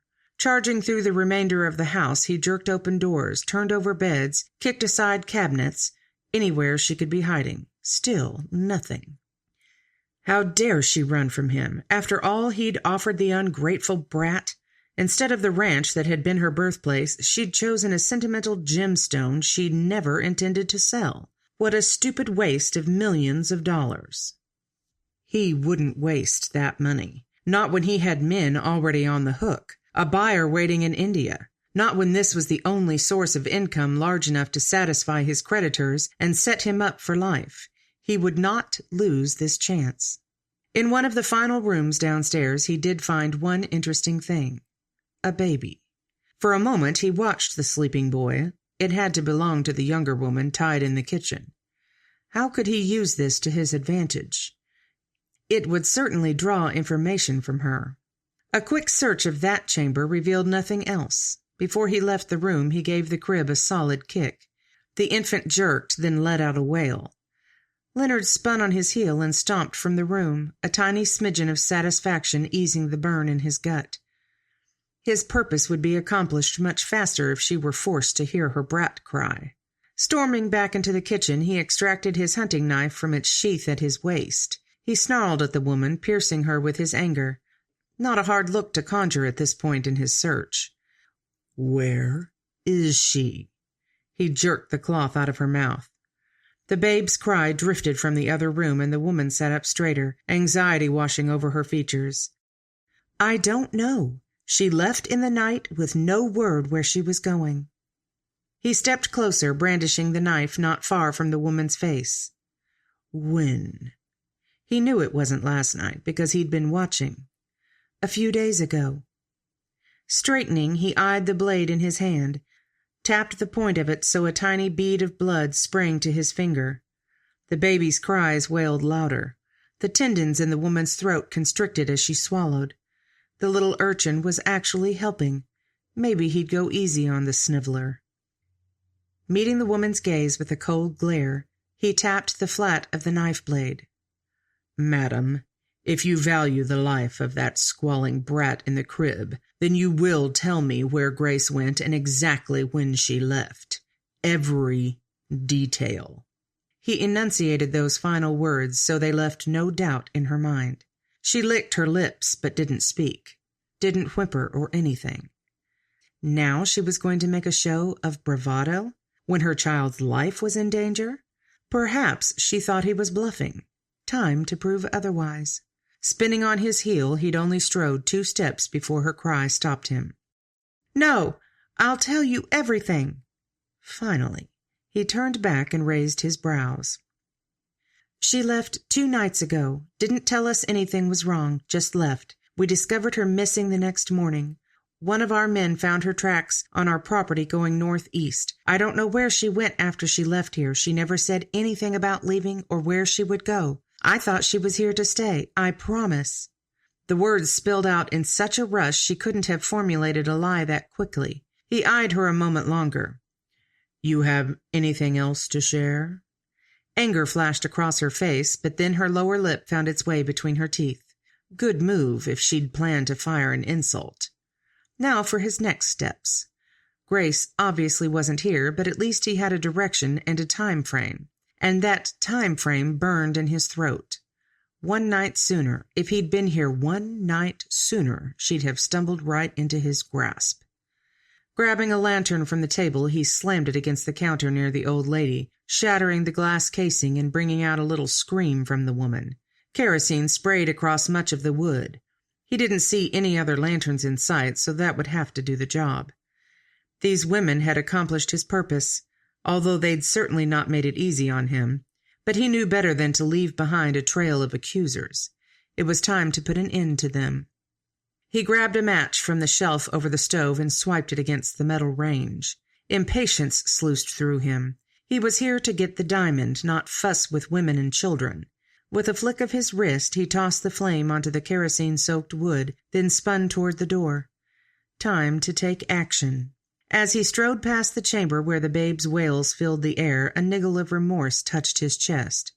He wasn't crazy about killing the innocent, but the cowhands would see the smoke soon and come running. They'd find the child in plenty of time before the fire reached it. Leonard shook off the concern as he slipped out the front door. Monty slanted another glance at Grace as they turned from the main road onto the track leading to the ranch buildings of the Double Rocking Bee. She'd been quiet on the trip back, especially these last 2 hours, but if her drooping eyes could be believed, it was more exhaustion than reticence to come back. As he watched, her eyes narrowed even more and her back straightened. "Monty, does it look like something's different about the house? Look at the corner where the kitchen is. That's a lot of smoke for a cook stove." He jerked his attention to the sprawling log home. It was debatable whether the smoke was excessive, but a tightness clenched his gut anyway. Had Leonard already found them? Surely Jacob had the place protected. Still, he plunged his heels into Poncho's sides and cantered toward the buildings. Grace was close on his tail as he rode around to the back of the house, right up to the kitchen door. A smoky haze filled the air now, carrying a strong scent of kerosene. In 2 leaps, he was up the stairs and jerked the door wide. It took a second for his eyes to adjust to the mixture of flame and dim, smoky air. "Monty!" The cry jerked his attention, and he made out a figure struggling in the far corner. He lunged that direction and squatted in front of Anna and Mama Sarita. "Untie us!" Anna twisted to expose her hands strapped to the base of the stove. Mama Sarita did the same, although she also wore a cloth gag through her mouth. He was barely aware of movement from Grace near the fire as he pulled out his knife and sliced through the ropes holding the women to the stove. How did the stove get out here in the corner, though? It was usually beside the counter, much closer to where the flames licked, almost as tall as Grace. As soon as he freed Anna, she scrambled away. Mama Sarita did the same, although a bit slower, as though she'd been sitting in the cramped position too long. How long? He couldn't worry about that now. They had to fight the blaze before it grew unmanageable. As he joined Grace, she dumped a bucket of milk over the flames, smothering a small section. "I'm out of water," she yelled over the crackle of the fire. "Use these." Anna pushed through from behind, shoving a blanket at each of them. Adrenaline surged through Monty's veins as they beat the fire into submission. With each heave of the blanket, his mind spun. This had to be Leonard's work. A kitchen fire he could understand, but not the women tied to the stove. And where was Jacob? The children? Panic seized him as he whirled to find Anna. "Where are the children?" She motioned behind them, and Monty followed her gaze to Mama Sarita, standing in the doorway with baby Martin in her arms. The wave of relief almost melted the strength in his knees, but that only accounted for one. Spinning back to where Anna rubbed her blanket over the ashes on the wall, he asked, "Emmeline?" "She spent the night at the Wallace Ranch." He closed his eyes against the letdown of adrenaline. "Thank you, Lord." Grace beat out the last of the flame and turned to Anna, touching her arm. "Go to your baby. We'll take care of this." Monty watched the look that passed between the two of them, and it only intensified the burn in his chest. They'd both been in so much danger. Were still in so much danger. The man had to be caught. Anna moved to where Martin still whimpered in the older woman's arms, and Monty stepped back to survey the scene. "Where's Jacob? And Juan? The rest of the men?" "Jacob went out with the cowpunchers," her brow furrowed. "I'm not sure about Juan. He might be hurt." Her voice rose as the realization settled over her. "He's probably napping. I'll go check on him." Mama Sarita patted Anna's shoulder in a calming gesture, then disappeared toward the front hall. As Grace finished beating the hot ashes from the charred skeleton of the dry sink, she straightened and turned to meet his gaze. The intensity there was almost palpable, a flare of the same anger and determination that raged through him. He'd not been here to help, and the result had nearly been disaster, but there was no way he'd rest until this man was made to pay. The knot in Grace's stomach tightened as she swept her gaze over the smoky mess in the O'Brien's kitchen. All because of her. Leonard had to be stopped. She was tired of running, tired of dodging his moves just in time. But this time she'd failed. Innocent people she cared about had almost lost their lives. The panic that thought brought on would consume her if she let it. But now was definitely not the time to lose her wits. She had to keep a knife-tip focus. Turning to Monty, she met his gaze for a moment. His thoughts were clear. He planned to stop the blackguard who did this. But how? Her gaze swept to Anna, bouncing and crooning to her baby in the doorway. The look of exhausted relief on her face spoke to the trauma she'd been through. Grace hated to regurgitate those memories, but she just needed a little information. Anna, how long ago did Leonard leave? Do you know which way he went? Anna looked up from the babe, tucking her cheek against his head, although she never stopped the light bounce. I'm not sure how long ago. Felt like forever, but we couldn't have been tied long or the fire would have spread farther. As soon as he lit the blaze, he left in a hurry. Do you know which way he went? Anna's gaze dropped. I told him you'd gone northeast. She looked up again, her gaze pleading. I tried not to. I wasn't going to give you away, Grace, honest, but he had us tied and had a knife out and said he was going to hurt Martin. She curled deeper into the warmth of the baby. He'd already ransacked the house, so I thought he really might do it. Grace was by Anna's side in 2 strides. Anna, it's all right. I'm so sorry you went through all that, both of you. She stroked the soft down on the back of Martin's head. It wouldn't matter what you told him. Leonard would have located me eventually, just like he found me here. She glanced over her shoulder at Monty. It's time we take care of him for good. She turned back to Anna with the warmest smile she could summon. Go care for the baby. We'll be right out here. No sooner had Anna disappeared into her chamber than the front door flew open and 3 figures hobbled in. Grace strode forward, Monty close on her heels. It took a second to make out the profiles with the light shining from behind, but Chester's chattering voice helped with the recognition. I was just pointing out the stall, and wham! The next thing I knew, I was out. Mama Sarita had an arm draped around the boy, and a sinking feeling pressed in Grace's abdomen. He'd been hurt? She reached Chester and settled a hand on his free shoulder. What happened? A glimpse at Juan showed deep worry lines with a hint of bewilderment. It took several minutes and a couple of ginger cookies from the pantry to get the full story from the boy. Through the recounting, the anger in Grace's chest grew, mixing with fear. How much these people had suffered on her account. It couldn't happen again. Juan, ride out and tell Jacob what's happened. Have him bring at least half the men in. Monty had taken on his role as leader again, and the firm decisiveness in his voice took away a small measure of the fear churning in her chest. It was hard not to feel safe in this man's presence. The wrangler left straight away, and Chester seemed to have worn down some of his excitement as a yawn seeped out of him. Grace touched the boy's shoulder. I think you should go lie down, but not in the bunkhouse by yourself, in case you take sick from the blow. Why don't you rest on the settee in the parlor? Yes'm. The boy must be feeling fairly miserable to give in so easily.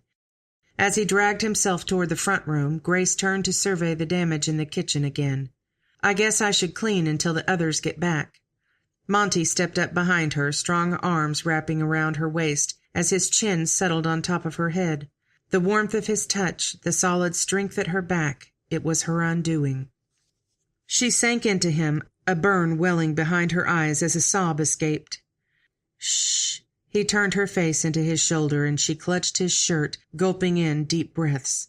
It's all right, honey. It's going to be all right. Monty's fingers stroked her back without loosening his grip around her. She soaked him in. The aroma of pine and horse and man all rolled into the essence of Monty, and with his touch and nearness she gradually regained control. When she finally stepped back, she wiped at her eyes and sniffed. I'm sorry. She couldn't force herself to meet his gaze, though. Monty touched her chin, raising it as he ducked down to her eye level. We'll get him, Grace.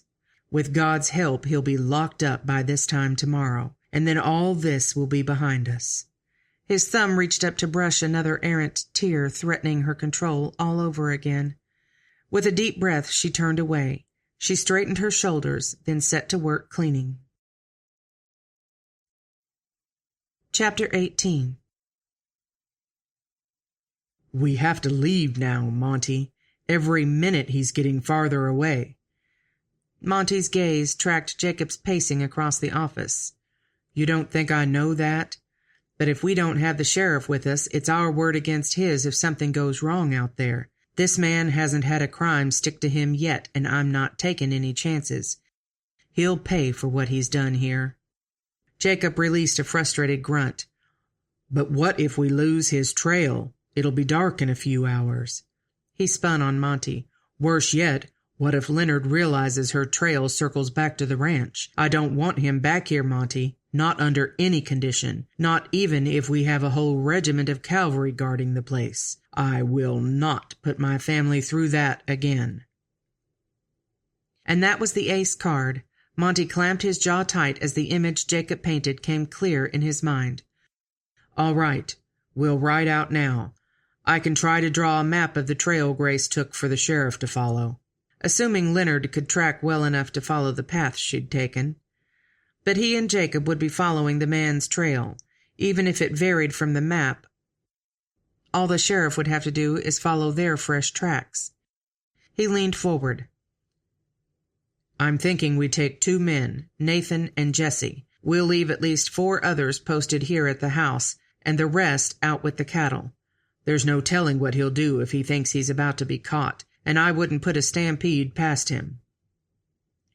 "Blast the cattle, he can have 'em all as long as he stays away from my family." Monty raised a brow. Not that he could blame his friend for a bit of passion when he'd almost lost his wife and son to this villain. "The cattle are pastured near the house. The men on the herd can double as lookouts." Jacob released a long sigh. "Let's go, then." Monty turned to the office door, his mind running through everything they'd need to take. As he pulled it open, he stopped cold as his gaze found the figure leaning against the opposite wall. Grace. Jacob bumped into the back of him, and Monty stepped to the side for Jacob and his nervous energy to escape, but he never took his gaze from Grace. She pushed off the wall, squaring her shoulders. Even in the shadows of the hallway, her chin had that stubborn jut he'd seen so many times when she faced off with a cantankerous longhorn. "Do we leave now?" She planned to go with them? Over his dead body. "We're leaving now." He emphasized the we, as in, not her.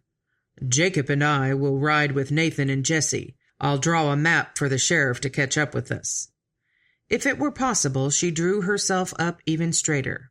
"I need to go with you, Monty. None of you have seen the man. I know him. I can help." "Grace, no."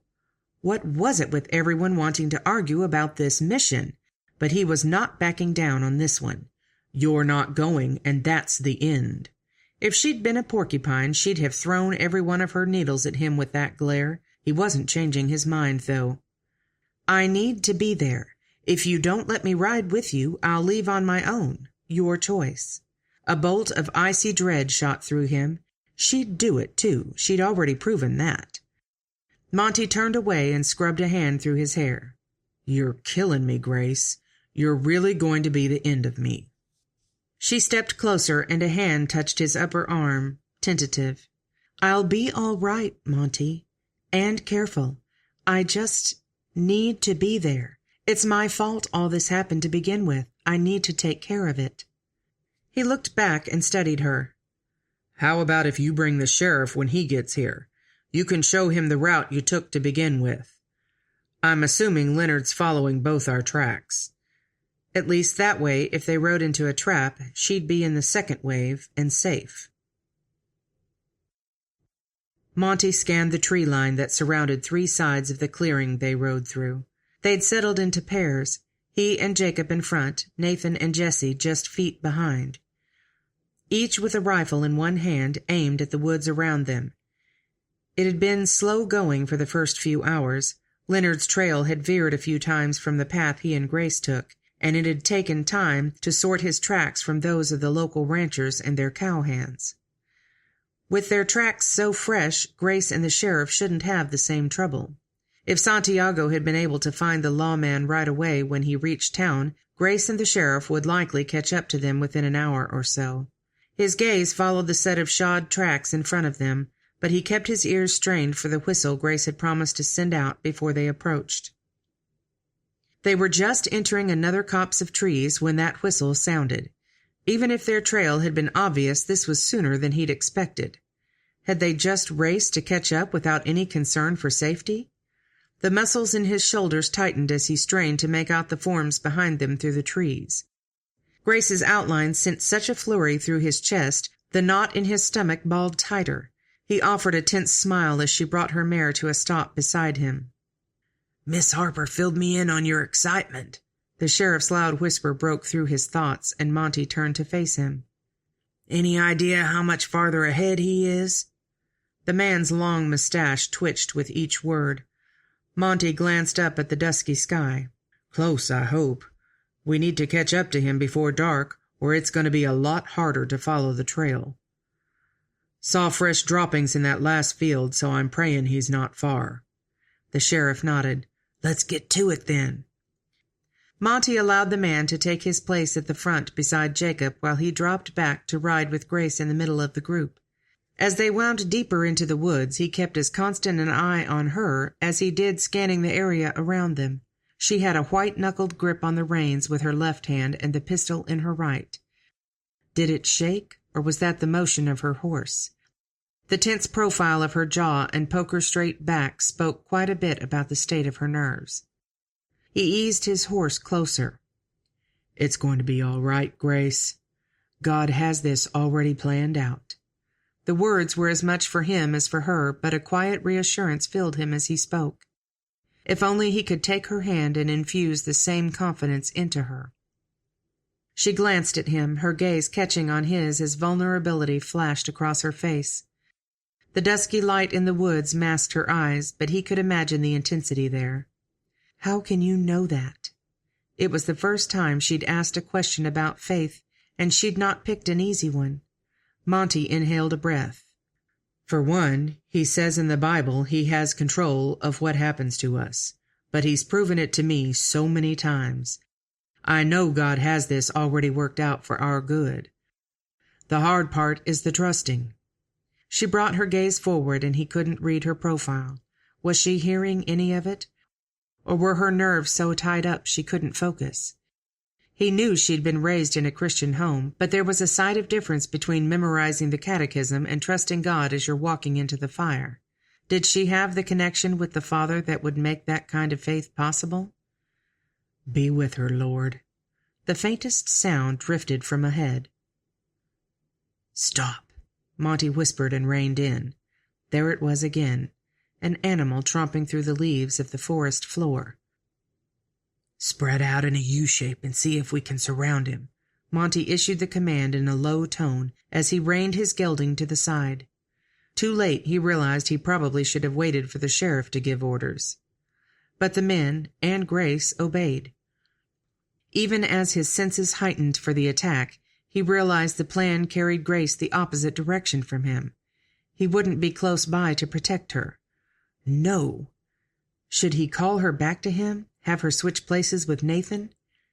She'd be angry as a mama cow at weaning, and probably wouldn't do it. "Lord, protect her."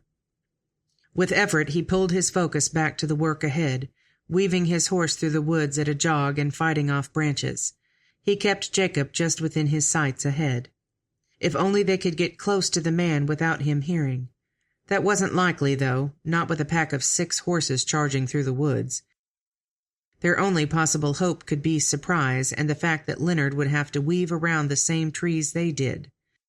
But if he had a head start... Within minutes, a figure appeared through the woods ahead and to the right. A bay horse, riderless. "He's on foot!" Jacob's cry pierced the air as Monty glimpsed a figure darting away from the animal. He pressed his gelding faster, ducking and bobbing as branches struck. A shot rang through the air. The blast came from somewhere up ahead, but it was impossible to tell who had fired it. Monty reined in at Jacob's horse and leapt to the ground. His friend had already dismounted and crouched behind a tree. Monty found a spot behind a neighboring oak, a good stout tree at least 3 feet thick.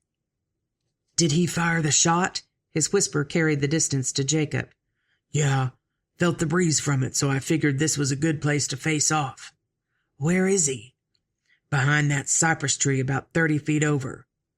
So close? It was a miracle Monty hadn't been shot riding up. He forced in a deep breath. What now? Peeking around the trunk, he spotted the cypress Jacob must have meant. A huge, sprawling thing with an impression in one side where Leonard must be hiding. The way he was tucked into the tree's indentation, he was shielded on 3 sides. They'd have trouble getting into a position to shoot him out without getting shot themselves. If the man had food and bullets to last him, he could hole up there for days. Maybe they could talk him out. It'd be worth a try.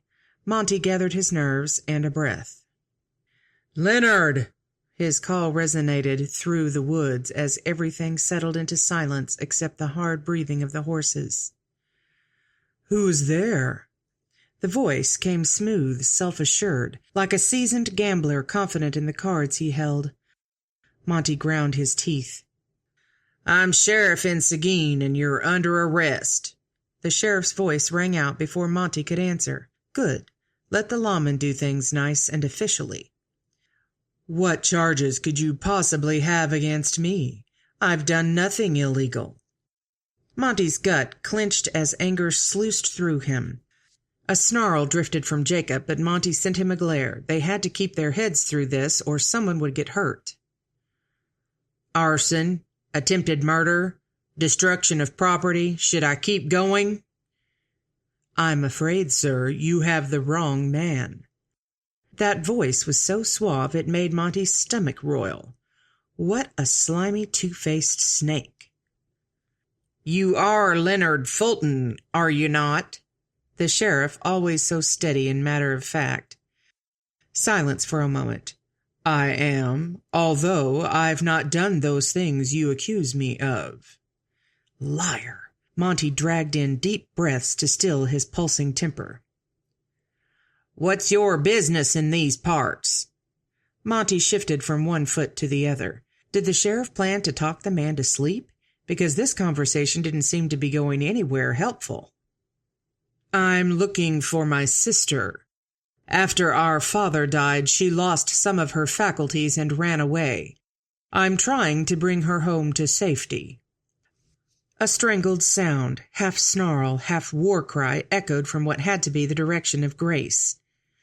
"You mean my father? He was nothing more than a victim to you. You murdered him to take the diamond, but when that didn't work, you've hunted me down like a prize bearskin. Only now you've caught yourself in your own trap."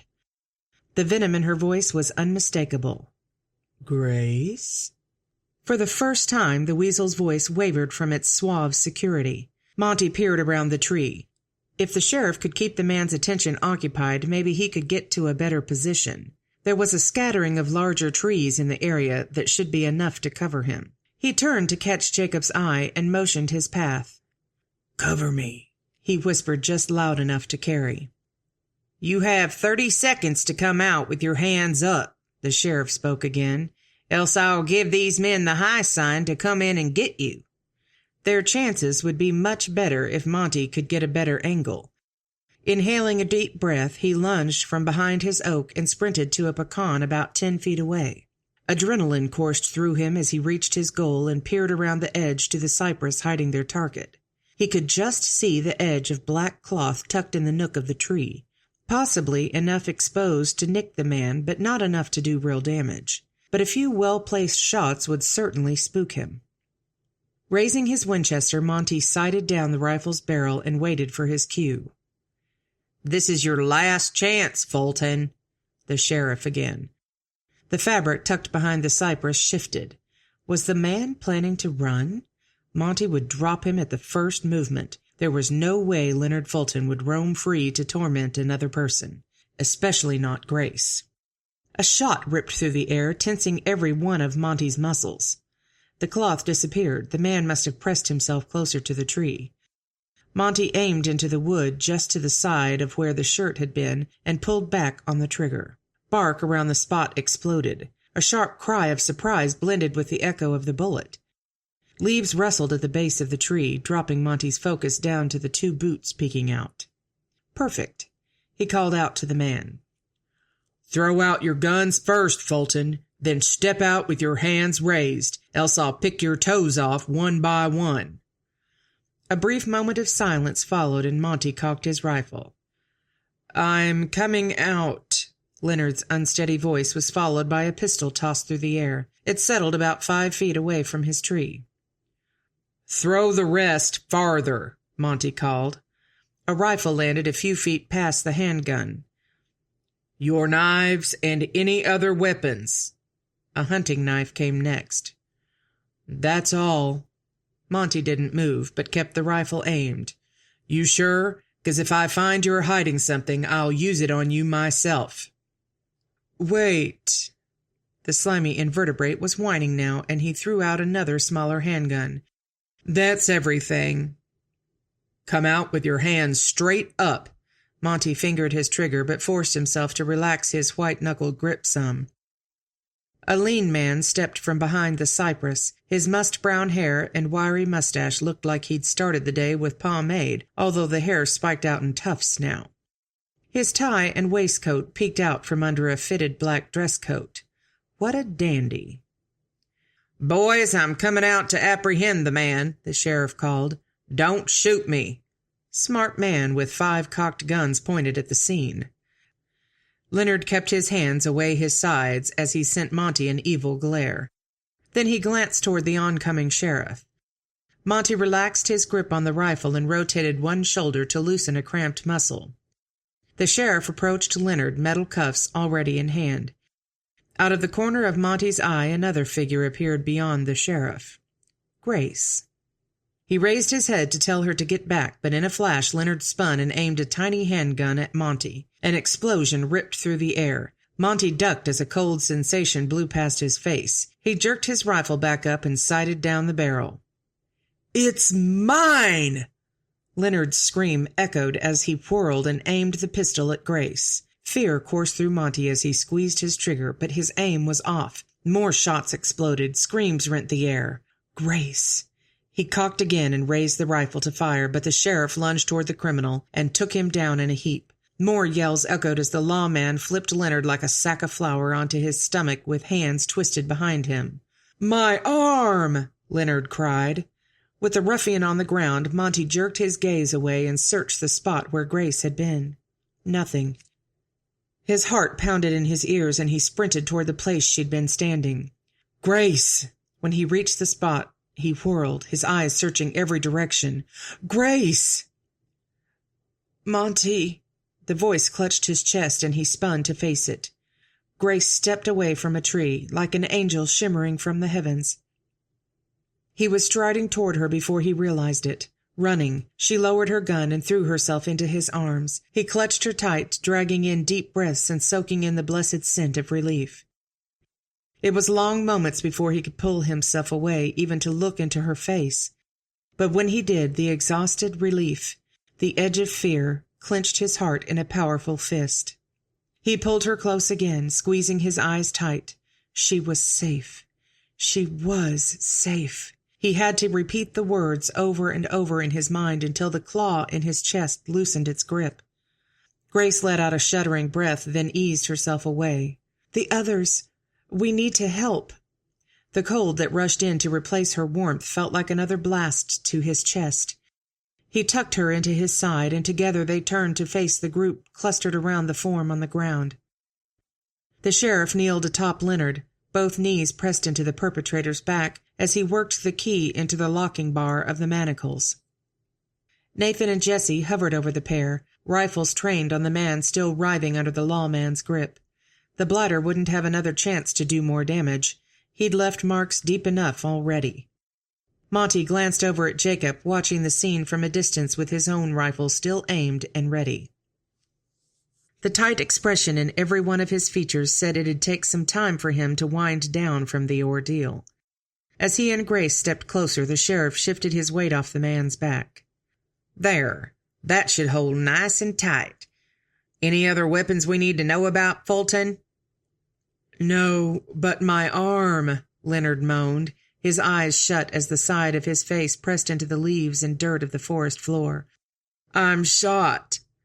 A rip in the man's coat showed crimson soaking the cloth underneath. The man was still breathing just fine, though. He'd be all right for a while. As the sheriff searched for any other hidden weapons, Monty looked up at his men. "Jesse, keep your gun pointed at him until the sheriff tells you different. Nathan, fetch the man's horse, unless we'd rather have him walking back, which is fine with me." "Horse is lame." Leonard's words were barely decipherable with his face pressed into the ground. Nathan stepped back. "I'll go check him." If Leonard's horse wasn't able to carry him, how exactly could they get the man to town, unless some of them stayed out here in the woods overnight and hoped the animal was better in the morning? That would depend on the severity of the injury, though. He could easily believe Leonard had pushed the horse too hard for the conditions. The horse could have stepped in a snake hole in the dim light of the woods and broken a leg. "I guess we can put him on my horse. I could ride with you." He turned at Grace's soft words. She'd be willing to let the man use her horse after all he'd done to her? Not that he was complaining about the thought of having her tucked behind him all the way home. That might be the best possible way to travel, now that he thought about it. He scanned her eyes for any hint of fear. With the darkness falling deep in the woods, shadows threatened her eyes. What he could see was only bravery, though. "Maybe. Let's see how bad the animal's hurt." Night had overtaken the forest completely by the time they were all mounted and heading home. Fulton's horse seemed to have only a stone bruise, but it was enough to slow their ride to a crawl as the animal limped behind. Fulton was strapped onto Grace's mare with his hands in irons and a gag firmly fixed over his mouth. That had been the only option to get the man to quit blabbering. The sheriff rode on one side with a firm grip on Fulton's reins. Jacob rode guard on the opposite side, his rifle across his knees and a hand within easy reach of the trigger. Nathan and Jesse rode up front, scouting the trail and blocking in Fulton in case he tried to do something really dull-witted. Monty tightened his grip on Grace's hands as they encircled his waist. Her head rested on his shoulder, body pressed against his back. The steady reassurance of having her there, safe, was just now starting to ease the tension in his muscles. Could this whole awful ordeal really be over? He breathed out a long, cleansing breath. "Thank you, Father." Chapter 19. Grace stepped onto the porch in the pre-dawn darkness and wrapped her arms tighter around herself. It had been a couple hours since she'd ridden back to the ranch yard with Monty and Mr. O'Brien. Nathan and Jesse had agreed to accompany the sheriff to town to make sure Leonard was locked up tight. She was supposed to be sleeping now, collapsed into exhausted slumber like the rest of the household, but she couldn't bring herself to face the bed yet. Seeing Leonard had called up too many emotions she'd worked hard to squelch. That grimy feeling she always had when he looked her way. The day he'd come riding back to the ranch with Papa's lifeless body. Tears burned her throat and eyes, but she braced both hands on the rail and forced the moisture back. It had been almost a relief to flee the ranch after living a month alone with her stepmother. Without Papa to temper the woman's greed and sharp tongue, she'd been impossible. Coming here to the Double Rocking Bee had been like finding home again. And Monty. She'd never felt so alive as when he was near. Yet the shadow had still hovered over everything that was good. Fear that Leonard would find her, a shadow that sucked the edge of joy. Could it really be over? What had Monty said yesterday as they rode through the woods? "God has this under control. The hard part is in the trusting." She stared up into the dark, cloudless sky. God was there, she didn't doubt it. But could she trust that he had Leonard's fate under control? Her fate? The rail took her weight as her knees started to give way. If she trusted God with the diamond, her birthright, did that mean she had to trust him with every other part of her life, too? Could she? He's proven himself so many times. Her mind drifted back through the events of the last year, the 12 months that had seemed like the disintegration of her life, yet the picture formed differently this time. Had God been directing the events to bring her here to this ranch, this little slice of heaven, and Monty? A movement rustled on the path, and she tensed, ducking behind a porch support. Not that the 4-inch post would hide much of her. "Grace." Monty's voice, gentle as it drifted through the night. Her muscles relaxed and she clutched the column to keep from sinking to her knees. Where had all her strength gone? Monty. His boots clicked softly as he mounted the wooden steps, his outline slowly forming from the blackness. Can't sleep? His deep tenor washed over her like a warm blanket in the coolness. Not yet. You either? She could see parts of his face now, although much remained steeped in shadow. It couldn't hide his gentle strength, though. Thought I'd take one more look around before I bed down. He came to rest beside her, less than a foot away, close enough for her body to crave his touch. She didn't close the gap, though. What's on your mind? She forced her thoughts to focus on what had occupied her so thoroughly just minutes before. I was thinking about what you said on the trail, about God having a plan through all of this. How could she put into words the turmoil in her heart, the desire to trust, yet the fear of it? I think I can see it. It's just harder to trust when I can't see everything that's to come. It wouldn't be trust if you could see it. She turned to look at him, warmth spreading through her chest. He had such an easy way of stating the truth, a clear perspective. I want to trust, Monty. I'm ready, I think. He slipped an arm around her waist and pulled her close so her head rested on his shoulder. That's the best news I've heard all day. Her mouth pulled as she fought the grin. The day's still young. They stayed like that for a while, her head resting against him, their heartbeats melding into one. She'd never felt so at peace. The blush of dawn touched the eastern horizon, filtering a dusky magic over the ranch yard. She finally pulled back and scanned his face. So where do I go from here?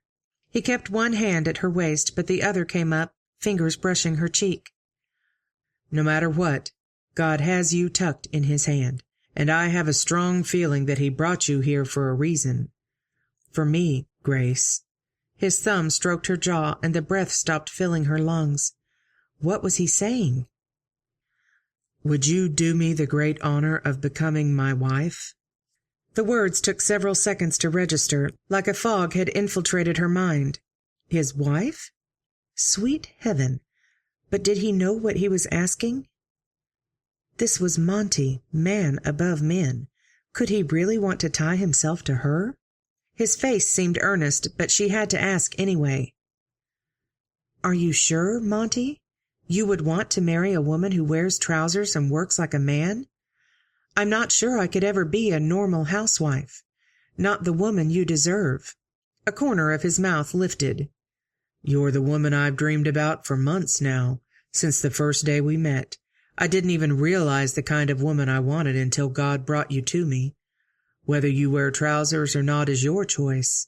His thumb touched the corner of her mouth, sending a skitter all the way through her. I like the idea of you working alongside me, but only if you want to. The warmth in her chest spread through every part of her, expanding her heart so it was impossible to hold back a smile. I'd like to, Monty, although it might be harder after children start to come. His face slackened for just a moment, as though the fog had crept into his brain too. Then his dark eyes glistened in the dawning light. I like the idea of children. Without another word, he lowered his mouth to hers, finishing the thought with a promise as old as time. Monty dragged open his scratchy eyes as a yawn took over his entire face. Daylight filtered through the muddle in his mind, and he sat up straight. He'd overslept. But then the events of the last couple days crashed over him, pressing him back down to the pillow. What a whirlwind it had been, ending with... The memory of Grace's words and that kiss took over, pressing it all aside. She'd said yes. God be praised. They'd not talked about the details yet. As soon as the others started stirring, he'd sent her straight to bed. How soon could they set a date? Maybe he could talk her into having the ceremony this Sunday. He'd go get the preacher today if she'd agree. But she probably wanted a church wedding. Or did she? He should know better by now than to try to think for Grace Harper, or Hampstead, rather. No matter, soon enough she'd be Grace Dominguez, his wife. Pushing up from the bed, Monty scanned the bunkhouse, reality sinking in like a bucket of cold water. They couldn't be married yet. He had no house to bring her to. That cottage he'd dreamed about in the next clearing over would have to become a reality now, and soon. But that would take weeks, months. His head dropped into his hands, and he pressed the heels of his palms into his eye sockets. Lord, you're killing me. The old bunkhouse on the other side of the barn flickered through his mind, but that was no place to bring a bride. Just one open room with a cook stove at one end, stark as a newborn bunny. Even with the holes in the roof patched, there wasn't a chance he'd bring Grace into that shack, no matter if it moved the wedding up by a couple of months. Pulling on his boots, Monty stood and splashed water on his face from the tin washbowl. Donato had told him not to go out with the others to the cattle today, but it was time to see what needed doing at the main house. There was the usual bustle of activity through the front rooms. Anna rocked the baby in the parlor while Jacob played some kind of marble game with Emmeline. The child jumped up when Monty stopped in the doorway, and she flew into his legs with a squeal. Jacob rose a bit more slowly, old man that he was becoming, and strode toward them with a tired grin. "Thought you were going to sleep till dinner." Monty glanced at the parlor window, but couldn't get a read on the time of day. "You already eat lunch?" "A couple hours ago, but you're not the only one. Grace hasn't stirred yet either." Monty's chest did a little flip at her name, but he did his best not to let it show on his face. He glanced past Jacob to examine Anna. "You feeling all right today?" Anna's head lolled against the back of the rocker, and she gave him a soft smile. The sleeping baby cuddled against her shoulder. "Thankful." A lump filled Monty's throat, and he had to swallow hard to push it down. "All of us." "You should see my new kitchen. The boys are doing quite a job on it." Monty turned to Jacob, raising his brows. He knew Santiago fixed the stove last night, but figured it'd take a bit before they could repair the damage to the wall and work counter. A little hand gripped Monty's and pulled. "Come see, Uncle Monty." Jacob nodded that direction, so Monty allowed Emmeline to pull him down the hall. His gaze wandered up the stairs as they passed, but all seemed quiet up there. Grace must be exhausted for sure if she could sleep through all this clamor. Male voices drifted from the kitchen as they neared the doorway. Emmeline tugged harder, hopping and skipping as she entered the room. "See, Uncle Monty? I got to help paint the wall." As Monty took in the scene, Santiago and Carlos paused in their work to watch him. Each man held the end of a shelf, and Santiago also gripped a hammer in his right hand and a nail between his teeth. The wall behind the shelf, which had been covered in crumbling ash yesterday, now shone a bright whitewash. The stove fit neatly in its original position, as if it had never been dislodged by two terrified women. How had they accomplished so much just today? "The new counter's finished outside, but the paint's still drying on the legs." Santiago had removed the nail from his mouth to speak. "Mama Sarita said it would be nice to have more shelves, so that's what we're building now." The one they held had curved end bells fitted on either side, shaped almost like a scroll. Monty raised a brow at his cousin. He'd known the man dabbled in carpentry back in Mexico, but hadn't seen him produce anything in years. "Nice job." "Do you want a ginger snap, Uncle Monty?" "Mama let us all have them after lunch, but we saved some for you and Miss Grace." Emmeline ran to the pantry and pulled a cookie from under a cloth. "Thanks, little bit." He tousled her hair and slipped half the cookie in his mouth. The moment the spicy flavor hit his tongue, his stomach took the opportunity to remind him he hadn't eaten since the sandwiches Mama Sarita set out for them last night. Jacob's chuckle drifted from behind him. "There's probably something in there that'll stick to your ribs, too." Monty eyed the pantry shelves, then glanced at his friend. "You have a minute to talk while I eat?" 10 minutes later, Monty sat at the massive pecan-wood table in the dining room, thick slices of ham and tomatoes piled on sourdough bread before him. Jacob perched to his left in Donato's usual chair, arms extended across the table. "So what's on your mind?" Just like Jacob to get right to the point. Monty fit his mouth around the oversized sandwich and savored the bite while his friend waited. A little patience never hurt anyone, and how exactly should he share the news? Just come out and say he'd be marrying Grace, or work up to the topic? Straightforward was usually best with Jacob O'Brien. He swallowed the last of his bite and glanced at his friend. I asked Grace to marry me this morning. Jacob took in the news with raised brows arched over wide blue eyes. Then with a hoot he slapped the table. Well, it's about time, old man. I'm assuming she said yes.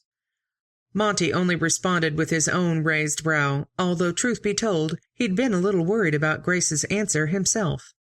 He hadn't really meant to ask that particular question before she'd had a chance to recover from the ordeal with her stepbrother. But standing there in the dawning light, it had seemed like the right time, especially after she'd shared about her faith and wondering what her next step should be. A slap on the shoulder brought Monty back to the present, and Jacob's wide grin. So what's your plan for a house? You want to build here by us, or the next clearing over? Even though he'd expected as much from Jacob, a bit of tension left his muscles at the automatic way his friend assumed he'd be sticking around, putting down even deeper roots in this ranch that was already part of his soul. I was thinking the next clearing over, if you don't mind. I'd like to take Grace to look at it when she feels better. Definitely get the woman's opinion. Jacob gave him a droll look. If you've learned that trick, you'll live a long and happy life. Wherever you guys decide, just let me know and I'll deed you the acreage around it. A ray of warmth seeped into Monty's chest. Deed the land? He'd hoped only for the chance to erect his own house on the O'Brien property, like a sharecropper. Instead, Jacob was offering him permanence, a treasure to be tended and passed to future generations. A lump formed in his throat, and he raised his gaze to meet Jacob's squarely. That'd be nice. Chapter 20. Grace matched her stride to Monty's as they stepped through the tall grass at the edge of the clearing. The pinks, oranges, and blues of the sunset cast a magical tint over the land, draping it in warmth and comfort. The perfect spot for their home. Monty slipped his hand into hers, intertwining their fingers and pulling her close. It's perfect, Monty. Absolutely perfect. You like it? I was thinking maybe the house could go there, facing the trail. Maybe a shed off to the side for wood and such, or a barn if you'd rather. She pulled to a stop in the middle of the area where the house would sit, then motioned toward the eastern corner. It'd be nice to put the kitchen here where we can watch the sun rise over coffee in the mornings. Glancing his way, she caught his gaze. A warm, fluttery feeling glided up her chest. A couple of the boys have offered to help build in the evenings. I'll go to town for a load of wood on Saturday, but we can start felling trees before then. I'm thinking we can probably have it dried in with a bit of furniture in a couple months. He turned her toward him, slipping his hands around her waist. I hate to wait so long, but we'll be working as hard as we can to finish sooner. She searched his face. He was concerned about something, but what? Will it be all right for us to stay at the main house until then? A line formed across his forehead. You mean stay the way things are? Confusion muddied his gaze. I'd rather not, but don't see much other choice. Something about his words didn't quite ring clear in her mind. The way things are? You mean not have the wedding? Surely he wasn't saying he didn't want to marry her. He cocked his head and steadied her for a moment, then his brows shot up. You mean we get married now and stay at the main house until this one's ready? What had he been thinking? That they wouldn't marry until after the house was built? Heat flared into her face. Land's sakes, he must think her a hussy, or at the very least, desperate. He threw his head back and let loose a chuckle, and Grace tried to pull away. He didn't relax his grip at her waist, but instead pulled her closer as he lowered his forehead to hers. I like your idea better.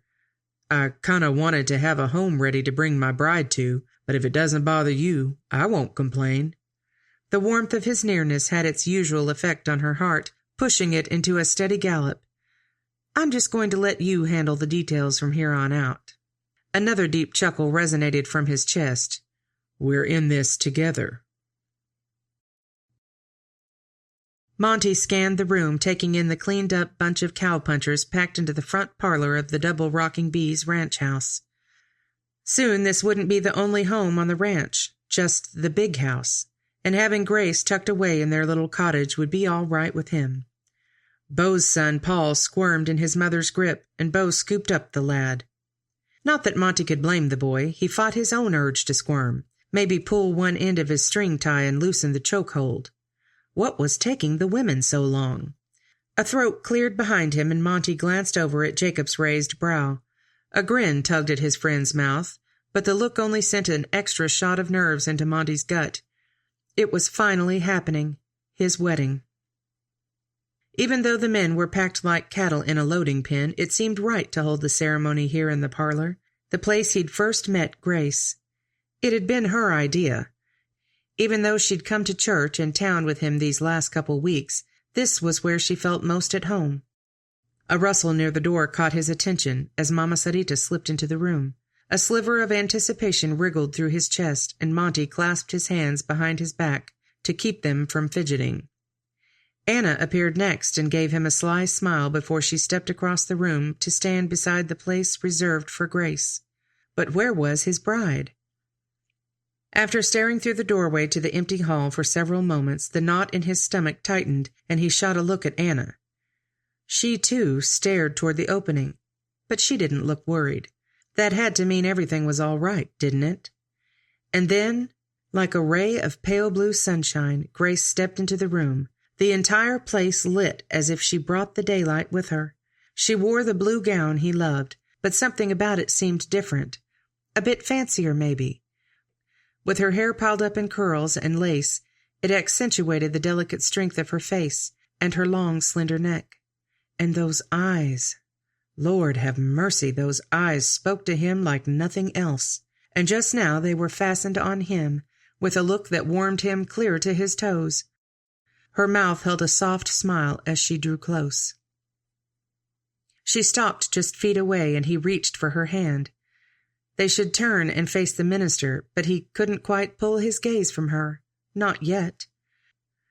When she squeezed his hand, he squeezed back and did his best to hold in the giddy grin that took hold in his chest. Together they turned to face the preacher, but Monty didn't let go of her hand. Against all odds, God had brought them to this place, and he planned to enjoy every minute of it. As they spoke their vows, Grace's words were sure and steady, much more so than the gallop in his chest, but one sentence the Reverend spoke caught and held in his mind. "Therefore what God hath joined together, let no man put asunder."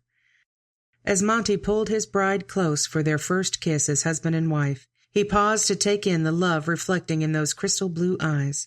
It so perfectly matched what overflowed in his own chest.